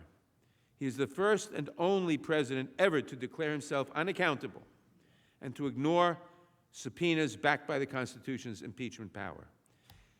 If he is not removed from office, if he is permitted to defy the Congress entirely, categorically, to say that subpoenas from Congress in an impeachment inquiry are nonsense, then we will have lost, the House will have lost, the Senate certainly will have lost all power to hold any president accountable. This is a determination by President Trump that he wants to be all-powerful. He does not have to respect the Congress. He does not have to respect the representatives of the people. Only his will goes. He is a dictator. This must not stand, and that is why another reason he must be removed from office.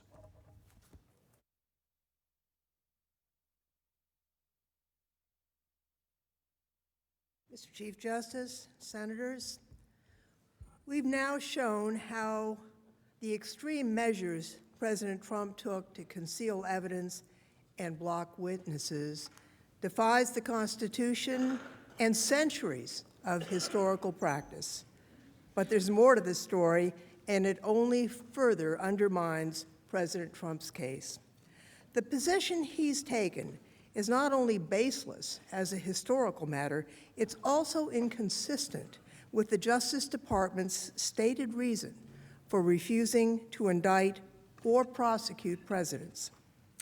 Now, the Department of Justice's unwillingness to indict a sitting president creates a danger that the president can't be held accountable by anyone, even for grave misconduct. To its credit, the Department of Justice recognized that risk. In its view, quote, the constitutionally specified impeachment process ensures that the immunity would not place the president above the law. This argument by the Justice Department is really important. In justifying its view that a president can't be held criminally liable while in office, DOJ relies on Congress's ability to impeach and remove a president. But the Justice Department's rationale, it falls apart. if the constitutionally specified impeachment process can't function because the president himself has obstructed it. The Supreme Court correctly noted in Nixon versus Fitzgerald, and that's not Richard Nixon, it's Judge Nixon, that vigilant oversight by Congress is necessary to, quote, make credible the threat of impeachment. The president should not be treated as immune for criminal liability because he's subject to impeachment, but then be allowed to sabotage the impeachment process itself. That's what this president did. That places him dangerously above the law and beyond the separation of powers. Presidents can't be above the law. Presidents, like everyone else, must obey subpoenas served in an impeachment inquiry. In 1880, the Supreme Court explained, quote, where the question of such impeachment is before either House of Congress, acting in its appropriate sphere on that subject, we see no reason to doubt the right to compel the attendance of witnesses and their answer to proper questions in the same manner and by the use of the same means that courts of justice can in like cases. Almost a century later, Judge John Sirica's influential opinion on the Watergate roadmap in 1974 emphasized the special weight assigned to Congress in an impeachment. He wrote, "It should not be forgotten that we deal in a matter of the most critical moment to the nation, an impeachment investigation involving the President of the United States.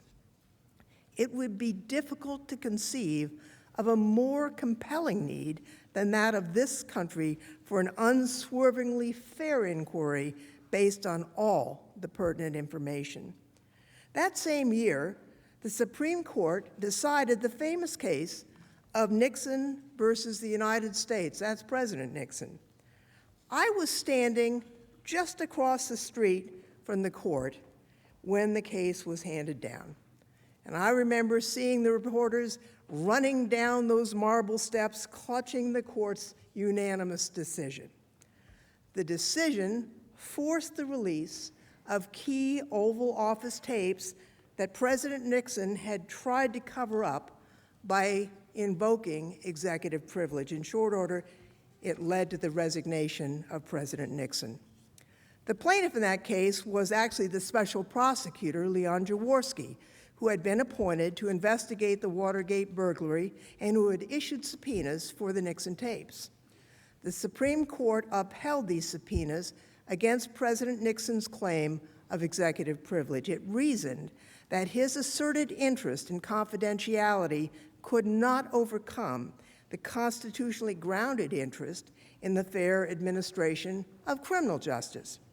Now, in reaching that conclusion, the court said this, quote, "The ends of criminal justice would be defeated if judgments were to be founded on a partial or speculative presentation of the facts. The very integrity of the judicial system and public confidence in the system depend on full disclosure of all facts within the framework of the rules of evidence." That reason, which was a unanimous decision by the Supreme Court in the Nixon tapes case, applies with full force, indeed greater force, to impeachments. The House Judiciary Committee recognized that when it approved an article of impeachment against President Nixon for obstruction of Congress. It reasoned as follows, quote, "If a generalized presidential interest in confidentiality cannot prevail over, quote, the fundamental demand of due process of law in the fair administration of justice, then neither can it be permitted to prevail over the fundamental need to obtain all the relevant facts in the impeachment process. Whatever the limits of legislative power in other contexts, and whatever need may otherwise exist for preserving the confidentiality of presidential conversations, in the context of an impeachment proceeding, the balance was struck in the favor of the power of inquiry. Accordingly, President Trump's conduct is unprecedented and actually offensive to the president. And it is inconsistent with his duty, his oath, to faithfully execute the laws. Now, that obligation to see that the laws are faithfully executed is not just about enforcing statutes. It's a duty to be faithful to the Constitution, every part of it, as stated in the text and understood across history, and it is a duty he has violated by obstructing Congress here. I want to make one additional point regarding the judiciary. Now, presidents have an obligation to comply with the Congress's impeachment inquiry, regardless of whether a court has reviewed the request. We make this point even though I think President Trump's lawyers would be making a mistake to raise it. After all, the president's lawyers can't have it both ways. They can't argue here that we must go to court and then argue in court that our case can't be heard. Anyway, the House's sole power of impeachment wouldn't be sole or much of a power if the House could not investigate the president at all without spending years litigating before the third branch of government. It would frustrate the Constitution for the House to depend entirely on the judiciary to advance its impeachment-related investigatory powers. Consistent with this understanding, before President Trump, the House had never before filed a lawsuit to require testimony or documents in a presidential impeachment. We didn't have to. No president ever issued a blanket ban on compliance with House subpoenas or challenged the House to find a way around his unlawful order. In this strange and unprecedented situation, it's appropriate for Congress to reach its own judgment that the president is obstructing the exercise of its constitutional power. As then Representative Lindsey Graham explained in 1998 during the Clinton proceedings where we served together on the Judiciary Committee, quote, "The day Richard Nixon failed to answer that subpoena is the day he was subject to impeachment because he took the power from Congress over the impeachment process away from Congress, and he became the judge and jury." There's still another reason why it would be wrong and dangerous to insist that the House cannot take action without involving the courts, and that reason is delay. Consider just 3 lawsuits filed by House committees over the past 2 decades to enforce subpoenas against senior executive branch officials. Now, I served on the Judiciary Committee when we decided that we needed to hear from former White House counsel Harriet Miers. In Committee on the Judiciary versus Miers, the Judiciary Committee tried to enforce a subpoena that required her to give testimony about the contentious firing of 9 U.S. attorneys. The committee served the subpoena in 2007. We negotiated, as courts indicate you should, with the White House, and we finally filed suit in March of 2008. We won a favorable district court order in July 2008, but we didn't receive testimony from Miers until June of 2009. That was 2 years.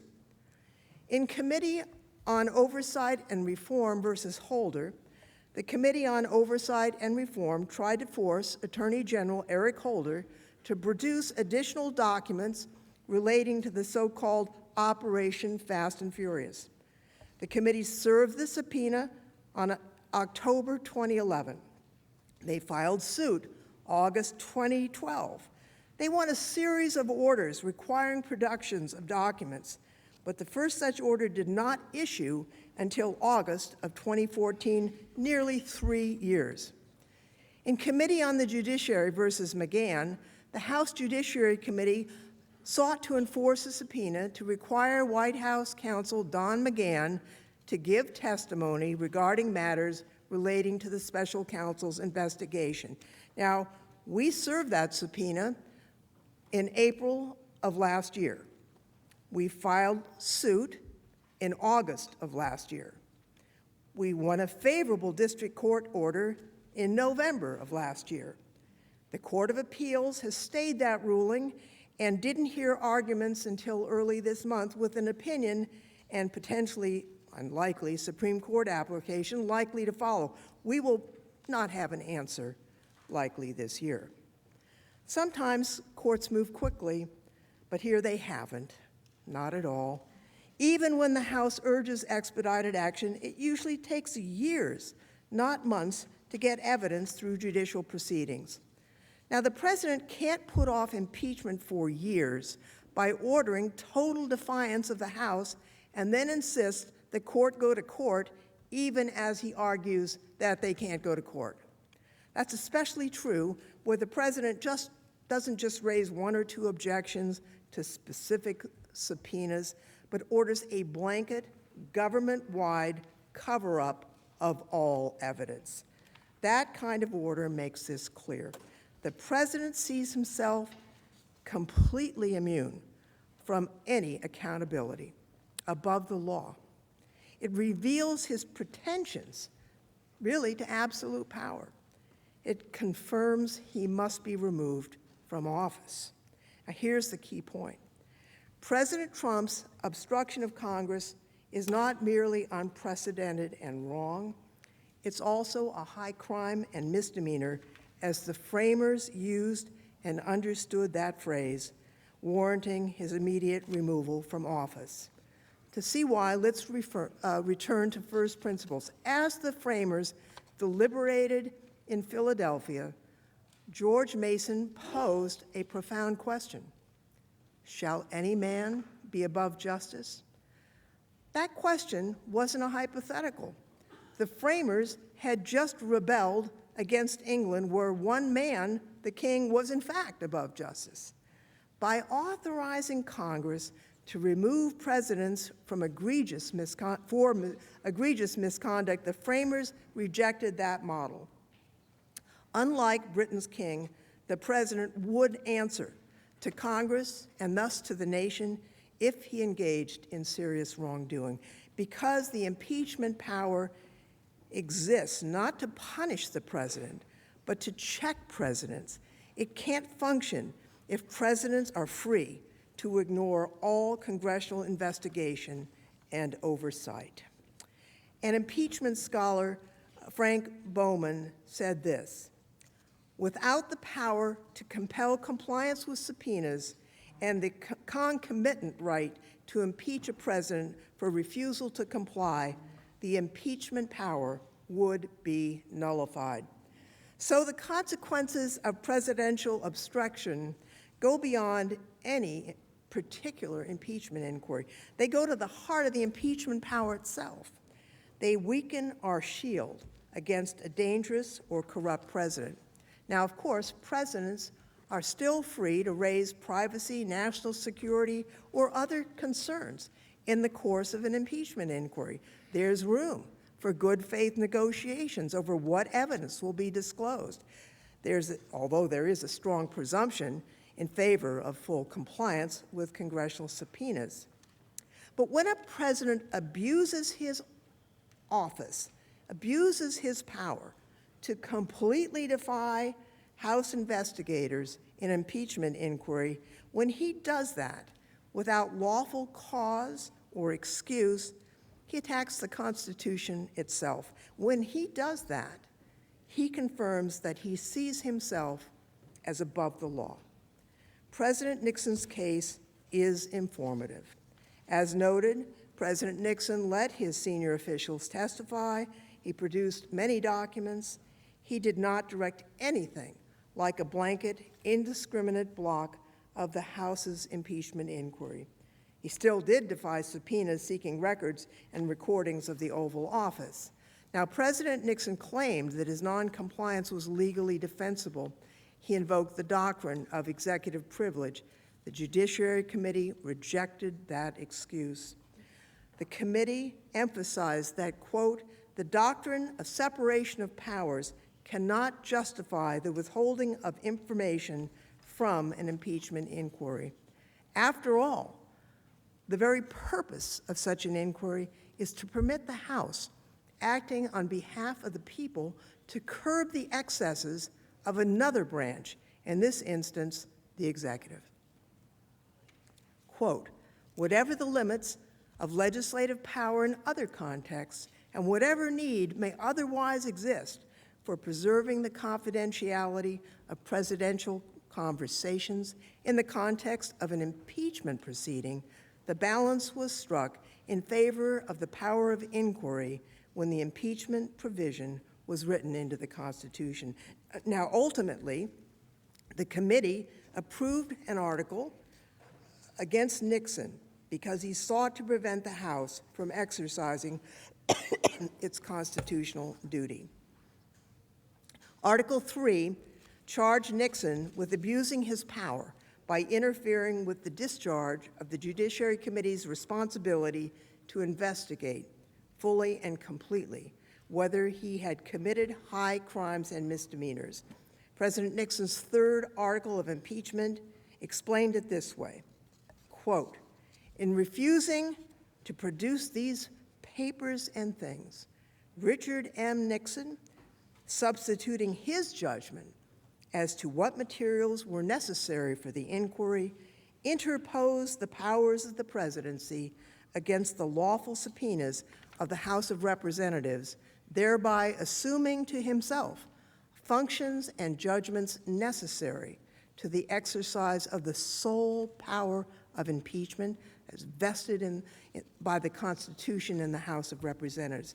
In all of this, Richard M. Nixon acted in a manner contrary to his trust as president, subversive constitutional government, to the great prejudice of the cause of law and justice, and to the manifest injury of the people of the United States. President Nixon's case powerfully supports the conclusion that presidential defiance of the House impeachment inquiry constitutes high crimes and misdemeanors. You know, I've been thinking a lot about the founders. I've been rereading the Constitution and the notes from the Constitutional Convention. It was just a little over 230 years ago that they met in Philadelphia, not too far from here. They'd been at it for a long time. They didn't know whether the Constitution they were trying to write would sustain freedom, but they were trying to create a completely different type of government. On July 20th, Governor Morris said this, "The magistrate is not the king. The people are the king."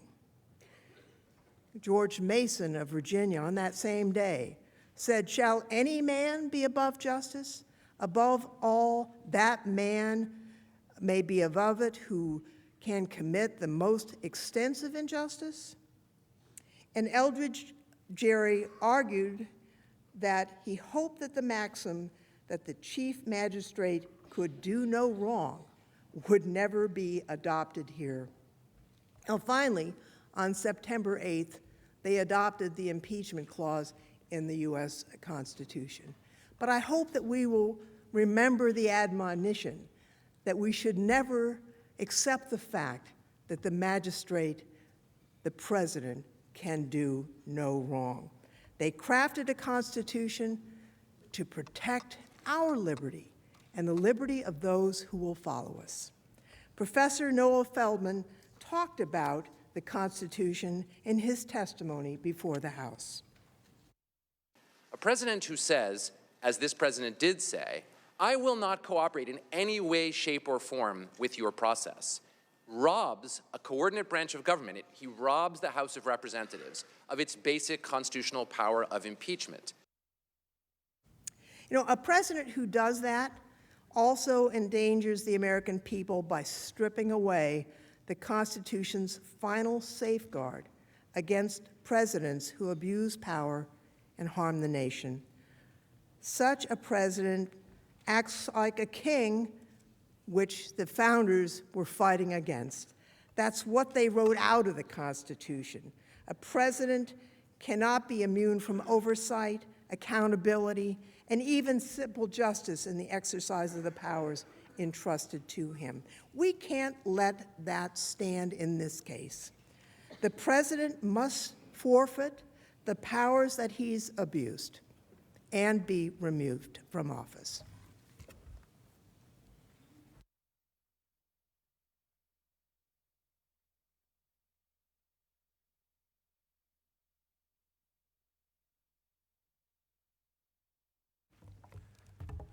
Mr. Chief Justice, distinguished members of the Senate, counsel for the President, my colleagues, the American people who are assembled here today. I think we have our next break scheduled for within the hour. And so I find myself in the unenviable position of being the only thing standing between you and our dinner.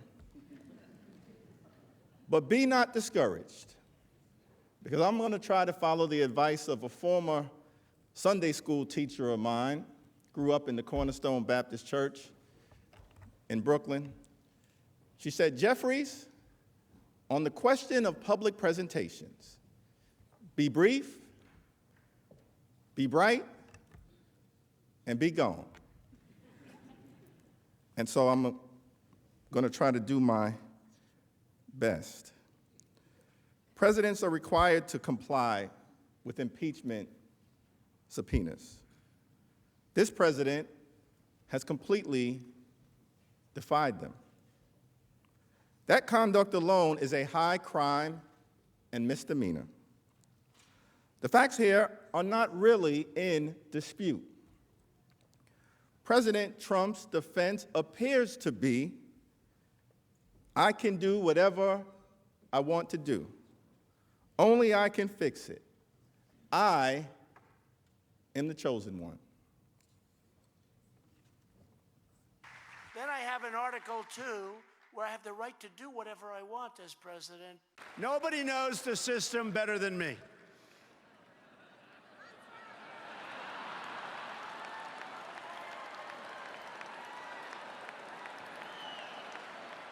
Which is why I alone can fix it.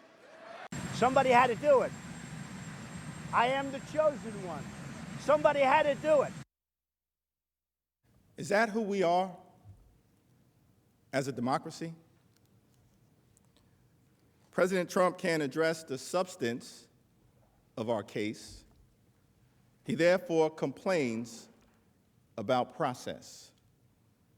But these procedural complaints are baseless excuses, and they do not justify his attempts to hide the truth from Congress and from the American people.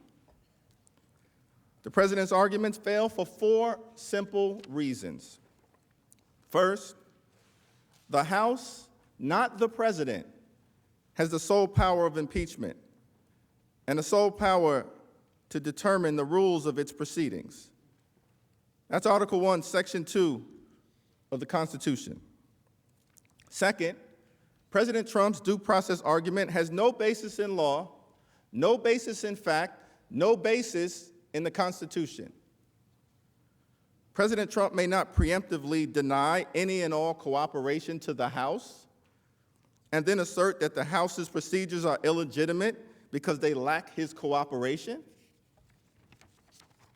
Third, President Trump's claim that he is being treated differently completely lacks merit.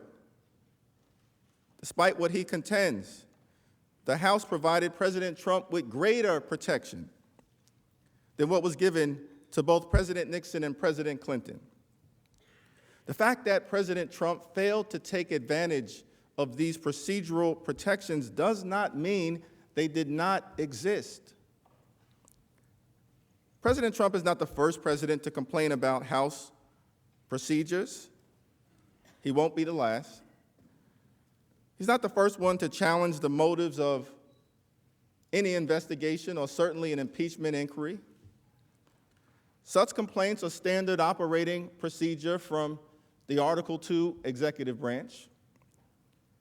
Presidents Johnson, President Nixon, President Clinton had plenty of complaints. But no president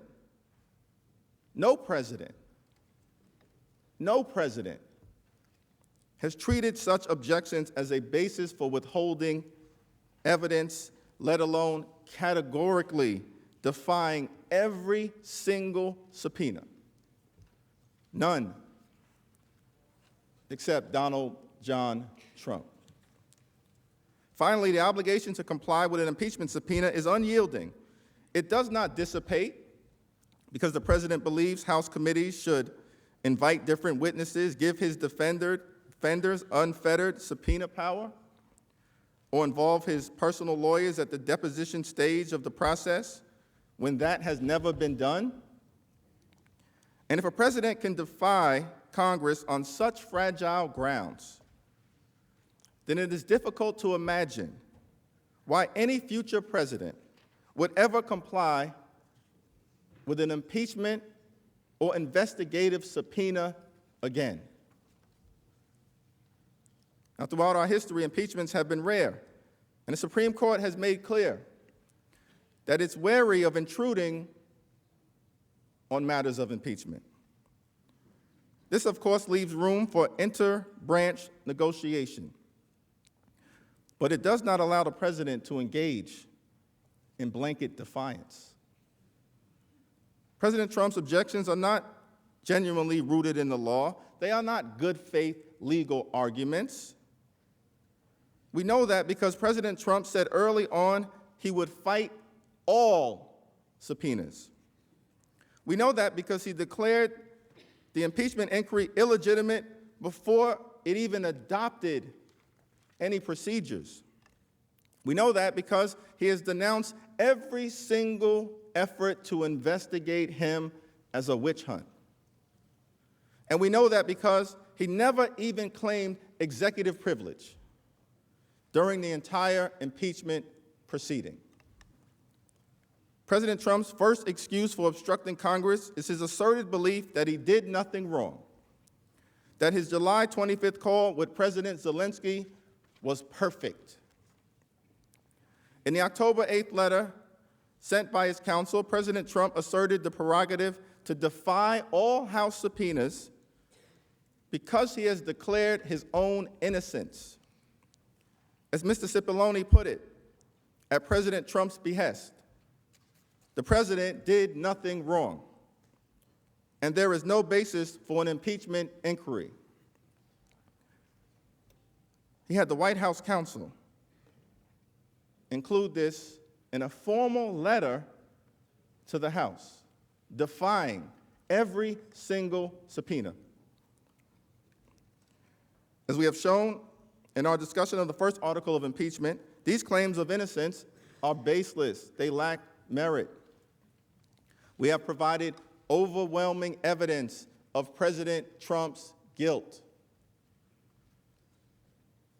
The president cannot lawfully obstruct the House impeachment inquiry because he sees no need to be investigated. One of the most sacred principles of justice is that no man should be the judge in his own case. And yet, that is exactly what President Trump has been determined to do. But this is America. He cannot be judge, jury, and executioner. Moreover, the president cannot simply claim innocence and then walk away from a constitutionally mandated process. Even President Nixon did not do that, as we have previously established. Congress has a constitutional responsibility to serve as a check and balance on an out-of-control executive branch. Our responsibility is not to this president, it is to the American people. Blanket presidential defiance would bring a swift halt to all congressional oversight of the executive. That principle would have authorized categorical obstruction in the impeachments of President Johnson, President Nixon, and President Clinton. In each of those cases, the House was controlled by a different party than the presidency. And the president attacked those inquiries as partisan. Yet those presidents did not view their concerns with excessive partisanship. as a basis for defying every single subpoena? The purpose of an impeachment inquiry is for the House to collect evidence to determine on behalf of the American people whether the president may have committed an impeachable offense, because the Constitution vests the House with the sole power of impeachment. A president who serves as the judge of his own innocence is not acting as a president. That's a dictator. That's a despot. That is not democracy. The president also believes, it appears, that his blanket obstruction was justified because the House did not expressly adopt a resolution authorizing an impeachment inquiry or properly delegate such investigative powers to its committees. Now, the full House voted in January, in advance of the inquiry, to adopt rules authorizing committees to conduct investigations, issue subpoenas, gather documents, and hear testimony. Beginning in the spring and summer of 2019, evidence came to light that President Trump and his associates might have been seeking the assistance of another foreign government, Ukraine, to influence the upcoming 2020 election. On September 9th, the House investigating committees announced they were launching a joint investigation. They requested records from the White House and the Department of State. This investigation was consistent with all rules approved by the full House. At the same time, evidence emerged that the president may have attempted to cover up his actions and prevent the transmission of a whistleblower complaint to the Intelligence Committee of the Senate and the House. Given the gravity of these allegations and the immediacy of the threat to the next presidential election, the Speaker of the House, a constitutional officer, explicitly named in Article 1, announced on September 24th that the House would begin a formal impeachment inquiry. There is nothing in the Constitution, nothing in federal law, nothing in Supreme Court jurisprudence that required a formal vote at the time. The president has put forth fake arguments about process because he cannot defend the substance of these allegations. Following the announcement of the impeachment inquiry, the House investigating committees issued additional requests and then subpoenas for documents and testimony. The committees made clear that this information would be collected as part of the House's impeachment inquiry and shared among committees, as well as with the Committee on the Judiciary as appropriate. Then, on October 31st, the full House voted to approve House Resolution 660, which directed the House committees to continue their ongoing investigations as part of the existing inquiry into whether sufficient grounds exist for the House of Representatives to exercise its constitutional power to impeach Donald John Trump. In addition to affirming the ongoing House impeachment inquiry, H.Res. 660 set forth procedures for open hearings in the Intelligence Committee and for additional proceedings in the Judiciary Committee. Every step in this process was fully consistent with the Constitution, the rules of the House, and House precedent. The House's autonomy to structure its own proceedings for an impeachment inquiry is grounded in the Constitution. The president's principal argument to the contrary is that no committee of the House was permitted to investigate any presidential misconduct until the full House acted. As a federal district court recently confirmed, the notion that a full House vote is required to authorize an impeachment inquiry has no textual support in the U.S. Constitution or the governing rules of the House. The investigations into misconduct by Presidents Andrew Johnson, Nixon, and Clinton all began prior to the House's consideration and approval of a resolution authorizing the investigation. Recently, under Republican control, the Judiciary Committee considered the impeachment of the Commissioner of the Internal Revenue Service, following a referral from another committee and absent a full vote of the House for an impeachment inquiry. There is no merit to President Trump's argument that the full House had to vote. The sequence of events in this particular case largely tracked those in the Nixon proceedings. The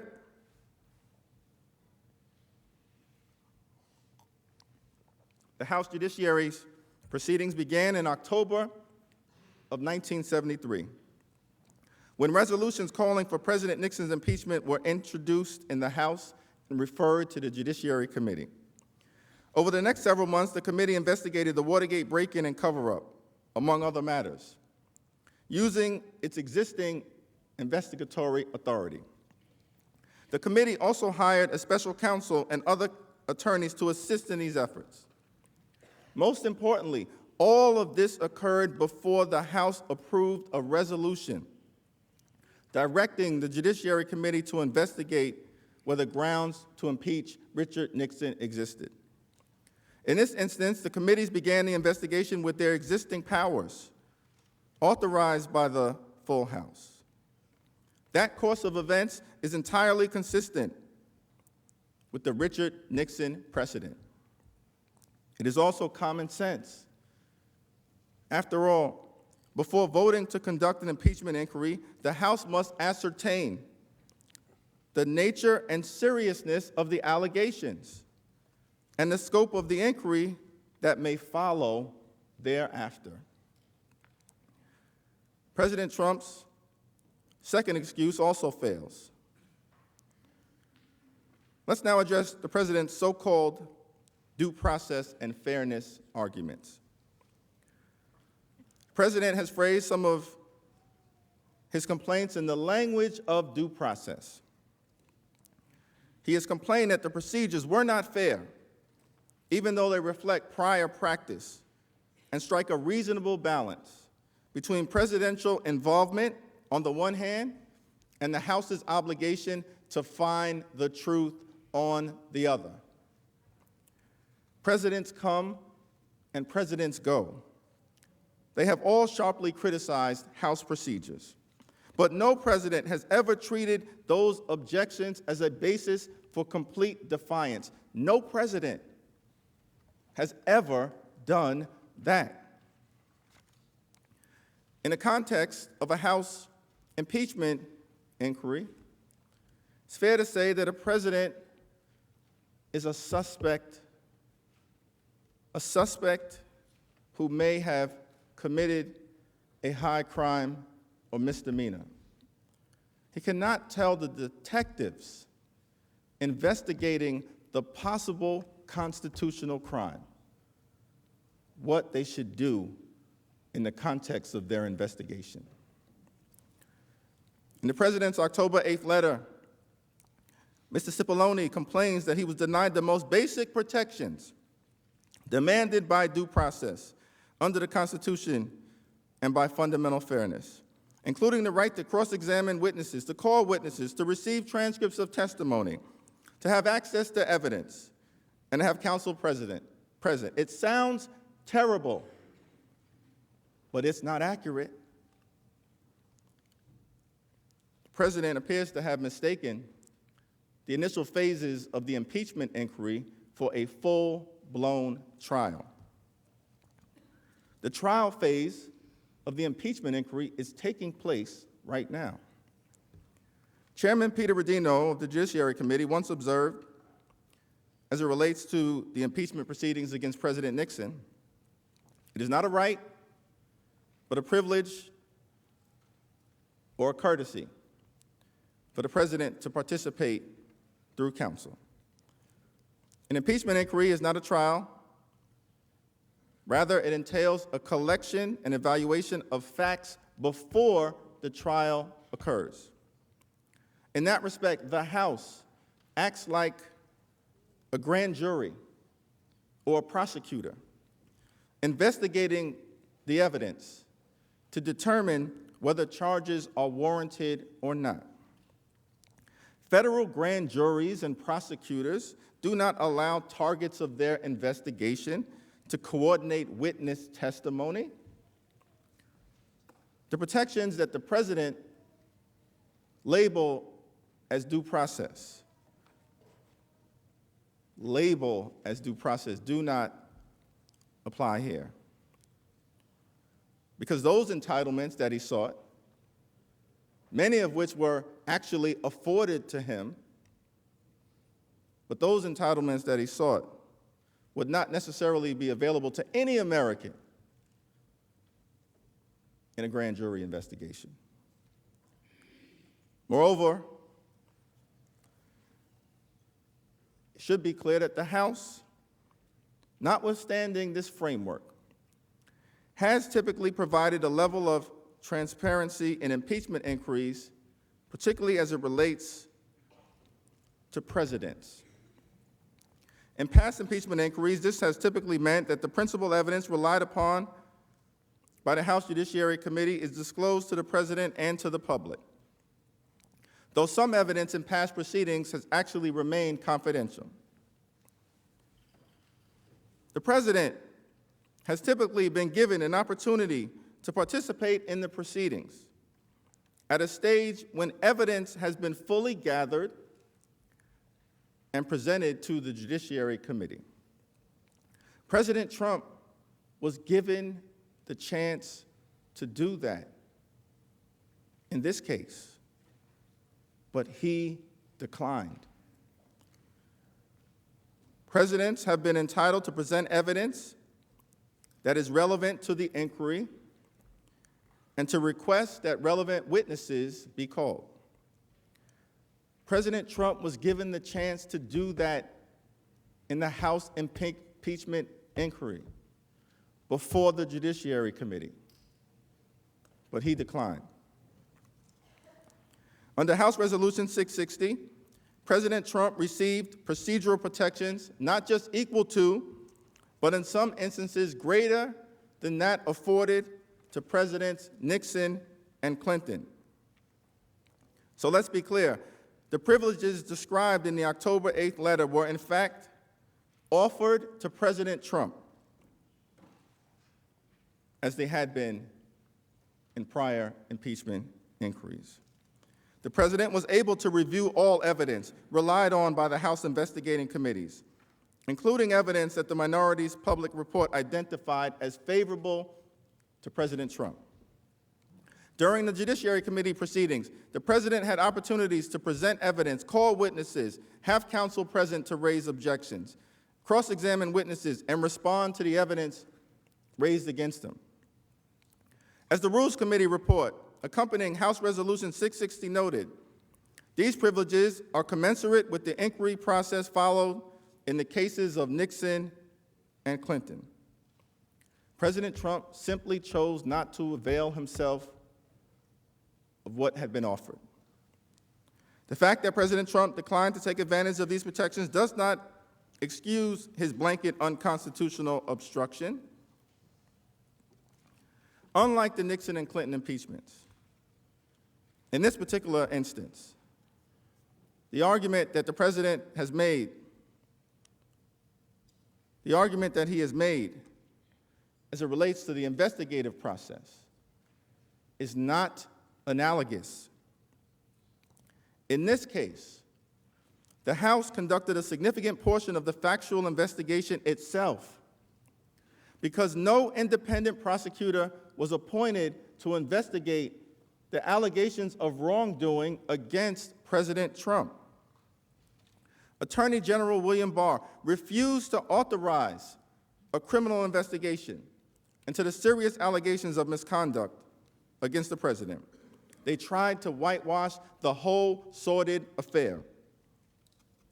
Left to their own devices, the House investigative committees followed standard best practices for investigations, consistent with the law enforcement investigations into Presidents Nixon and Clinton in advance of their impeachments. The committees released transcripts of all interviews and depositions conducted during the investigation. During the investigation, more than 100 members of the House participated in the so-called closed-door proceedings. More than 100 members of the House, 47 of whom were Republicans. They all had the opportunity to ask questions. They all had the opportunity to ask questions with equal time. The Intelligence Committee held public hearings where 12 of the key witnesses testified, including several requested by the House Republicans. It is important to note that the very same procedures in House Resolution 660 was supported by acting White House Chief of Staff Mick Mulvaney when he served as a member of the Oversight Committee, and by the Secretary of State Mike Pompeo when he served as a member of the Select Committee on Benghazi. Tell you in the private interviews, there is never any of what you saw Thursday. It is 1 hour on the Republican side, 1 hour on the Democrat side, which is why you're going to see the next 24 interviews done privately, because it is, I mean, look at the other investigations that are being done right now. The Lois Lerner investigation that was just announced, was that public or private?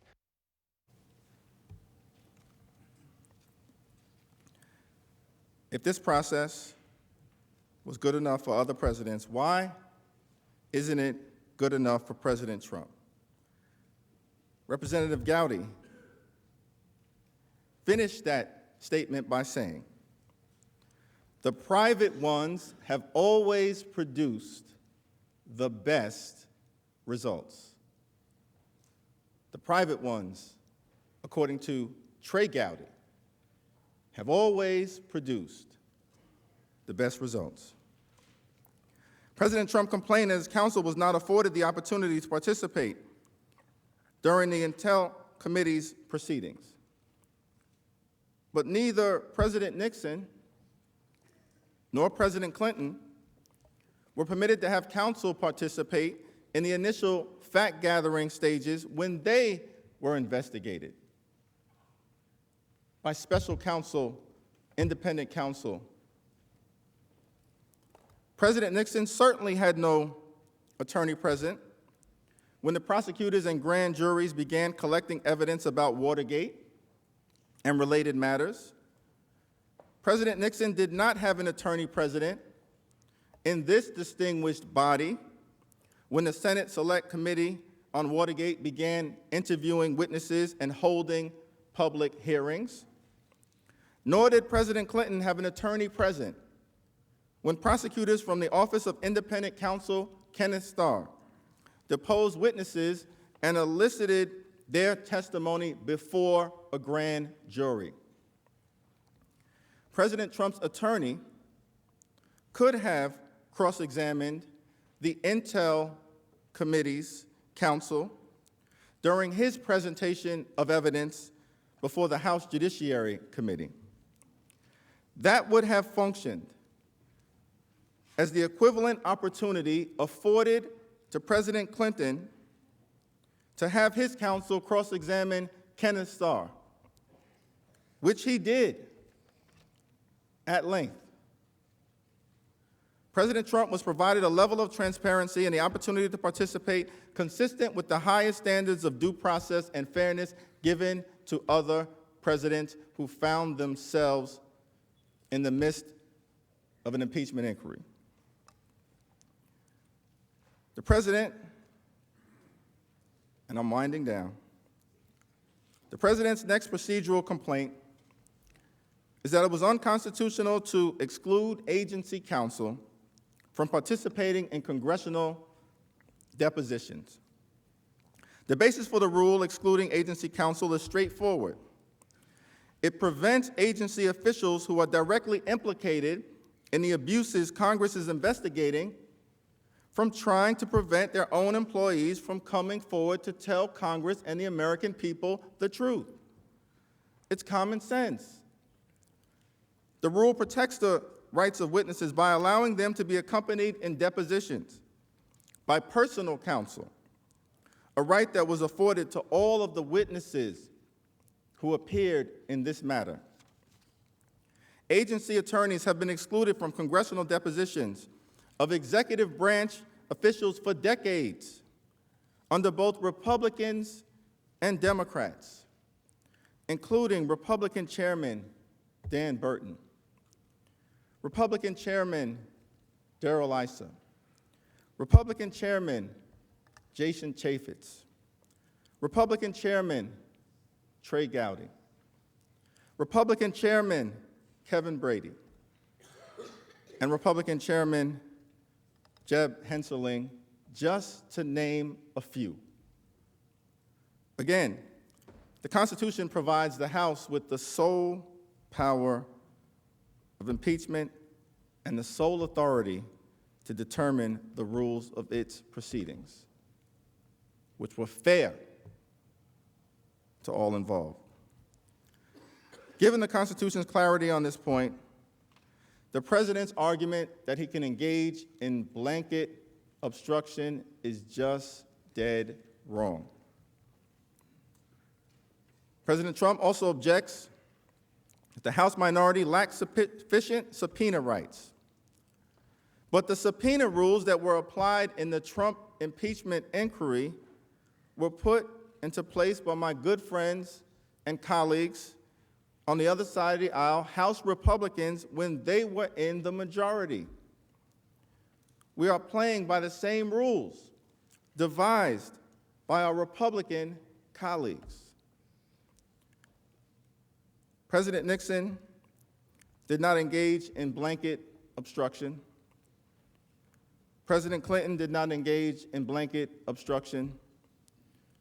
No president of the United States has ever acted this way. Lastly, we should reject President Trump's suggestion that he can conceal all evidence of misconduct based on unspecified confidentiality interests. Those are his exact words, confidentiality interests. But not once in the entire impeachment inquiry did he ever actually invoke executive privilege.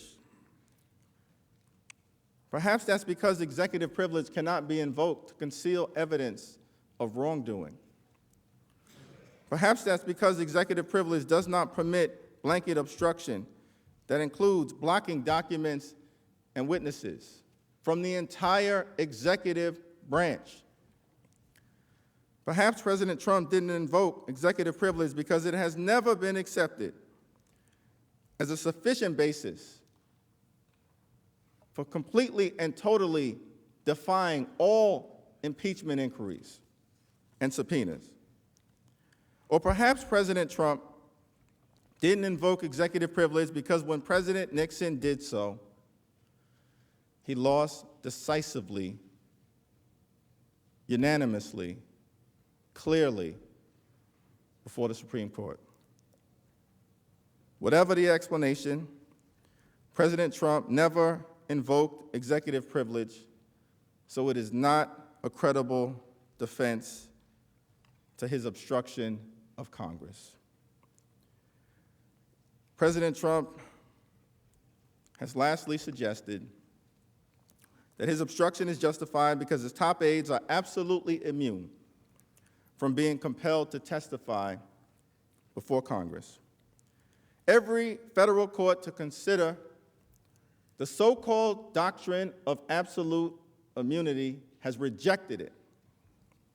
In 2008, a federal court rejected an assertion by the 43rd President of the United States that White House counsel Harriet Miers was immune from being compelled to testify, noting that the President had failed to point to a single judicial opinion to justify that claim. And on November 25th of last year, another federal judge rejected President Trump's claim of absolute immunity for former White House counsel Don McGahn. The court concluded executive branch officials are not absolutely immune from compulsory congressional process. No matter how many times the executive branch has asserted as much over the years, even if the president expressly directs such officials not to comply. The court added, simply stated, the primary takeaway from the past 250 some odd years of recorded American history is that presidents are not kings. The president is not a king. President Trump tried to cheat. He got caught. And then he worked hard to cover it up. He must be held accountable for abusing his power. He must be held accountable for obstructing Congress. He must be held accountable for breaking his promise to the American people. My foreign policy will always put the interests of the American people and American security above all else. Has to be first. Has to be. That will be the foundation of every single decision that I will make. What does it mean to put America first? America is a great country, but above all else, I think America is an idea, a precious idea, an idea that has withstood the test of time, an enduring idea. Year after year, decade after decade, century after century, as we continue our long, necessary, and majestic march toward a more perfect union. America is an idea. One person, one vote. Liberty and justice for all. Equal protection under the law. Government of the people, by the people, and for the people. The preeminence of the rule of law. America is an idea. We can either defend that idea or we can abandon it. God help us all if we choose to abandon it.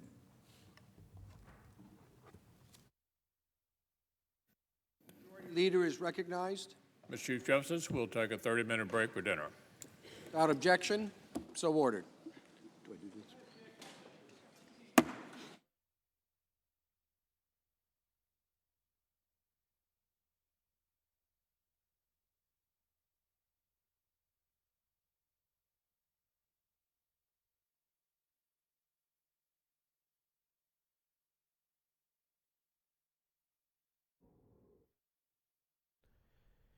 And a reminder that the two articles of impeachment that the House managers are considering include abuse of power and obstruction of Congress, which is the one being debated right now. These are the final hours of the House managers' arguments. Then the Trump defense team gets 24 hours. That begins tomorrow morning at 10 a.m. live on C-SPAN 2. Numbers are on the screen. We're going to take your calls, get your reaction to the House impeachment managers' arguments, and watch for reaction from senators. Travis, Springfield, Vermont, Democrat, you've been very patient, and now you're on C-SPAN 2.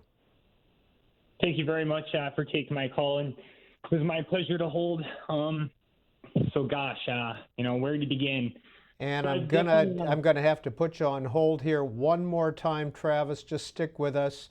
Senate Democratic Leader Chuck Schumer is at the mic. Let me say a few things.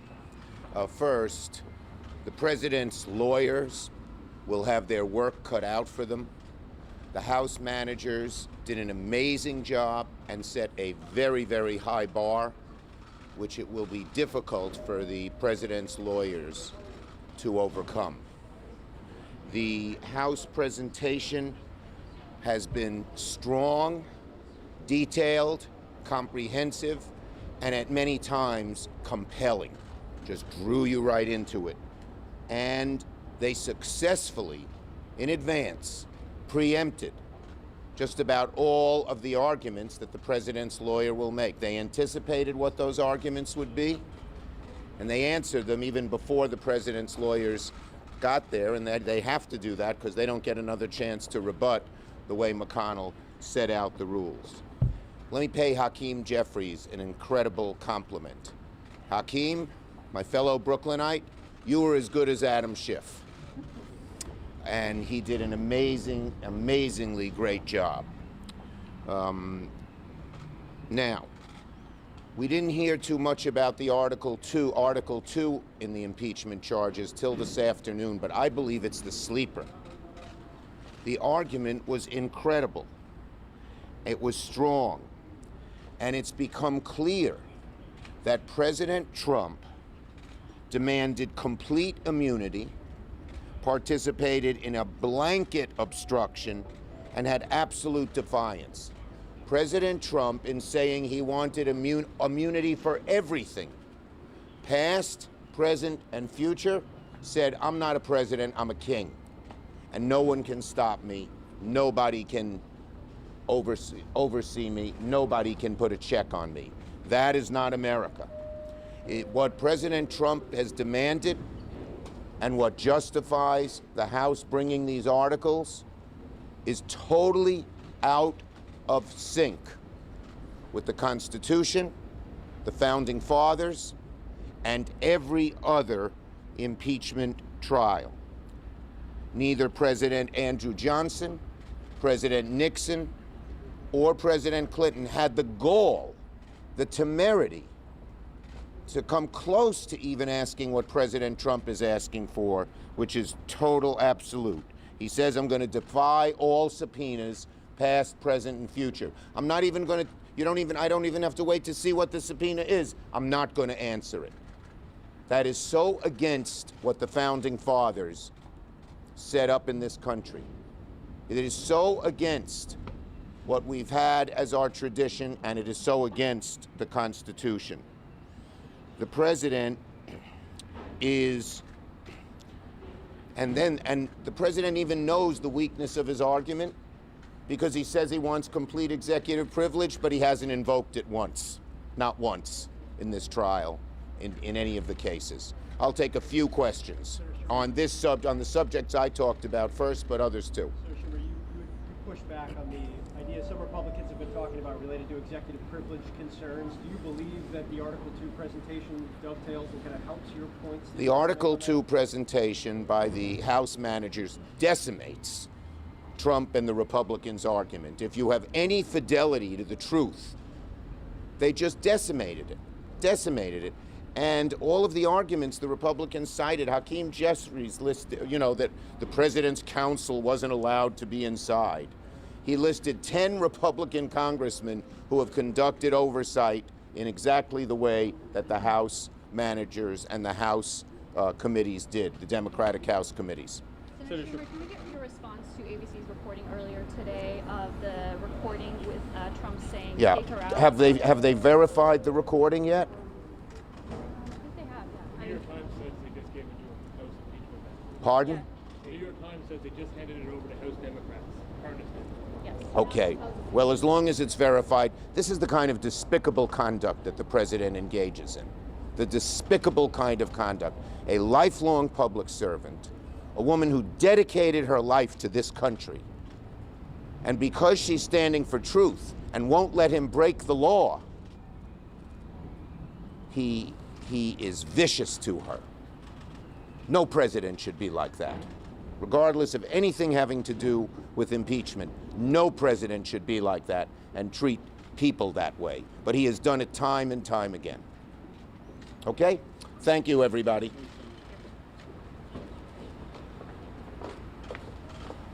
I think all of us will say something, but I think what we've all seen is 4 days of just partisanship. This has been a very partisan process through this whole charade. If you look, I've been putting out tweets all day about what Democrat senators have said in the past about the impeachment of Bill Clinton, and these individuals have come down here and said just the opposite of what they said back in, 1999, and they've been doing it day after day. So I'm looking forward to the White House tomorrow, starting to set the record straight, because this has just been partisan. They've said the same thing. I don't know how many times I've seen Ambassador Sondland and Fiona Hill and all of them basically say the exact same thing. But I don't believe anything they've said so far is impeachable. But I do look forward to watching the White House present their case. This is the fourth day that we've heard the Democrats make their arguments. Final arguments are going to be tonight, but I will tell you they've run out of things to say about 3 days ago. That's because the case that they're presenting is weak and it's flimsy, even though they on the floor have said that they have a rock-solid case, that the evidence is overwhelming, and that it is a mountain of evidence.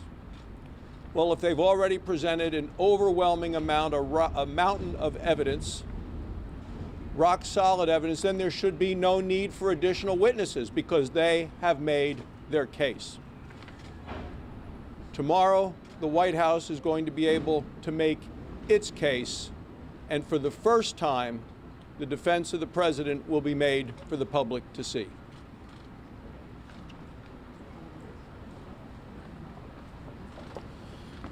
Main thing you need to pay attention to is this now the fourth version of what we've heard from the House.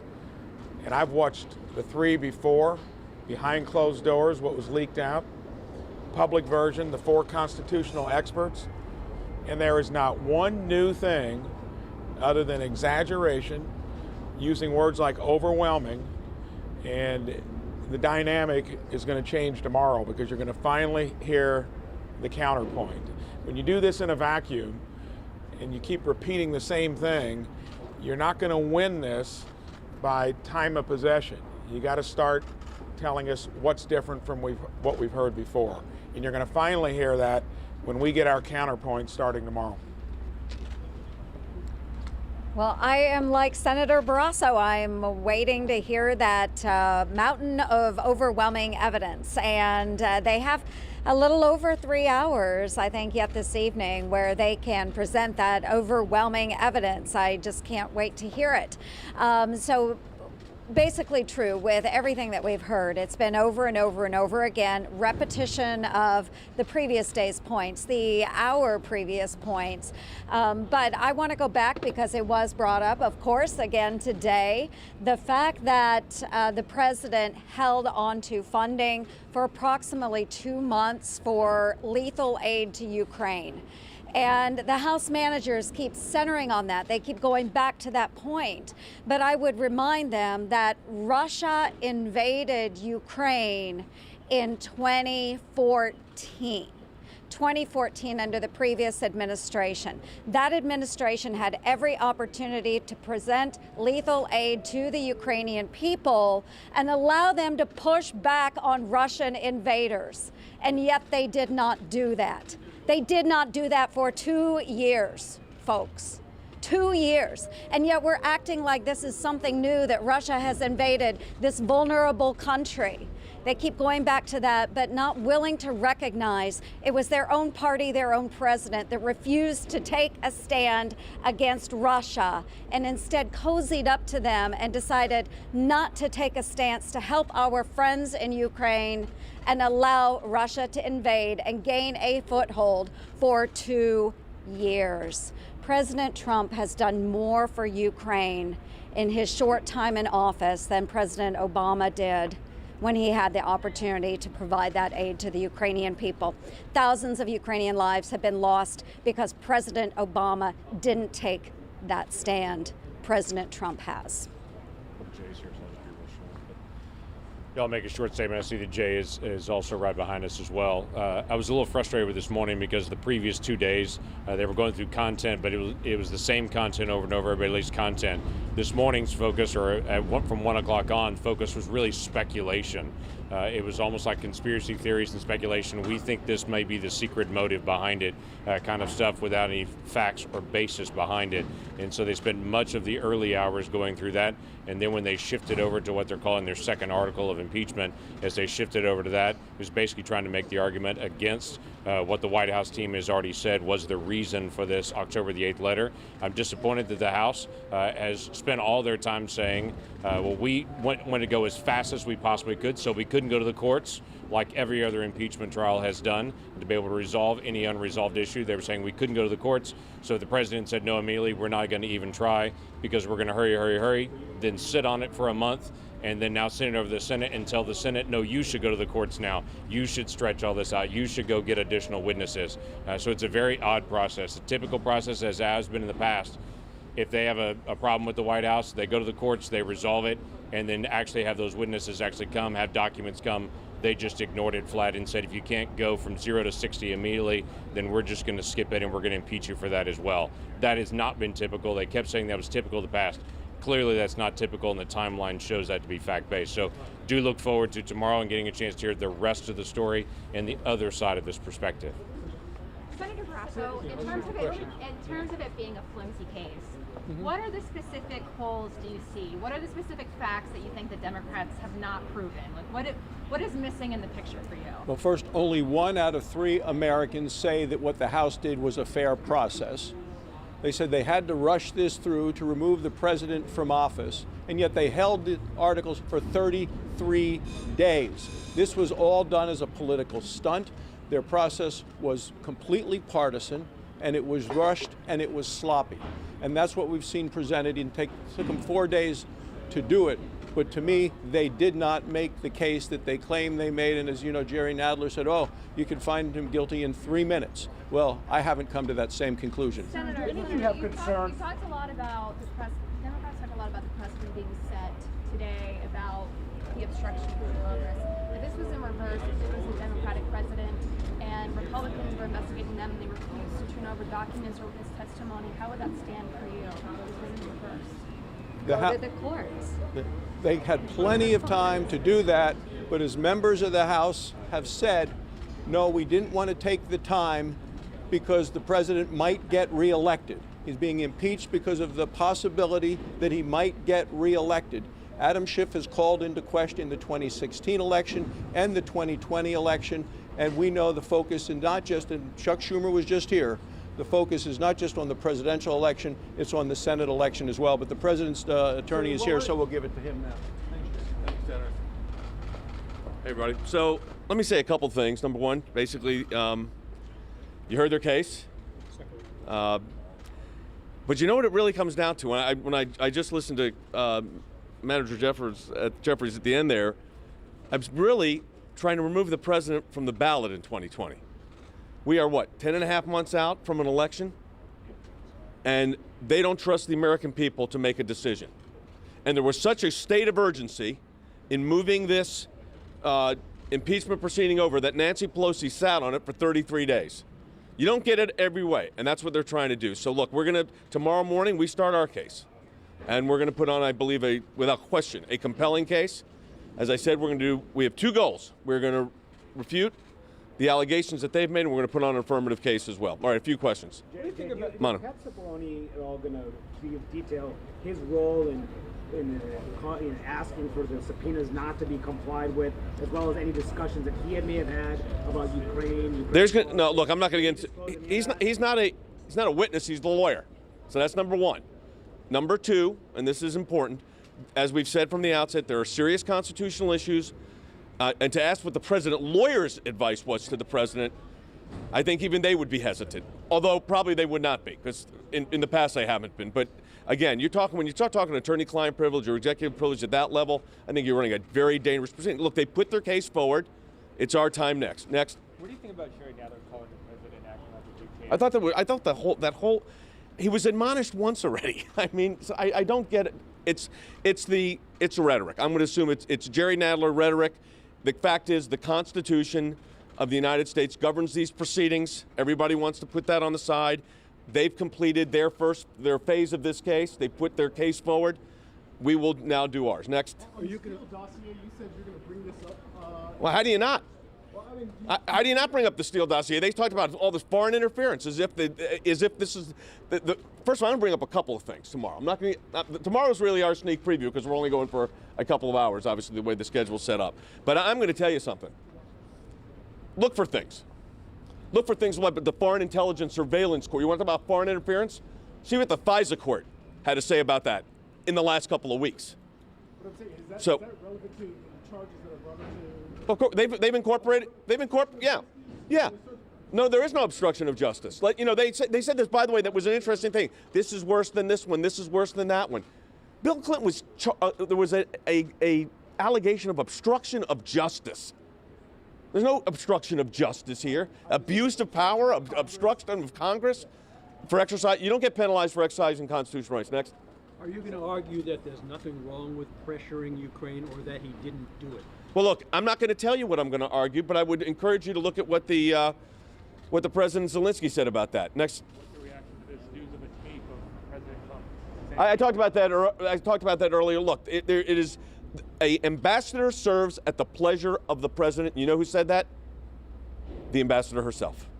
Jay, Senator Graham says someone should do an outside investigation of Biden's and Burisma a la Robert Mueller. Does the president support that? I haven't had any discussions on that. That the Senate, if they wanted to go there, look, for whatever reason, the House managers decided to not just open the door, but kick the door down on the Burisma Biden matter. For the life of me, I'm trying to figure out what their strategy is, but they've done it. There you go. Wouldn't you have been talking about that anyway? Have they not made any mention of the Bidens, though? Well, I'm not going to tell you what I would have been talking about or not talking about, but they have certainly opened the door. I mean, look at our brief. It's not that we don't mention it, but I wouldn't say we dwell on it. They spent hours on it. Was Rudy Giuliani's role appropriate in Ukraine? Rudy Giuliani, I'm going to say it very clearly. Rudy Giuliani was representing a president of the United States, President Trump, who was under attack by special counsels. And to look over every possible defense is what a lawyer does. Still one more? One more. Or none. So, look, the Senate asked for this accommodation. We were willing to do it, so we're going to go, I think the allocate was a 10-1 tomorrow, I think is the allocation. So will you focus on one thing tomorrow and another? No, I'm not going to tell you exactly what to focus on. It's going to obviously, with 3 hours, it's probably going to be a bit of an overview. Expect to use all 24 hours? I'm not going to make the determination on that until as our case progresses. Would that be a smart thing to do? I will. It may or may not be. Listen, I did an oral argument in a Supreme Court case once where my argument before the rebuttal was 8 minutes. Worked out pretty well. I think it was 9-0. So sometimes, less is more. But I will also say this. If we decide that, as our team decides that we need to go take the full time, we'll take it. If we don't, we don't. We'll make that decision as the matters progress. Remember also, after this is over, there's 2 days 16 hours of questioning. So that could technically go for a couple of days. So, thanks. All right, thanks everybody. And a little preview from the president's lawyer, Jay Sekulow, about what's happening tomorrow beginning at 10 a.m. when the defense team starts their 24-hour clock. Now, each of the House managers and the president's attorneys get 24 hours spread over 3 days. Then the senators get 16 hours to ask questions, again live on C-SPAN 2. And then motions to subpoena witnesses and documents, that part gets 4 hours, and then deliberation and votes on witnesses and documents. So this will be occurring again next week. Back to Travis in Springfield, Vermont, Democrat. Travis, you are the most patient man in America, and you are now on C-SPAN 2, and hopefully we won't interrupt you again. Oh, that's no problem, sir. I definitely I was pretty...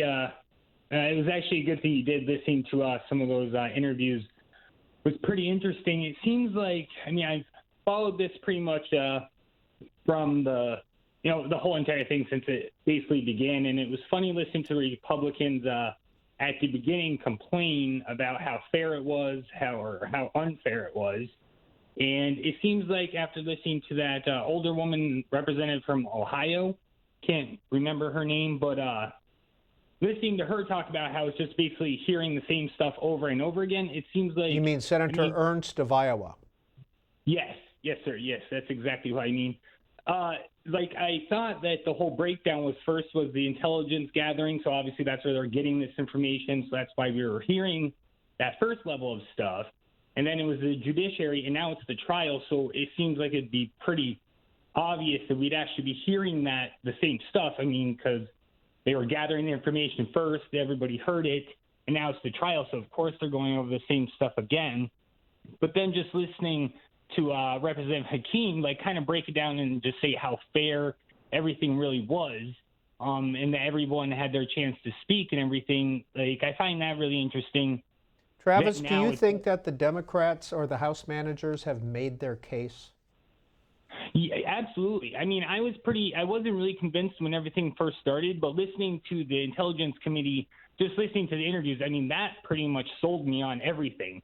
Like, I mean, you have firsthand knowledge, like, people were actually involved in the situation, and they knew what was going on. Like, they knew that it wasn't right, and that there was stuff, like, that was improper, immoral, that was going on that they didn't want to be involved in. Like, I think at that point, like, that's where I was sold. Like, it's unfortunate that we obviously already know the outcome of the trial, unless by some miracle, the president's lapdogs kind of change their mind and see reason. Will you be listening tomorrow and next week when the president's defense team takes to the stage? Absolutely. And my prediction is I'm definitely going to be listening, because it's kind of, I mean, this whole entire time, the only defense we've been hearing is basically the Republicans have just been attacking all the Democrats and the process. They haven't actually really refuted anything that's been, put up and shown. So I'm definitely interested, but my prediction is that they're going to get up there, spend 10 minutes and be like, he's not guilty, and just end it. I mean, they don't have the votes as it is. So, I mean, that's just what I think they're going to do. That's Travis in Springfield, Vermont. And Travis, thank you for calling in. Thank you for being patient. Donald, Republican in Lapeer, Michigan, you're on C-SPAN 2. Yeah. As far as it goes, the House impeachment was unconstitutional. They did not allow the Republicans to present their witnesses. They wound up and even tried to block some of their witnesses from answering the Republicans' questions. They wound up and didn't let the president get on. They didn't let him have his attorneys on. I watched the whole House thing, impeachment thing, and even 4 of the Democrats even switched and went with the Republicans and said, no, he shouldn't be impeached. Now, that tells you something right there. Even 4 Democrats didn't even buy what their own party was saying. So the whole thing was a sham. If I was president, I wouldn't turn over nothing to them either, because they've been wanting this president out. This has been a foregone future thing that was going to happen, because they've mentioned about impeachment right when he was coming down the escalator. Green was talking about doing the impeachment of Donald Trump and stuff, and that they didn't give him a fair shake in the House. Now they brought the stuff over for the Senate. Now they're expecting the Senate to bend over backwards and do their job for them, and to let them call witnesses when they've already presented their case. It's up to the Senate now to turn around and do their action. And so far what I've seen, all the Republicans are sticking together, even some that surprised me, 3 of them, matter of fact, that they said earlier that they wanted to hear witnesses, but when they went through the whole amendments deal and stuff and tried to bring witnesses in, the Republicans stayed strong. All right, Donald in Lapeer, Michigan. Up next is Oscar, Hollis, New York, Independent Line. Oscar, we're listening. Hi there. Thank you for taking my call. I wanted to talk about evidence and how someone might seem guilty, and I want to just kind of address everyone, all Americans, because we're all Americans. If the crime happens and the suspect is requiring other people to cover up things, cleaning the evidence, and asking for help from the police to not show the records in court. That just doesn't seem right. I don't understand how people don't see that. I know he's our president, but if our president is doing something bad, he has to be called out. We have to acknowledge that. And Republicans, you guys are Americans. It's not about the Senate doing someone else's job. It's the Senate doing the American thing for the best for America. And I just feel like a lot of people are so dug into their trenches that they're not looking at the benefit for America. They're thinking about their benefit, how they look, how their party looks, and it's really unfortunate that this is what we have to deal with. Like All I right. said, Oscar, thanks for calling in. Craig Kaplan, who's the Capitol Hill producer for C-SPAN, tweeted out a little bit earlier that former Senate Majority Leader Bill Frist was in the Senate Public Gallery watching the impeachment trial. The former Tennessee Republican voted guilty on both articles of impeachment in 1999 Senate trial of President Clinton. Bruce, an Indianapolis Democrat, good evening. Yes, hi, good evening. I watched, I had the opportunity to watch 2 months worth of the Intel House as Intel committees as well as the Intelligence Committee.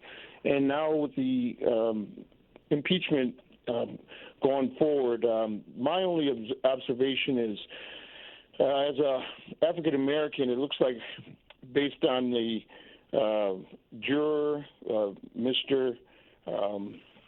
Our good friend from the state of North Carolina, he said, I don't care what's going to happen.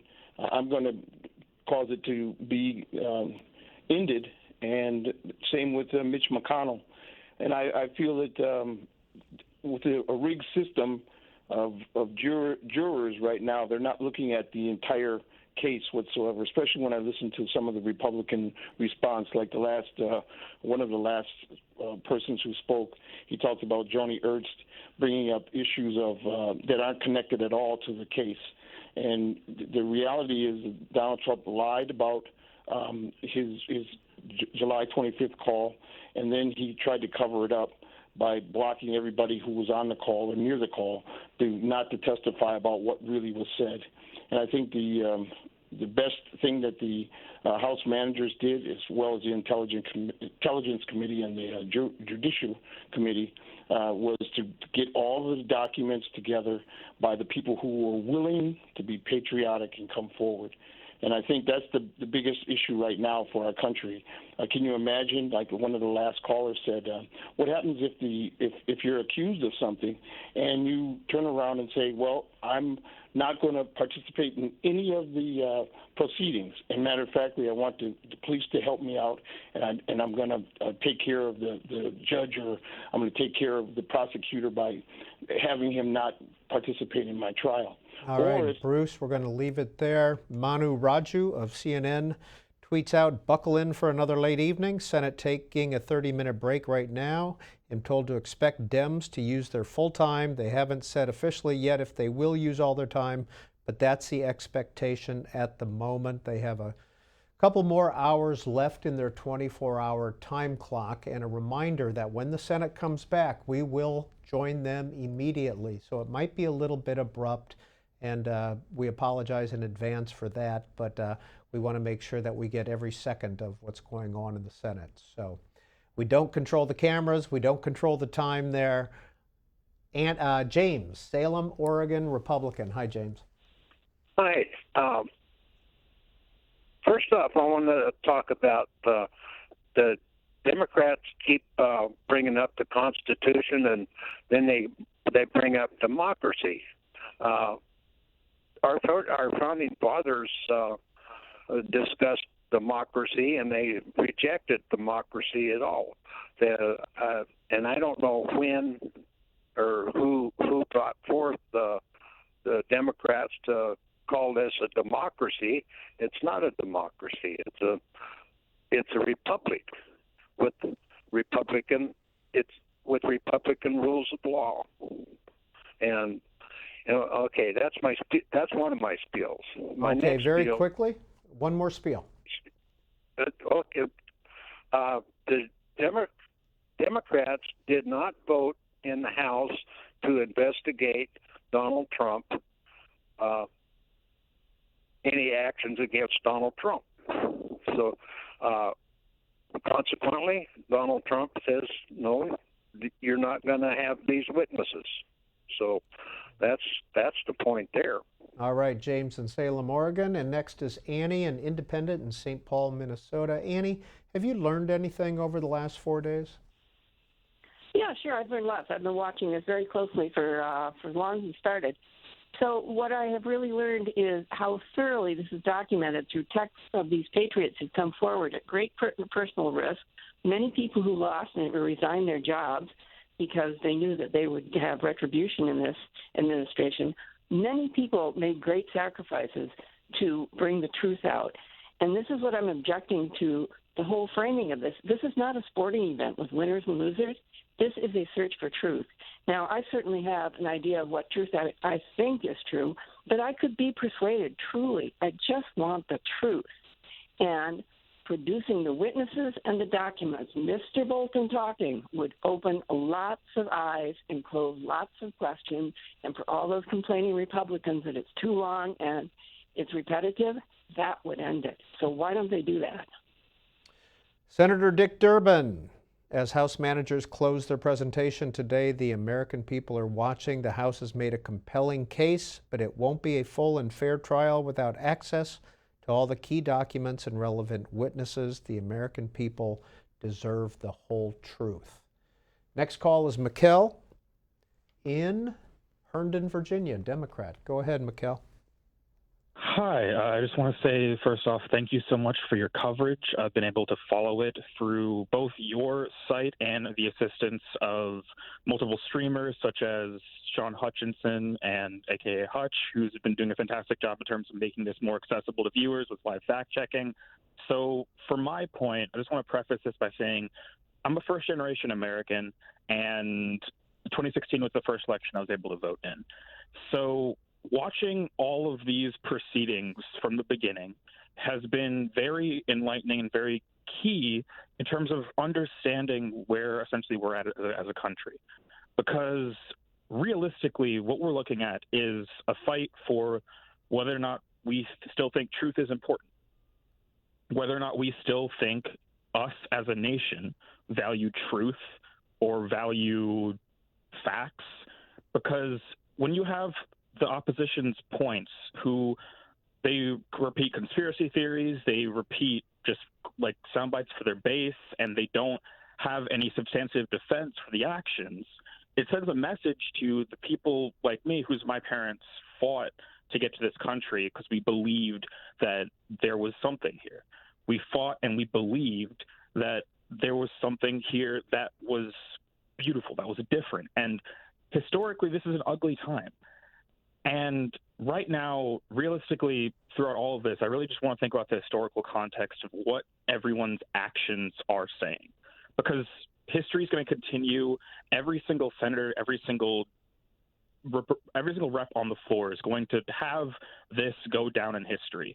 Because we need to know as people, as citizens, that the representatives work for us, and we need to make sure that whatever votes that we cast are votes placed in favor of truth and reality and things that align with the soul of our nation. And in fact, Beth in Baltimore, Maryland says that party affiliation in the impeachment of President Trump should not be an issue. We are all Americans. We must hold him to a standard that respects our laws and our Constitution. Senator Marsha Blackburn tweeted out that to consider the impeachment scam a failed sales pitch. It's time to get back to fighting for what Tennesseans want from Washington: better trade, a secure border, and tax cuts. Brian in Lake Station, Indiana, Republican. Very quickly, what do you want to say? How are you? I'm a staunch constitutionalist, originalist. I align most closely with the Republicans. As much as it's hurt me to do so, I have listened to every single word that I possibly could while I was in the process of working. Every word that the Democrats have said. They failed flat on their face to convince me. Give an example of how they failed in your view. Everything was absolutely repetitive. It was the same thing over and over and over and again. We've heard it for three and a half years now, almost. The same thing since day one. 19 minutes after he was elected president, the Washington Post came out or the New York Times came out with the hit piece. The campaign to impeach the president has begun. They've just gone after him over and over and over and over again. I'm going to listen to every single word the president's lawyers say, and I'm going to see if they get the witnesses, and I'm going to listen to all of it. Maybe something can still change my mind. The president is not God. If the president broke the law, as much as I like him, as much as I like what he's done for the country, and as much as I like what he's done for my paycheck, he's not above the law. If he broke the law, he needs to pay the price. And the president's lawyers will begin their presentation tomorrow morning at 10 a.m. Of course, that'll be live on C-SPAN 2. Senator Angus King, an independent from Maine, tweeted this out earlier. Over the course of these impeachment proceedings, I'm drafting questions that I will ask to the House managers and White House lawyers in the days ahead in order to help us get to the truth. I've got some ideas of my own, but want to hear from Maine people. Any suggestions? And that's what he tweeted out. And again, the president's lawyers have 24 hours. The senators then have 16 hours. And then it's 4 hours deliberation on whether or not more witnesses and testimony is needed. Norman, Olympia, Washington, Independent Line. Hi. Hello, how are you? Please go ahead. I have three items. I don't know how much importance they are, but I am an independent. I voted for Ross Perot, and I worked for Wendell Willkie in 1940. So that kind of classifies me as an independent. I don't like Democrats calling in and claiming to be Republicans, and Republicans calling in claiming to be Democrats. An independent is an independent. Anyhow, the sense of the House, as far as the impeachment inquiry goes, was never expressed. There was no vote on that. There was simply a proclamation by the Speaker that there would be a impeachment inquiry. I'm sure that will be decided in the future by the Supreme Court, and I'm sure it'll be brought up tomorrow. Number two, has anyone seriously given any thought to what our republic would be like if President Trump was removed from the White House and was not allowed to run for the presidency in this November? My gosh, you would have 63 million people in an uproar. Would you be one of those 63 million, Norman? I'm too old. I'm too old for that stuff. But I would be quite upset if that was to happen, because it is not the sense of the people. You can't remove a person from the White House on a partisan, party line House of Representatives. Did you say that you were a volunteer for Wendell Willkie in 1940? That's correct. Yeah, I passed out buttons. How old were you at the time? Carlinville, Illinois. How old were you? 95, pretty quick. But the other thing I wanted to point out to you, and this is really important, in your picture, you have the Capitol dome in the background. Yes, sir. Norman, you there? Generally, they blow in the same direction, but very occasionally, they will blow in opposite directions. I don't understand how this is working, but it defines the House and the Senate as far as differences of opinion and the wind blowing which direction. All right, Norman, thank you for calling in. And by the way, that's the actual Capitol Dome back there. It's not a TV-generated thing. It sits right just a couple blocks north of where we are here. Jeff from Indiana texts in. As I said from day one and now, I consider myself a Republican, but as I have seen everything thus far, I believe both sides. I believe the president did as the Democrats stated, and I believe Trump will be acquitted, and I will vote for him in the upcoming 2020 election. The first vote taken will be the same as the last. This might be the sentiment of most Americans, unfortunately. And you can see Majority Leader McConnell working his way back to the floor. So the Senate will be coming in momentarily. Bo, Lock Haven, Pennsylvania, Democrat. Let's hear what you have to say. Hey, good evening. I want to say that, first of all, there's a lot of misconceptions here about, what the House committees and so forth related to their role, and also the Senate, what their role is. Obviously, if you look at it, the House, their committees and so forth would basically be looked at least in a criminal standpoint, almost as like the grand jury. So that's the rules that we would expect to be seen there. And then the Senate, they ultimately are the jury. They've been called. They've been, sworn an oath to maintain impartiality and so forth. But we'll see where that goes. Roberta, Paso Robles, California, Republican. Very quickly, Roberta.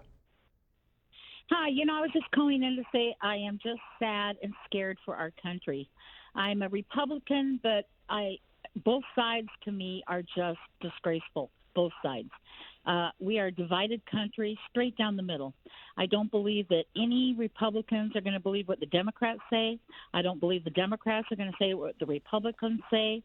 At the end of the day, everyone's going to be exactly where they were before, however it comes down. If he's acquitted, the Democrats will go crazy and we'll have riots and stuff again. If he's not, it'll go the other way. And it's just really sad.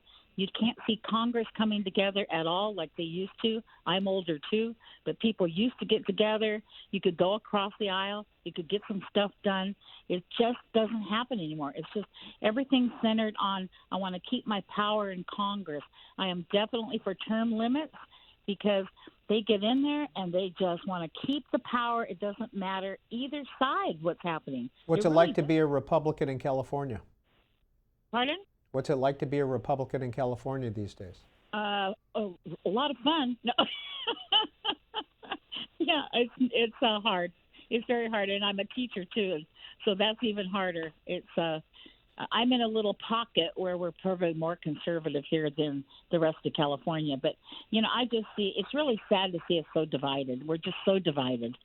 I don't think anyone's going to believe anybody, Thank you for calling in. We're going to try to get Sam in Kingsville, Missouri in here, independent line. Go ahead, Sam.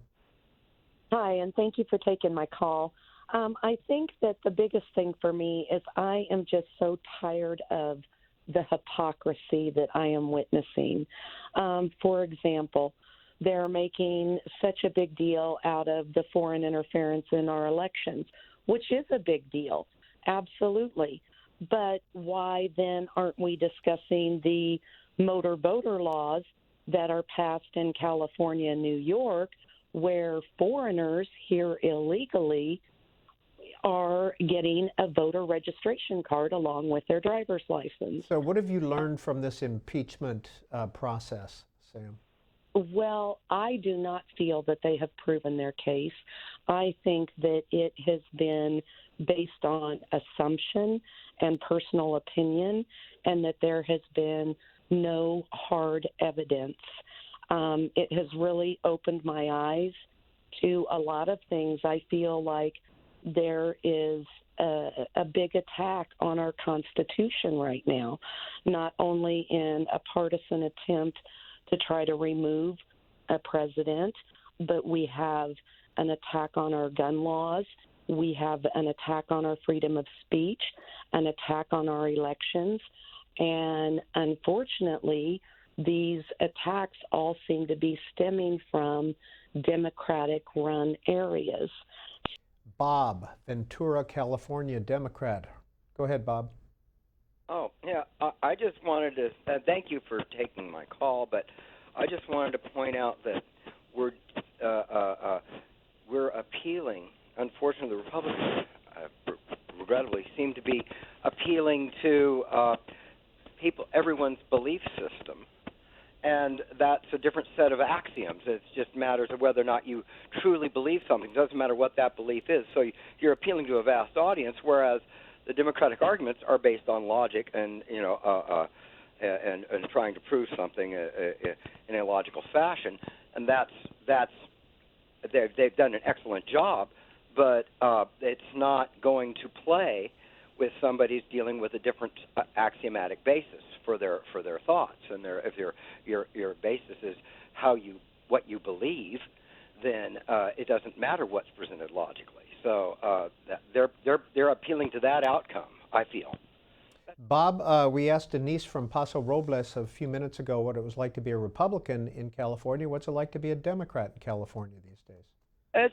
I think if you're not frustrated, then you're not paying attention. That's Bob in Ventura. This is Denise in Florida. Text: Trump is our last hope, and nothing I'm hearing from the liars on the Senate floor will change that. Joey, Concord, Virginia, Republican. You're on C-SPAN 2. Go ahead. Yes, I just like to thanks for letting me call in. I'd like to say that I watched this proceeding in the House, and the Senate is back. Final hours. Majority Leader is recognized.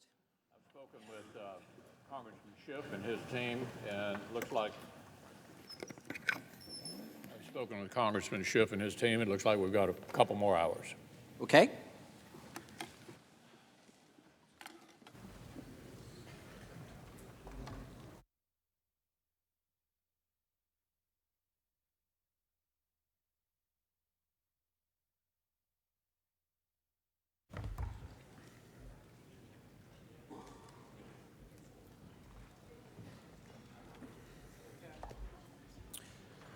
Mr. Chief Justice, members of the Senate, counsel for the President, impeachment exists not to inflict personal punishment for past wrongdoing, but rather to protect against future presidential misconduct that would endanger democracy and the rule of law. President Trump remains a threat in at least three fundamental ways. First, he continues to assert in court and elsewhere that nobody in the U.S. government can investigate him for wrongdoing, making him unaccountable. Second, his conduct here is not a one-off. It's a pattern of soliciting foreign interference in our elections to his own advantage, and then using the powers of his office to stop anyone who dares investigate. Finally, the president's obstruction is very much a constitutional crime in progress, harming Congress as it deliberates these very proceedings and the American people who deserve to know the facts. A president who believes he can get away with anything and can use his office to conceal evidence of abuse threatens us all. President Trump is the first president in U.S. history to say he is immune from any effort to examine his conduct or check his power. He claims he is completely immune from criminal indictment and prosecution while serving as president. He claims he could commit any crime, even shoot someone on Fifth Avenue, as he has joked about, with impunity. And the president's own lawyers have argued in court that he cannot even be investigated for violating the law under any circumstance.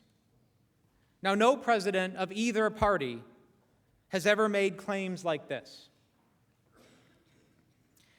And if in an investigation somehow does uncover misconduct by the president, as this investigation has done, the president believes that he can simply quash it.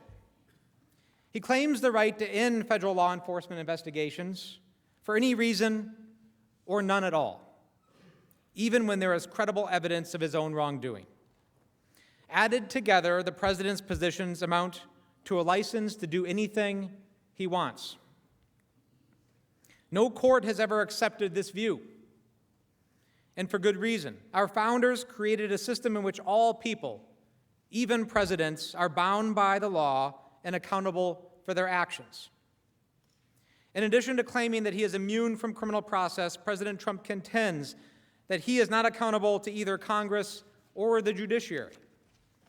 He has invoked bizarre legal theories to justify defying congressional investigations. He has argued that Congress is forbidden from having the courts intervene with executive branch officials disregarding its subpoenas. He has sued to block third parties from complying with congressional subpoenas. And perhaps most remarkably, President Trump has claimed that Congress cannot investigate his misconduct outside of an impeachment inquiry, while simultaneously claiming that Congress cannot investigate his misconduct in an impeachment inquiry. Of course, President Trump considers any inquiry to be illegitimate if he thinks he did nothing wrong, doubts the motives of Congress, or decides that he would prefer a different set of rules. Let's review the president's position. He can't be investigated for crimes. He can end any federal law enforcement investigation into him. He is immune from any state law enforcement investigation. Neither he nor his aides can be subpoenaed. He can reject subpoenas based on broad, novel, and even rejected theories. And when he does reject subpoenas, Congress is not allowed to sue him. But he is allowed to sue to block others from complying with congressional subpoenas. Congress definitely can't investigate him outside of an impeachment inquiry, and again, it can't investigate him as part of one. The bottom line is that the president truly believes that he is above the law. This is not our system, and it never has been. The president is a constitutional officer. Unlike a king, he is accountable to the Constitution. But this president doesn't believe that, and that's why we are here. Remember, the precedent that you set in this trial will shape American democracy for the future. It will govern this president, and it will govern those who follow. If you let the president get away with his obstruction, you risk grave and irreparable harm to the separation of powers itself. Representative Lawrence Hogan, a Republican from Maryland, made this point during the Nixon impeachment hearings.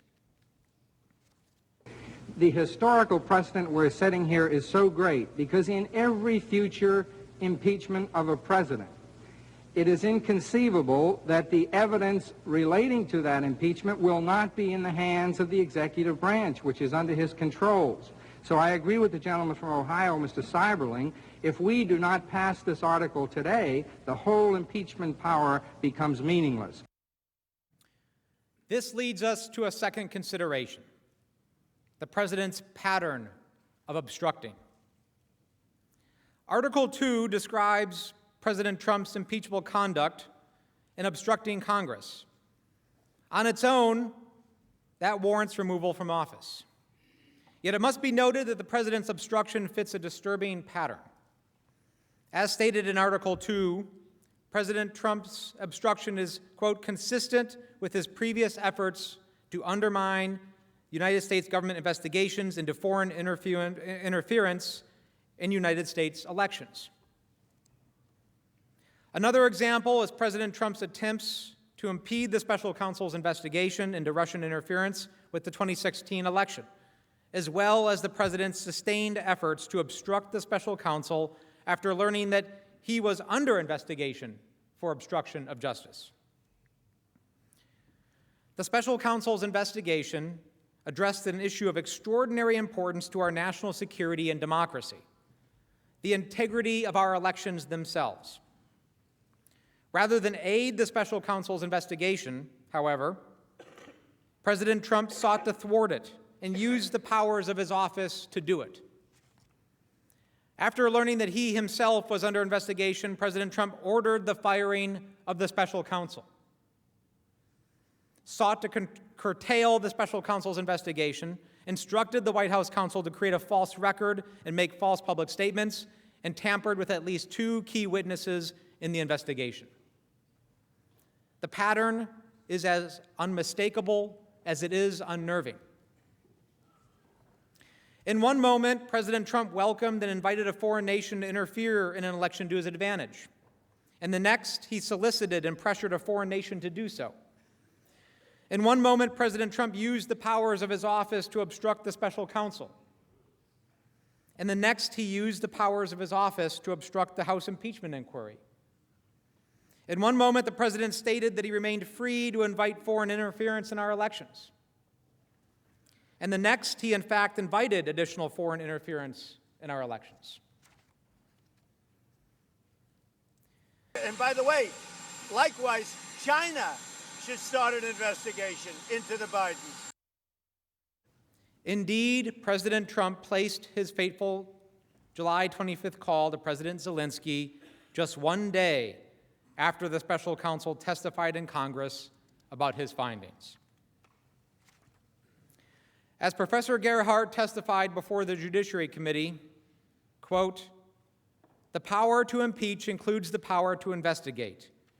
But if the president can stymie this House's impeachment inquiry, he can eliminate the impeachment power as a means for holding him and future presidents accountable for serious misconduct. If left unchecked, the president will likely continue his pattern of soliciting foreign interference on his behalf in the next election." Now, I must emphasize that President Trump's obstruction persists to this day. The second article of impeachment charges a high crime in progress. As a result, the president's wrongdoing did not just harm the House as we have performed our own constitutional duty, it is also harming the Senate, which is being deprived of information you need before the votes you will soon take. And of course, the true victim is the American people, who deserve the full truth.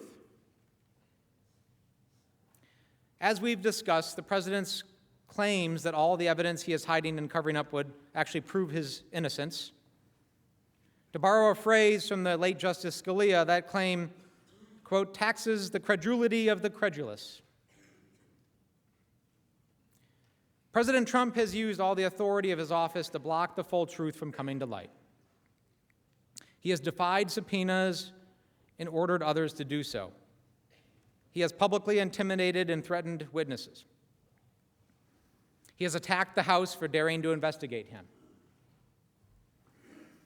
And he has lobbed an endless volley of personal attacks on witnesses and meritless complaints about procedure to sow confusion and distract the American people. The president's abuses are unfolding before our eyes, and they must be stopped. Now, before I conclude, I think you all deserve an explanation from me as to why I am standing here. There's been a lot of conversation the last few years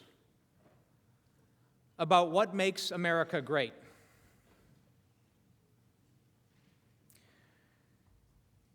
And I have some ideas about that. I happen to think that what makes America great is that generation after generation, there have been Americans that have been willing to stand up and put aside their self-interest to make great sacrifices for the public good, for our country. I know because I have seen people do that. Like some of the people in this chamber, I have seen people give everything for this country so we could sit here today. Now, this isn't politically expedient. It certainly isn't for me. It's hard. It requires sacrifice. It's uncomfortable. But that is the very definition of public service. That we are here to give of ourselves for the country, for others, at sacrifice to ourselves.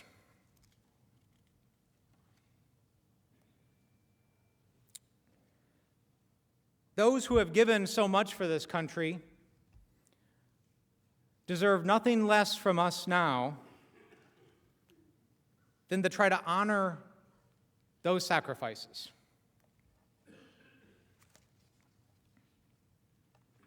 I have tried to do that the last few days. My time is done,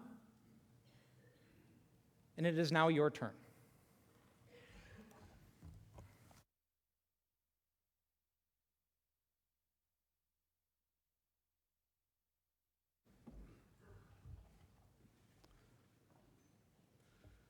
Chief Justice, Senators, learned counsel for the President, you'll be pleased to know this is the last presentation of the evening.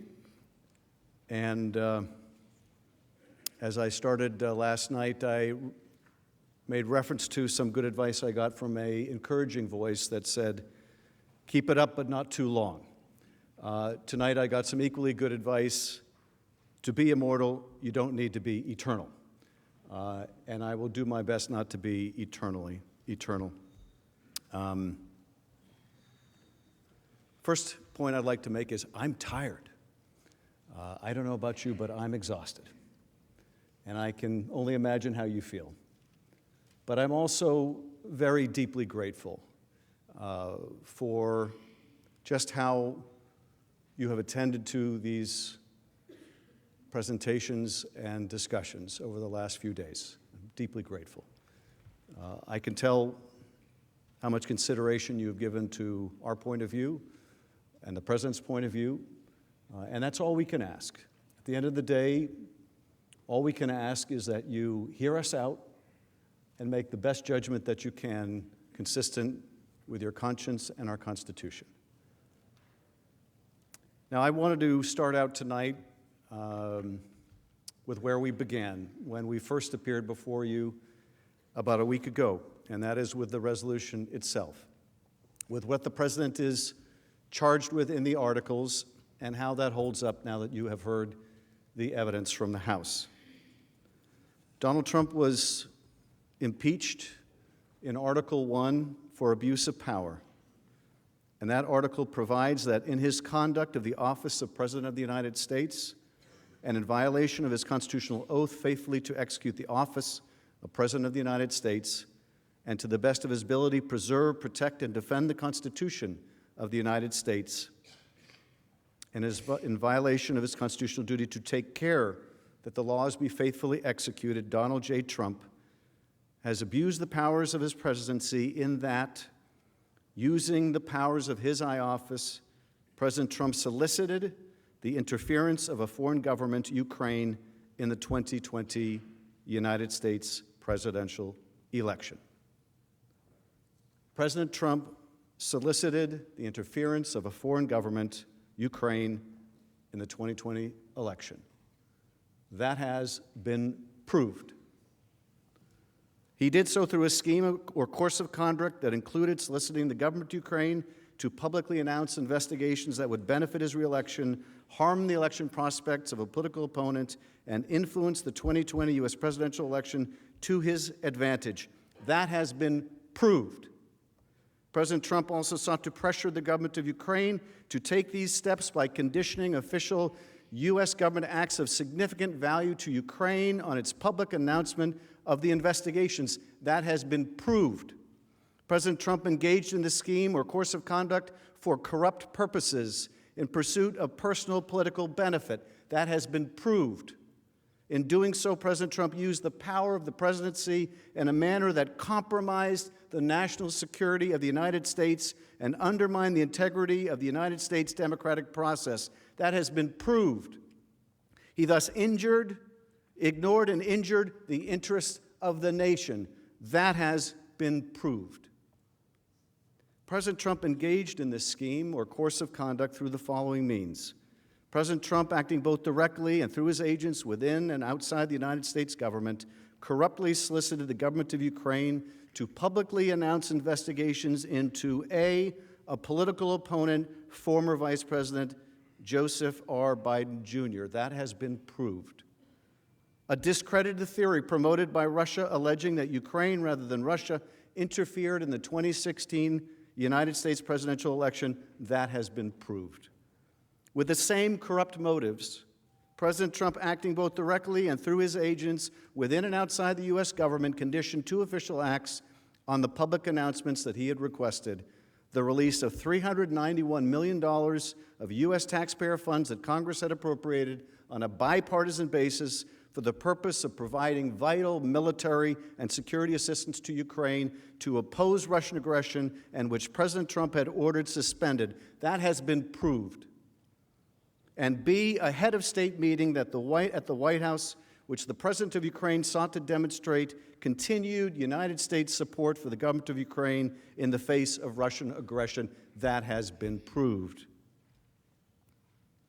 Faced with public revelation of his actions, President Trump ultimately released the military and security assistance to the government of Ukraine, but has persisted in openly and corruptly urging and soliciting Ukraine to undertake investigations for his personal political benefit.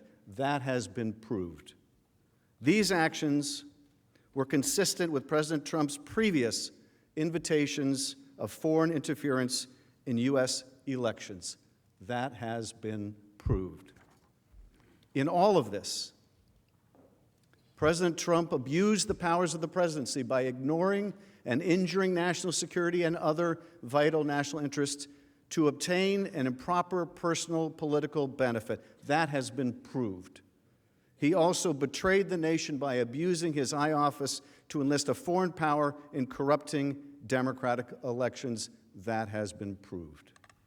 Wherefore, President Trump, by such conduct, has demonstrated that he will remain a threat to national security and the Constitution if allowed to remain in office, and has acted in a manner grossly incompatible with self-governance and the rule of law. That has been proved. President Trump thus warrants impeachment and trial, removal from office, and disqualification to hold and enjoy any office of honor, trust, or profit under the United States. That will be for you to decide. But the facts have been proved. Those facts are not contested. We have met our burden. Article 2, obstruction of Congress. The Constitution provides that the House of Representatives shall have the sole power of impeachment, and the President shall be removed from office on impeachment for and conviction of treason, bribery, or other high crimes and misdemeanors. In his conduct of the office of the President, in violation of his constitutional oath, faithfully to execute the office of President of the United States, and to the best of his ability, preserve, protect, and defend the Constitution of the United States, and in violation of his constitutional duty to take care that the laws be faithfully executed, Donald J. Trump has directed the unprecedented, categorical, and indiscriminate defiance of subpoenas issued by the House of Representatives pursuant to its sole power of impeachment. That has been proved. President Trump has abused the powers of the presidency in a manner offensive to and subversive of the Constitution, in that the House of Representatives has engaged in an impeachment inquiry focused on President Trump's corrupt solicitation of the government of Ukraine to interfere in the 2020 U.S. presidential election. That has been proved. As part of this impeachment inquiry, the committees undertaking the investigation served subpoenas, seeking documents and testimony deemed vital to the inquiry from various executive branch agencies and offices and current and former officials. That has been proved. In response, without lawful cause or excuse, President Trump directed executive branch agencies, offices, and officials not to comply with those subpoenas. That has been proved. President Trump thus interposed the powers of the presidency against the lawful subpoenas of the House of Representatives and assumed to himself functions and judgments necessary to exercise the sole power of impeachment vested in the Constitution in the House of Representatives. That has been proved. President Trump abused the powers of his high office through the following means. Number one, directing the White House to defy a lawful subpoena by withholding the production of documents sought therein by the committees. That has been proved. Directing other executive branch agencies and offices to defy lawful subpoenas and withhold the production of documents and records from the committees, in response to which the Department of State, the Office of Management Budget, Department of Energy, and Department of Defense refused to produce a single record or document. That has been proved. Directing current and former executive branch officials not to cooperate with the committees, in response to which 9 administration officials defied subpoenas for testimony, namely John Michael McMulvaney, Robert B. Blair, John A. Eisenberg, Michael Ellis, Preston Wells Griffith, Russell T. Vought, Michael Duffy, Brian McCormick, and T. Ulrich Breckbull. That has been proved. These actions were consistent with President Trump's previous efforts to undermine United States government investigations into foreign interference in U.S. elections. That has been proved. Through these actions, President Trump sought to arrogate to himself the right to determine the propriety, scope, and nature of an impeachment inquiry into his own conduct, as well as the unilateral prerogative to deny any and all information to the House of Representatives in the exercise of its sole power of impeachment. That has been proved. In the history of the Republic, no president has ever ordered the complete defiance of an impeachment inquiry or sought to obstruct and impede so comprehensively the ability of the House of Representatives to investigate high crimes and misdemeanors. That has been proved. The abuse of office served to cover up the president's own repeated misconduct and to seize and control the power of impeachment and thus to nullify a vital safeguard vested solely in the House of Representatives. That has been proved. In all of this, President Trump has acted in a manner contrary to his trust as president and subversive of constitutional government, to the great prejudice of the cause of law and justice, and to the manifest injury of the people of the United States. That has been proved. Whereas, or wherefore, President Trump, by such conduct, has demonstrated that he will remain a threat to the Constitution if allowed to remain in office, and has acted in a manner grossly incompatible with self-government and the rule of law. That has been proved. President Trump thus warrants impeachment and trial, removal from office, and disqualification to hold and enjoy any office of honor, trust, or profit under the United States. That will be for you to determine. Let me say something about this second article. The facts of the president's defiance of Congress are very simple because they were so uniform, because they were so categorical, because they are so uncontested.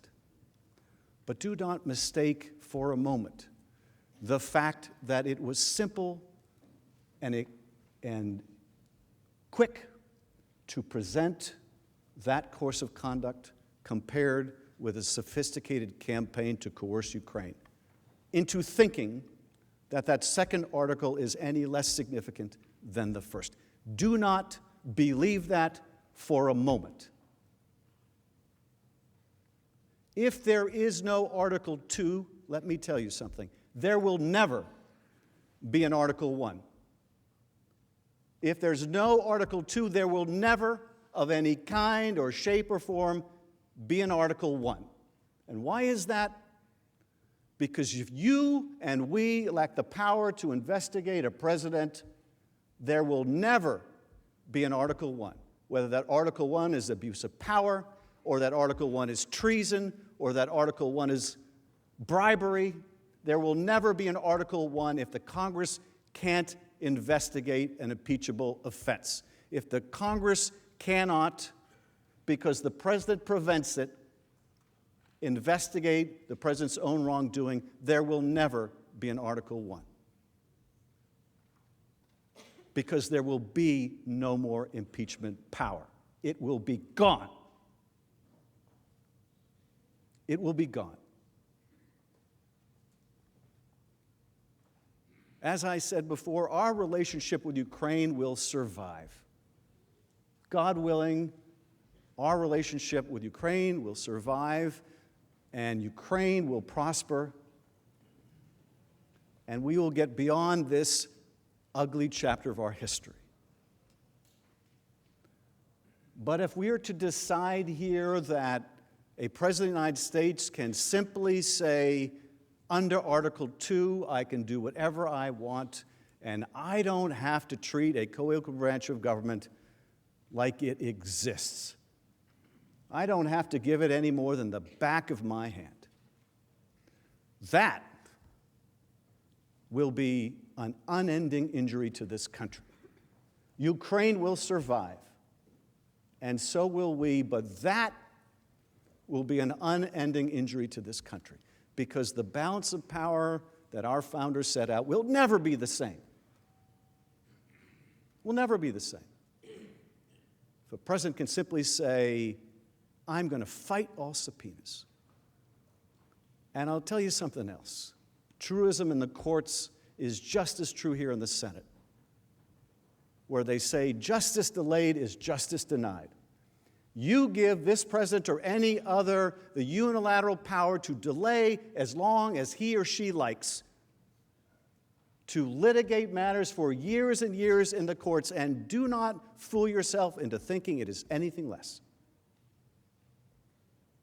In April, it'll be a year since we subpoenaed Don McGahn, and there is no sign of an end to that case. And I'll tell you, when it gets to the Supreme Court, you might think that's the end, and that's just the end of the first chapter. Because Don McGahn is in court saying, I'm absolutely immune from testimony.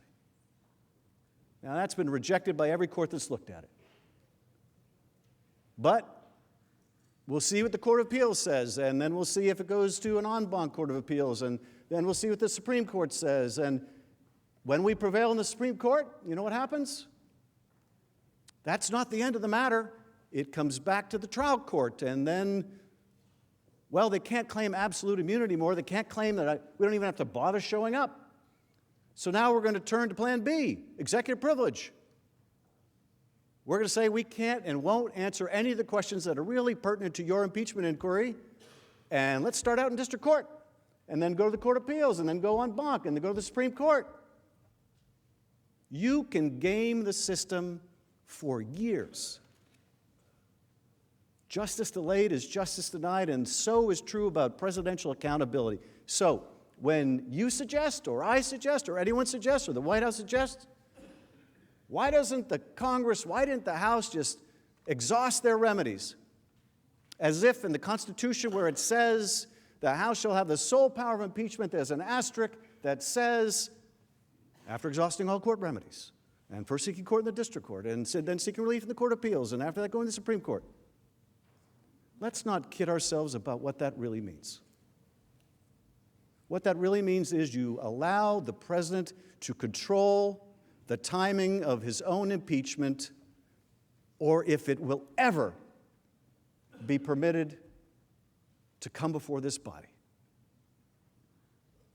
That is not an impeachment power, that is the absence of an impeachment power. Article 2 is every bit as important as Article 1. Without Article 2, there is no Article 1 ever again, no matter how egregious this president's conduct or any other. It is fundamental to the separation of powers. If you can't have the ability to enforce an impeachment power, you might as well not put it in the Constitution. Now, shortly, the president's lawyers will have a chance to make their presentation. And as we will not have the ability to respond to what they say, I want to give you a little preview of what I think they're going to have in store for you, so that when you do hear it, you can put it into some perspective. I expect that they will attack the process. I don't think that's any mystery. But I want to tell you both what I expect they will share with you and what it really means. When you cut through all the chaff, what does it really mean that they're saying? So here's what I expect that they will tell you. The process was so unfair. It was the most unfair in the history of the world. Because in the House, they took depositions. How dare they take depositions? How dare they listen to Trey Gowdy? How dare they follow the Republican procedures that preceded their investigation? How dare they? And they were so secret in the bunker in the basement, as if whether it's on the ground floor or the basement or the first floor makes any difference. Those super secret depositions in which only 100 members of Congress equivalent to the entire Senate, could participate. That's how secret they were. That's how exclusive they were. Every Democrat, every Republican on 3 committees could participate. Of course, that wasn't enough, so you had even more storm the skiff, right? So you have 100 people can participate, but you heard earlier, but the Republicans weren't allowed to participate. Okay, that's just false. You know how we did it in those super secret depositions? And you can look this up yourself because we released the transcripts. We got an hour, they got an hour. We got 45 minutes, they got 45 minutes. And we did that back and forth until everyone was done asking their questions. Now you'll hear, oh, Chairman Schiff was so unfair, he wouldn't allow us to ask our questions. Well, there were certain questions I didn't allow. Questions like, who's the whistleblower? Because we want to punish that whistleblower. Because yes, some of us in this House and in this House believe we ought to protect whistleblowers. So yes, I did not allow the outing of the whistleblower. So when they say the chairman wouldn't allow certain questions, that's what they mean. It means that we protect people who have the courage to come forward and blow the whistle.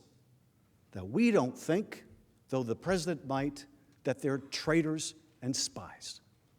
To believe that someone who blows the whistle on misconduct of the serious nature that you now know took place is a traitor or spy, there is only one way you can come to that conclusion. And that is if you believe you are the state, and that anything that contradicts you is treason. That is the only way that you can conceive of someone who exposes wrongdoing is a traitor or a spy. But that is exactly how this president views those who expose his wrongdoing, because he is the state. Like any good monarch, he is the state.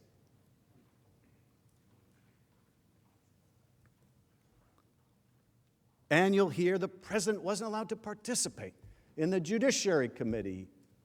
Well, that's false too, as you've heard. The president had the same rights in our proceedings as President Nixon and President Clinton.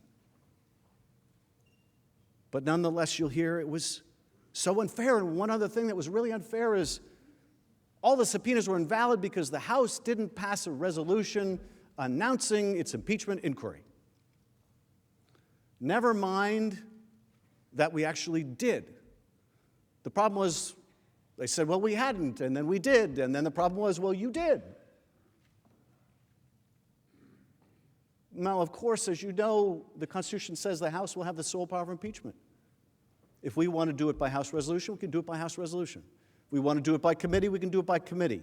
It is not the president's place to tell us how to conduct an impeachment proceeding any more than it is the president's place to tell you how you should try it. So when you see that 8-page diatribe from the White House counsel saying, we should have been able to have a resolution in the House, or we should have been able to have this, what you should hear, what they really mean is Donald Trump had the right to control his own impeachment proceeding. And it's an outrage that Donald Trump didn't get to write the rules of his own impeachment proceeding in the House. You give a president that right, there is no impeachment power. But when you hear them say that, when you hear them complain about depositions that were the same as the Republicans, or the right to participate that was the same in Clinton and Nixon, and by the way, they weren't allowed to call witnesses, they said. Well, 3 of the 12 witnesses that we heard in our open hearings were the minority witness requests. So you'll hear those arguments, the most unfair in history. The fact is, we had the same process. In those other impeachments, the majority did not surrender its subpoena power to the minority. You know what it did? It said, you can subpoena witnesses, and if the majority doesn't agree, you can force a vote. That is the same process we had here. The majority does not surrender its subpoena power. Didn't in the prior impeachments, didn't in this one. When they say the process was unfair, what they really mean is, don't look at what the president did. For God's sake, don't look at what the president did. Now, you'll also hear, I think the second thing you'll hear from the president's team is attack the managers. Those managers are just awful. They're terrible people, especially that Schiff guy. He's the worst. He's the worst. And Exhibit A, he mocked the president. He mocked the president. He mocked the president as if he was shaking down the leader of another country, like he was an organized crime figure. He mocked the president. He said, it was like the president said, listen, Zelensky, because I'm only going to say this 7 times. Well, I discovered something very significant by mocking the president. And that is, for a man who loves to mock others, he does not like to be mocked. As it turns out, he's got a pretty thin skin. Who would have thought it? Never mind that I said I wasn't using his words before I said it, and I wasn't using his words after I said it, and I said I was making a parody of his words. It's an outrage. He mocked the president. That Schiff. Terrible. Now,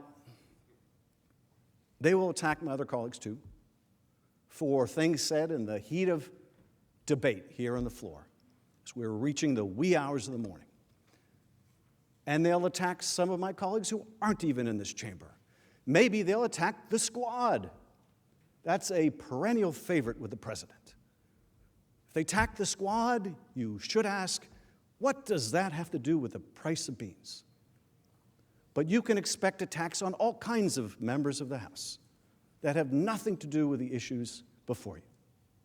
And when you hear those attacks, you should ask yourself, away from what do they want to distract my attention? Because 9 times out of 10, it will be the president's misconduct. But look for it. Attacks on the managers, attacks on other House members, attacks on the Speaker, attacks on who knows what. It's all of the same ilk. Whatever you do, just don't consider the president's misconduct. You'll also hear attacks on the Constitution.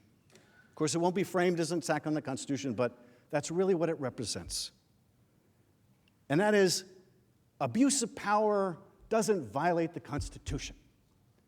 Presidents of the United States have every right to abuse their power. That's the argument. Okay, I know it's a hard argument to make, right? Presidents have a constitutional right to abuse their power. And how dare the House of Representatives charge a president with abusing his power? Now, I'm looking forward to that constitutional argument by Alan Dershowitz. Because I want to know why abusing power and trust is not impeachable now, but it was a few years ago. Because the last time I checked, I don't think there was a significant change to the Constitution between the time he said it was impeachable and the time he's saying now that apparently it is not impeachable. So I'm looking forward to that argument. But I'm also looking forward to Ken Starr's presentation, because during the Clinton impeachment, he maintained that a president not only could but must be impeached for obstructing justice, that Bill Clinton needed to be impeached because he lied under oath about sex. And to do so obstructed justice. You can be impeached for obstructing justice, but you cannot be impeached for obstructing Congress. Now, I have to confess, I don't know exactly how that's supposed to work. Because the logical conclusion from that is Ken Starr saying that Bill Clinton's mistake was in showing up under subpoena. That Bill Clinton's mistake was in not saying, I'm going to fight all subpoenas. That Bill Clinton's mistake was in not taking the position that under Article 2 he could do whatever he wanted. Does that really make any sense? You can be impeached for obstructing your own branch of government, but you cannot be impeached for obstructing a co-equal branch of government. That would make no sense to the framers. I have to think over the centuries as they've watched us, they would be astonished that anyone would take that argument seriously or could so misapprehend how this balance of power is supposed to work. So I look forward to that argument. And maybe when they make that argument, they can explain to us why their position on abuse of power isn't even supported by their own Attorney General. So I hope they will answer why even their own Attorney General doesn't agree with them. Not to mention, by the way, the constitutional law expert called by the Republicans in the House, who also testified as to abuse of power that it is impeachable, that you don't need a crime that's impeachable. Now, when you hear them make these arguments, cannot be impeached for abusing your power, this is what it really means. We cannot defend his conduct. And so we want to make it go all the way without even having to think about that. You don't even need to think about what the president did because the House charged it wrong. And so don't even consider what the president did. That's what that argument means. We can't defend the indefensible, so we have to fall back on even if he abused his office, even if he did all the things he's accused of, that's perfectly fine. There's nothing that can be done about it. Now, you'll also hear, as part of the defense, and you heard this from Jay Sekulow, was I think the last thing he said, the whistleblower. And then he stepped back to the table. The whistleblower. Now, I don't really know what that meant, but I suspect you'll hear more of that. The whistleblower. The whistleblower. It's his or her fault that we're here, the whistleblower. You know, I would encourage you to read the whistleblower complaint again. When you read that complaint again, you will see just how remarkably accurate it is. It's astonishingly accurate.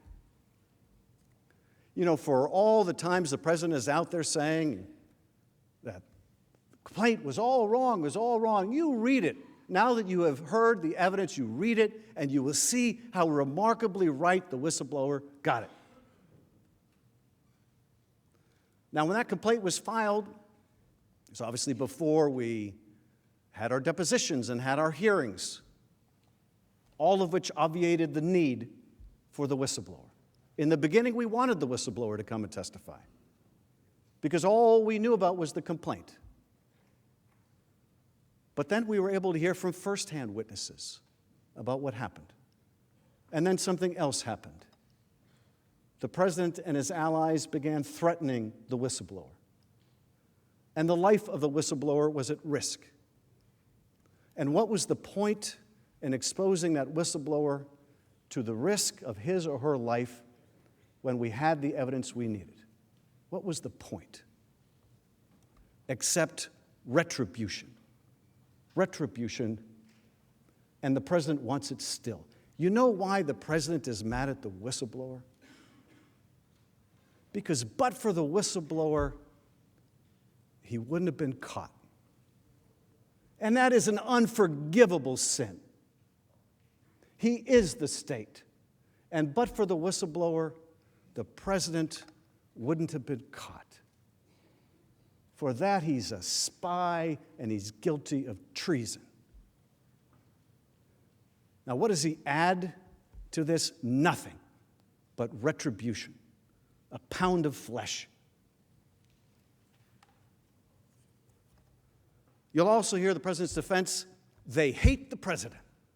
They hate the president. You should not consider the president's misconduct because they hate the president. Now, what I've said, I leave you to your own judgments about the president. I only hate what he's done to this country. I grieve for what he's done to this country. But when they make the argument to you that this is only happening because they hate the president, it is just another of the myriad forms of, please do not consider what the president did. Whether you like the president or you dislike the president is immaterial. It's all about the Constitution and his misconduct.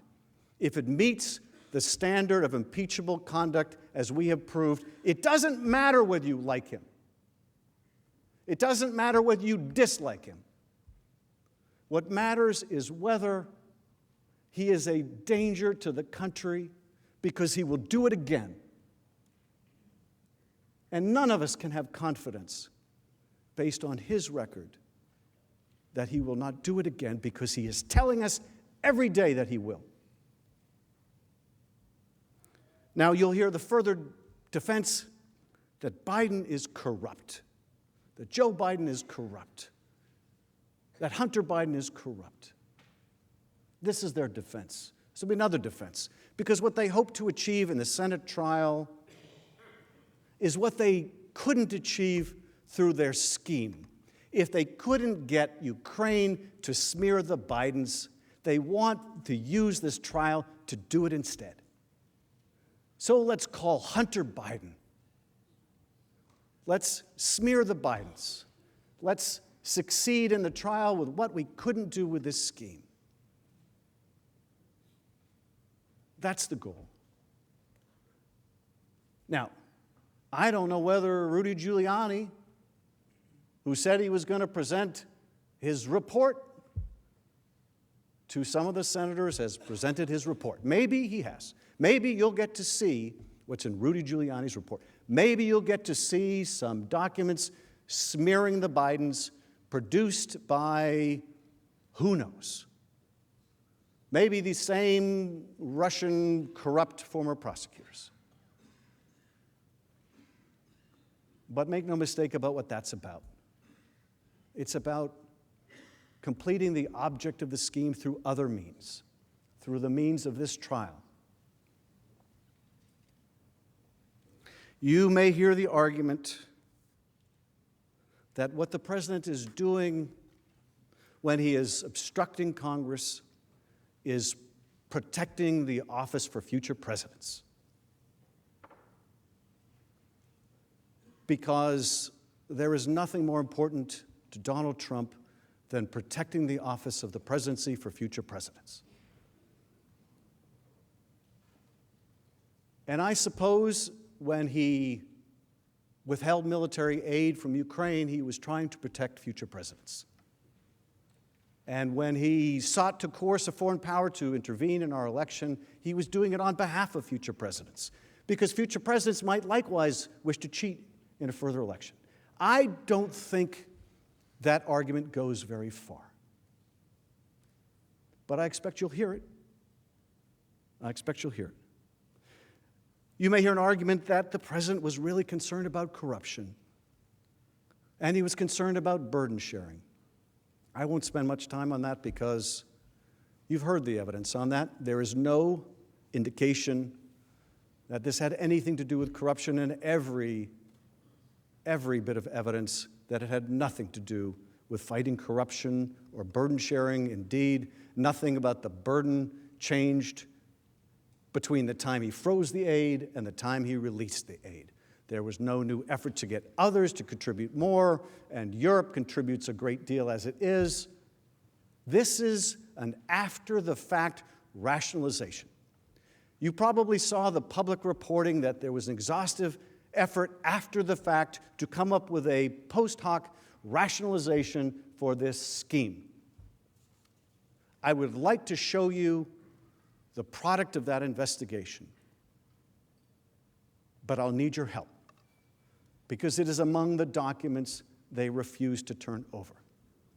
They will show you just what an after-the-fact invention this argument is. Now, I expect you'll hear the argument, Obama did it. Obama did it. Now, that may take several different forms, but the form of Obama did it that I'm referring to is Obama also withheld aid. Honestly, I think that argument is an insult to our intelligence.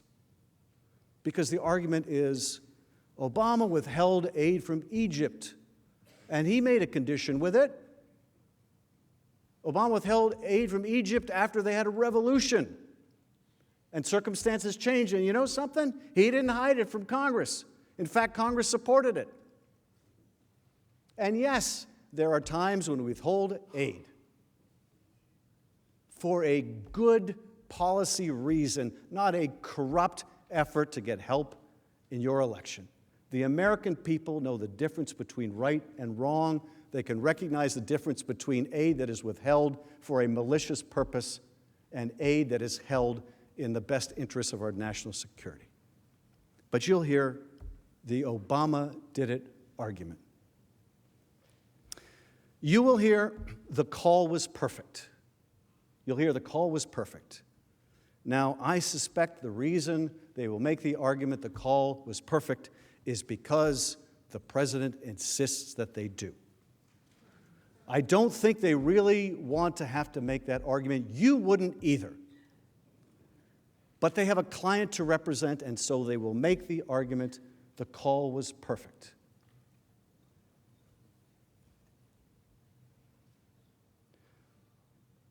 And they will also make the argument Ukraine thinks the call was perfect. Ukraine says there was no pressure. What that really means is Ukraine wants a future. Ukraine knows it's still beholden to us for aid. Ukraine still hasn't gotten in through the door of the White House. Ukraine knows that if they acknowledge that they were shaken down by the President of the United States, the President of the United States will make them pay. So when you hear them say Ukraine felt no pressure, and their proof is because the Ukraine president doesn't want to call the President of the United States a bad name, you'll know why. Because they need America. They need America. The framers did not expect you to leave your common sense at the door. Now, you'll also hear the defense. The president said there was no quid pro quo. The president said there was no quid pro quo. I guess that's the end of the story. This is a well-known principle of criminal law that if the defendant says he didn't do it, he couldn't have done it. If the defendant learns that he's been caught and he says he didn't do it, he couldn't have done it. That doesn't hold up in any court in the land. It shouldn't hold up here. You also hear a variation of the argument, no harm, no foul. They got the money. They got the money. And they got the meeting even though they didn't. They got the meeting on the sideline of the UN. It's kind of a drive-by, but they got a meeting. No harm, no foul, right? A meeting on the sidelines is pretty much the same thing, right, as a head of state meeting in the Oval Office? Of course it's not. Why do you think at that meeting at the United Nations, the president of Ukraine was still saying, hey, when am I going to get to come to town? He certainly recognizes the difference, and we should too.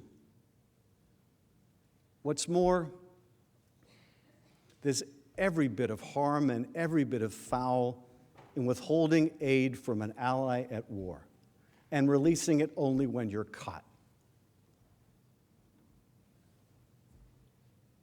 Russia knows now about the wedge in our relations with Ukraine.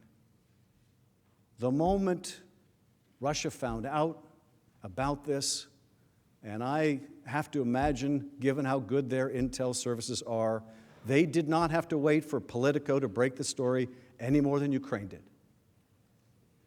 In fact, there's so deep a penetration of Ukraine, I would have to expect the Russians would have found out at least as early as the Ukrainians did, if not earlier.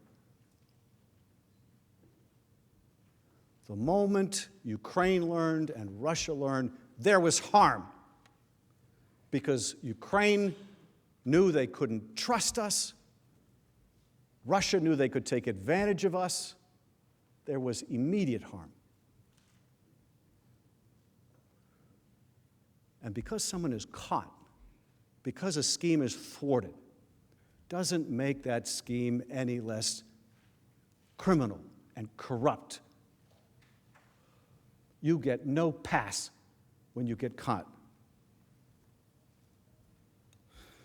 Now, I expect one of the defenses you'll see is they will play you certain testimony from the House, where my colleagues on the other side of the aisle ask questions like, did the president ever say he was bribing Ukraine? Did you ever see him actually bribe Ukraine? Did you hear him say that he was going to bribe Ukraine? Did you personally see this yourself? And if you didn't see it, if he didn't lay it out for you, then it couldn't have happened. 2 + 2 does not equal 4.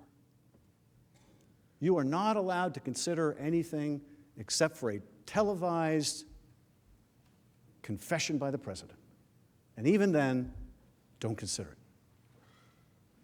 So I imagine you'll hear some of that testimony where witnesses are asked, they work for the Defense Department, well, did the president ever tell you that he was conditioning the aid?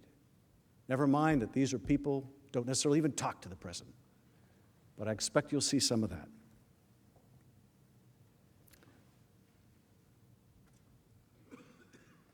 As I mentioned before, you'll hear the defense. We claim privilege. You can't impeach the president over the exercise of privilege. Never mind the fact that they never claimed privilege. They never asserted privilege. And you know why? You know why they never actually invoked privilege in the House? Is because they know that if they did, they'd have to produce the documents and they'd have to show what they were redacting, and they didn't want to do even that. They knew the overwhelming majority of the documents and witness testimony, there was no even colorable claim of privilege. So they didn't want to even invoke it. All they would say is, maybe someday. But you will hear that you can't be impeached for a claim of privilege they never made.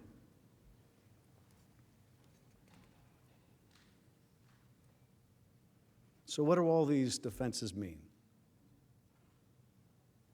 What do they mean? What do they mean collectively when you add them all up? What they mean is, under Article 2, the president can do whatever he wants. That's really it. You know, that's really it, stripped of all the detail and all the histrionics.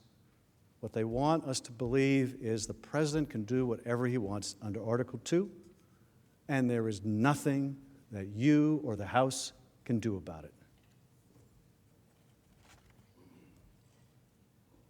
Robert Kennedy once said, "Moral courage is a rarer commodity than bravery in battle or great intelligence. Yet it is the one essential, vital quality for those who seek to change the world which yields most painfully to change."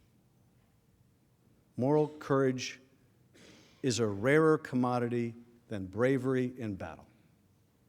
I have to say, when I first read that, I wasn't sure I agreed. Moral courage is a rarer quality than courage in battle? That just doesn't seem right. I wasn't sure I really agreed, and for a Democrat not to agree with a Kennedy is kind of a heresy. I'm sure some of my GOP colleagues feel the same way about the Kennedys from Louisiana. After all, what could be more brave than courage in battle? What could be more rare than courage in battle? But then I got to visit, as I know all of you have, our service members around the world, and see just how blessed we are with an abundance of heroes by the millions who have joined the service of this country. service members who every day demonstrate the most incredible bravery. I just have the greatest respect for them, for people like Jason Crow and John McCain and Daniel Inouye and so many others who've served in this body and the other, or who have never served in office, by the millions all around the country and all around the world. It's the most incredible respect. It's an amazing thing how common is their uncommon bravery. My father's 92. He's probably watching. He's part of the greatest generation. Left high school early to join the service. He tried to enlist in the Marine Corps, and he failed the physical. So at the end of World War II, failed the physical. Bad eyesight and flat feet, which was apparently enough to fail the physical. So 2 weeks later, he went to try to enlist in the Army, thinking that maybe it's a different physical standard, and even if it isn't, maybe I'll get a different examining physician. Turns out, same standard, same physician. And he recognized my father. And he said, "Weren't you here 2 weeks ago?" And my father said, "Yeah." And he said, "You really want to get in that bad?" My father said, "Yeah," and he was in the Army. Now, the war was over, and so he never left the United States. And when he left the service, he went to the University of Alabama. And about midway through, he wanted to get on with his life, and he left college and went out into the business world. Something he always regretted, leaving college early. But I think in many ways, he got a better education than I did.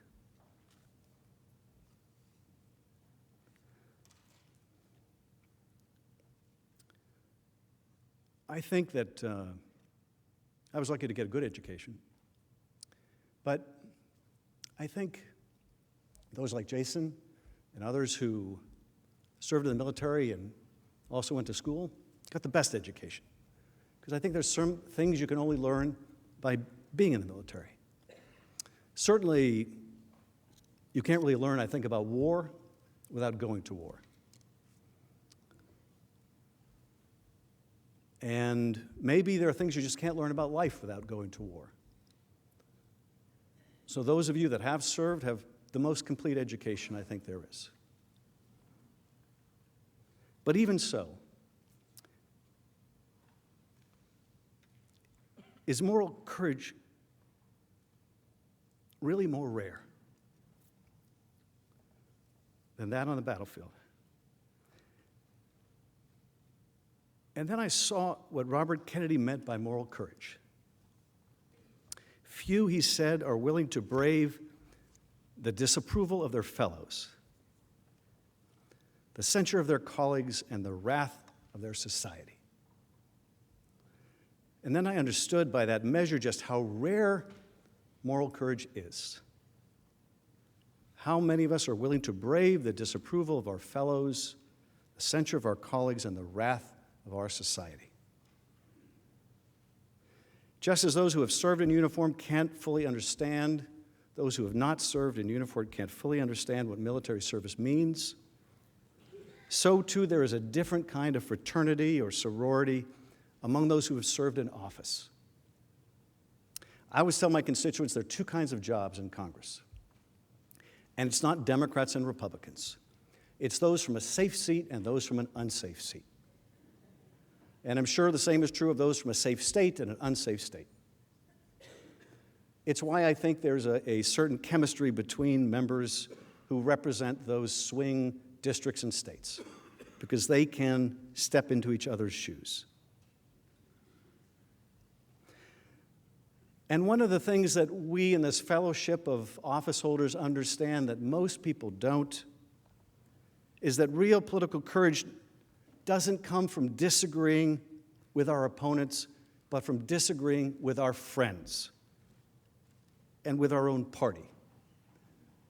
Because it means having to stare down accusations of disloyalty and betrayal. He's a Democrat in name only, or she's a Republican in name only. What I said last night if it resonated with anyone in this chamber, didn't require courage.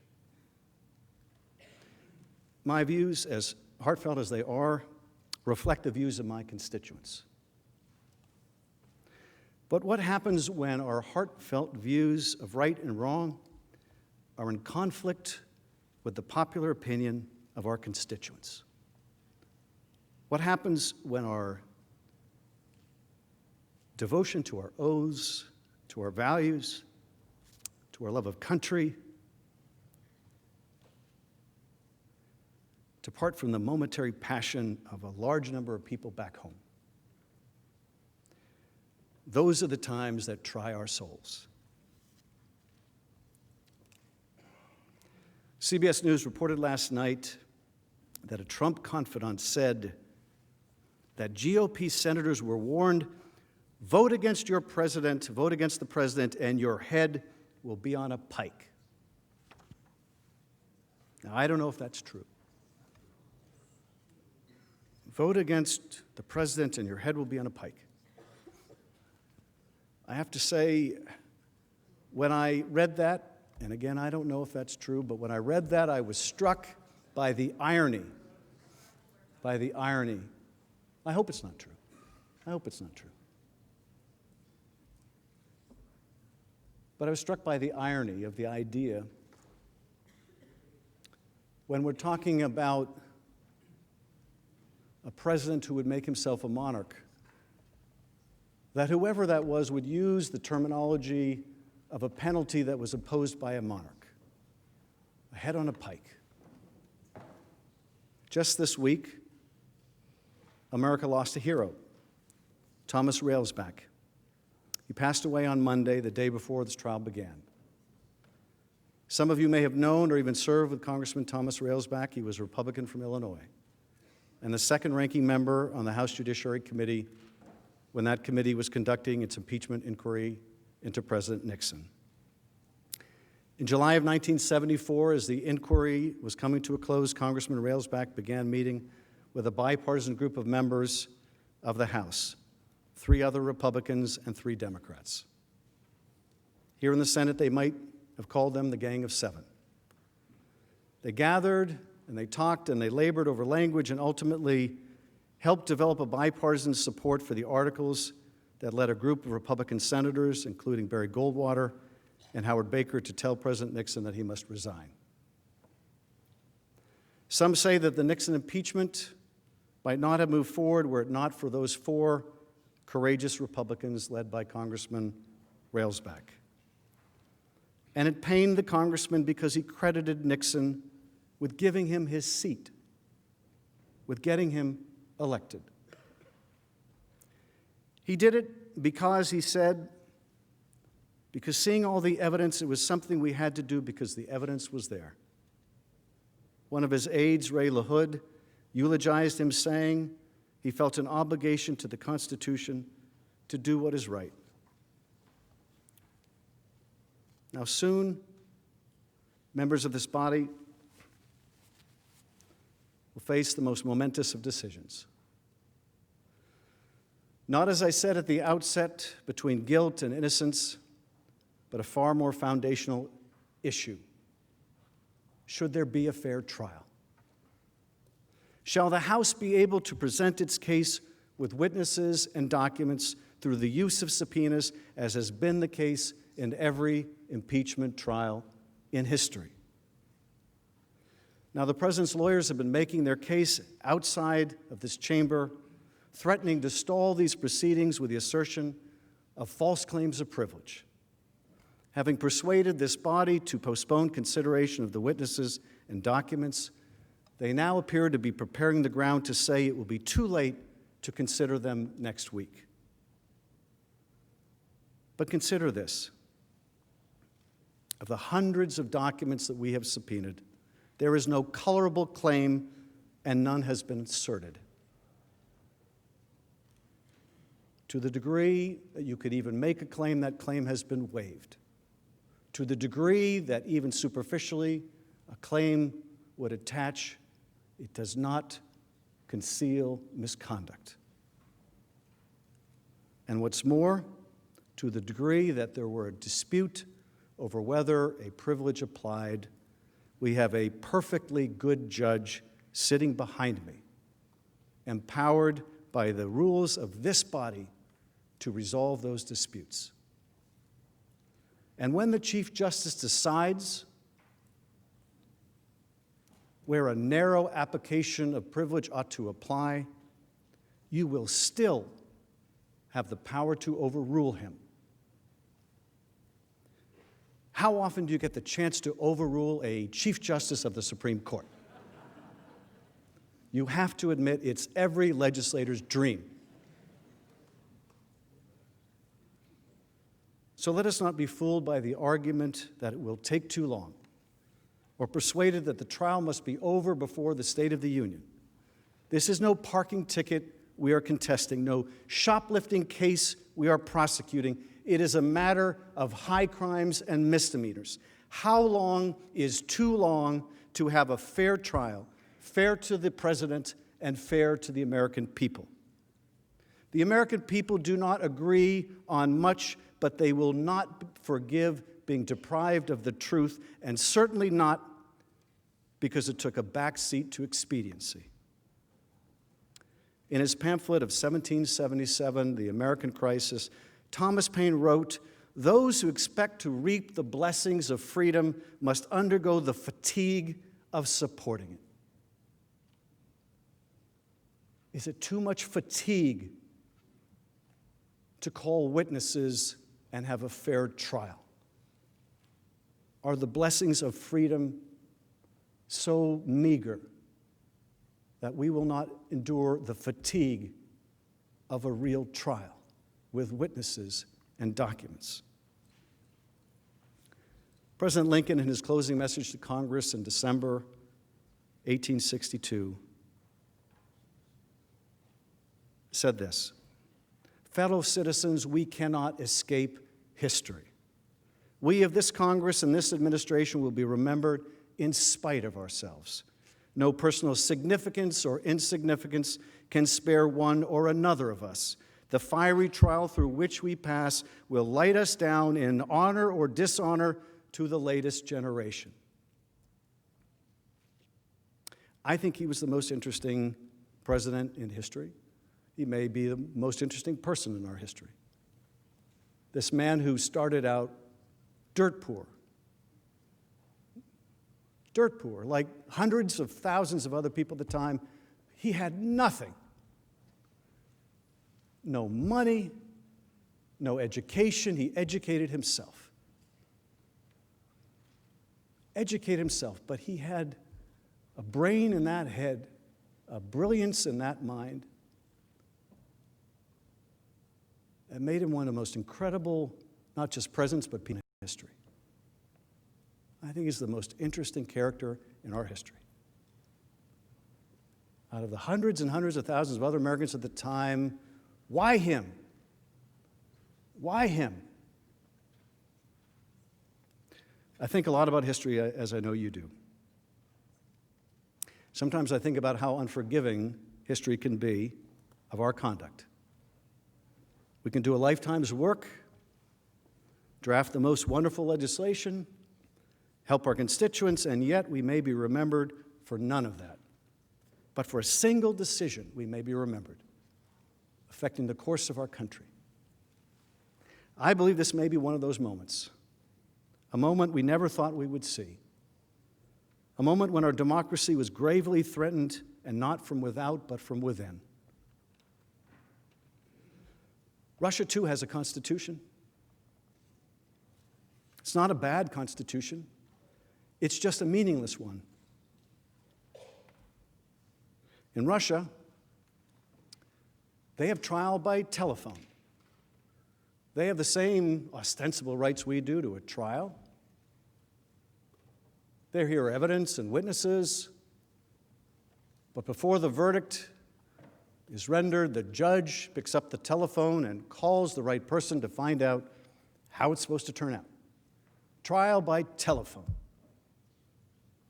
Is that what we have here? Trial by telephone? Someone on the other end of the phone dictating what this trial should look like? The founders gave us more than words. They gave us inspiration. They may have receded into mythology, but they inspire us still.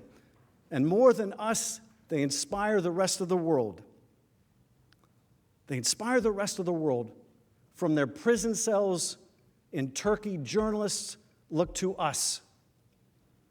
From their internment camps in China, they look to us. From their cells in Egypt, those who gathered in Tahrir Square for a better life look to us. From the Philippines, those that were the victims and their families of mass extrajudicial killing, they look to us. From Elgin Prison, they look to us. From all over the world, they look to us. And increasingly, they don't recognize what they see. It's a terrible tragedy for them. It is a worse tragedy for us, because there's nowhere else for them to turn. They're not going to turn to Russia. They're not going to turn to China. They're not going to turn to Europe with all of its problems. They look to us because we are still the indispensable nation. They look to us because we have a rule of law. They look to us because no one is above that law. And one of the things that separates us from those people in Elgin Prison is the right to a trial. It's a right to a trial. Americans get a fair trial. And so I ask you, I implore you, give America a fair trial. Give America a fair trial. She's worth it. Thank you.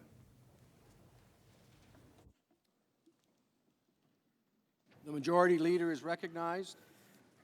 Mr. Chief Justice, I ask unanimous consent the trial adjourn until 10 a.m. Saturday, January 25th, and this order also constitute the adjournment of the Senate. Without objection, so ordered. The Senate is adjourned.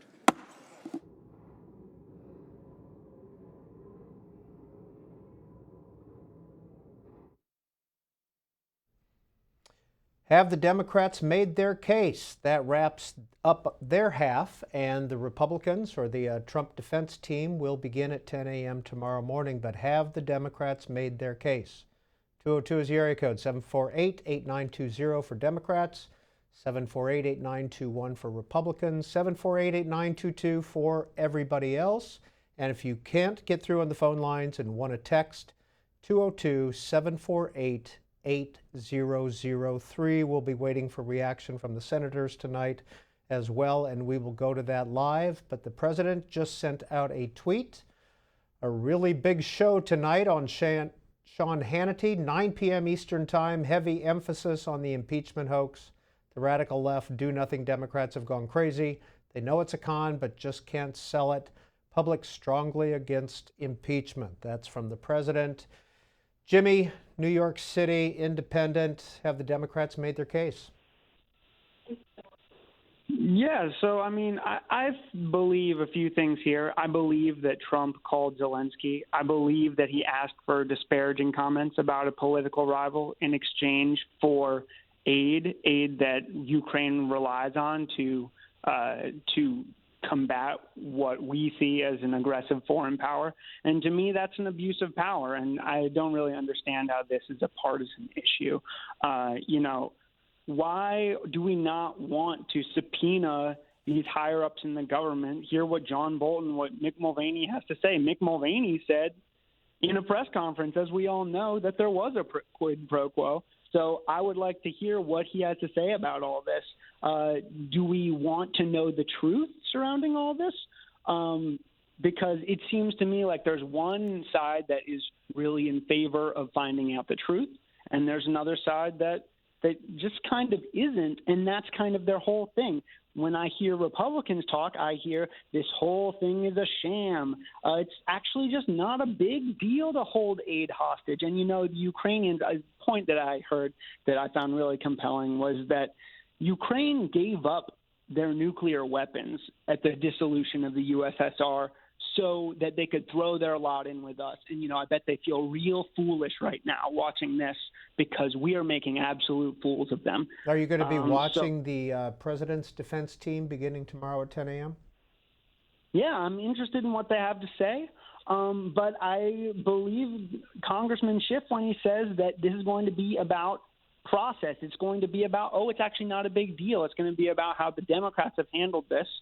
And I would love to hear something about, actually, there wasn't this sort of exchange. There wasn't this conversation that has been talked about. But that's not what I hear from the Republican side. And so I want to hear all the information, not about how. Jimmy in New York City. Let's hear from Wendell in Vicksburg, Mississippi, Republican line. What'd you think? First of all, Wendell, what did you think of Congressman Schiff's closing argument?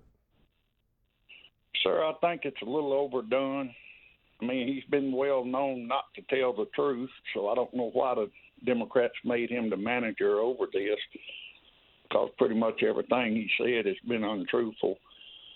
And I've watched all this, both inquiries in the House, and I was taught when I was in the 5th grade about how to abbreviate states.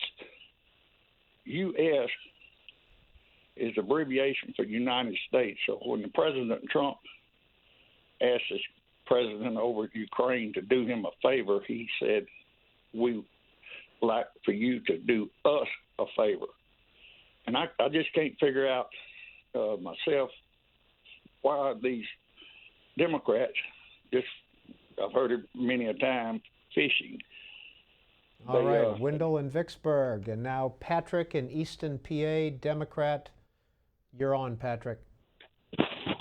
Yes, I think the American people are... And if you could just hold on, here's Senator Langford. One of the most remarkable moments of the entire day was when Adam Schiff ended the night by saying Republicans have been told their head will be on a pike by the president if they vote against him. That is completely, totally false. And all of us were shaking our heads like, where in the world did that story come from? And Adam Schiff just kept saying it over and over again as if it's true. It's kind of a story of the entire 3 days of this invented story weaving through bits of facts, but all this fiction weaved in it. And then to be able to cap it off by saying, and all these Republicans live in fear of the president that their head will be on a pike. Not true.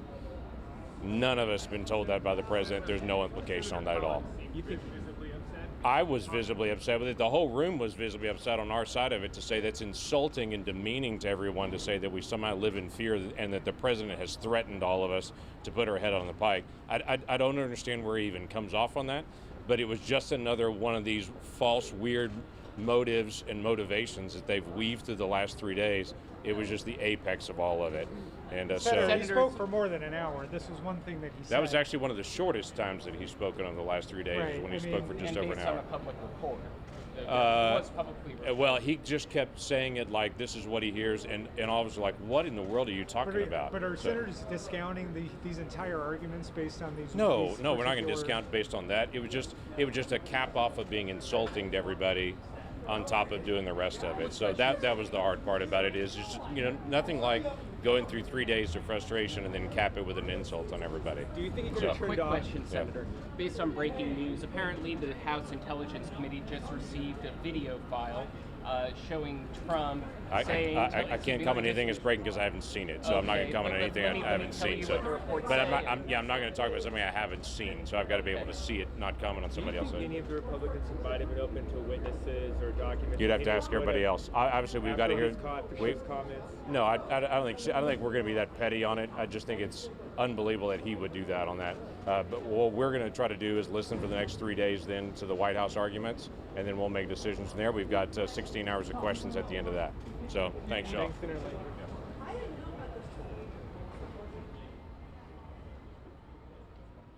And back to Patrick in Easton, Pennsylvania, Democrats line. Patrick, finish your thoughts. Sorry about that. Yes, I want to thank all the Democrats, Adam Schiff, for the courage they have to keep the torch of the truth in the face of the American people and the world to give the example. We had a president who has been the biggest manipulation of this century. But you know what is interesting? You know what? I'm going to interrupt you one more time, Patrick. Sorry about that. Sherrod Brown, Ohio. Of Republicans, and they are concerned the president doesn't tell the truth. They are increasingly understanding, those that have an open mind, and a lot of my Republican colleagues do, and I talk privately to them, that the president has committed high crimes and misdemeanors, but there's a fear that Republicans have. They know that that this president, if they vote against him, this president might come into their states and campaign against him. We'll call them names. There's a palpable fear, and too often in this body, I go back to the Iraq War when I voted against it 20 years ago. There was a fear created in this town that fear does the business, and I think you're seeing that with Senate Republicans, that they are afraid to do the right thing here. Well, Senator Langford just told us the exact opposite, and that there isn't that fear of the president. Are you saying you're having different? Well, the fact that when Adam Schiff said that about the spike, the head on a spike, that was the only time I heard a loud, audible reaction from the Republican side in the entire 4 days. And methinks you protested too much. We know the president attacks people that work for him. We know he attacks politicians and others by name. We know that, and we know that there is fear of him throughout the Republican caucus. Have you decided how you're voting? No, I want to hear what the president's people have to say tomorrow, but I also think this trial has fallen far short of being fair. I mean, I'm not a lawyer, but I know when you have a trial, you have the prosecution, the House managers, you have the defense, the president's lawyers, and you have witnesses and you have documents, and the public understands that. I, as a non-lawyer, understand 75% of the public says we should have witnesses and documents, and this is a bit of a sham trial because they've refused. Is the witness fight over? I hope it's not over, but when President Trump says, I want no witnesses, Mitch McConnell's his lapdog. He says, I want no witnesses. And the 52 other senators who haven't shown great courage in the last 3 years go along with Senator McConnell. You can write the script. Thanks.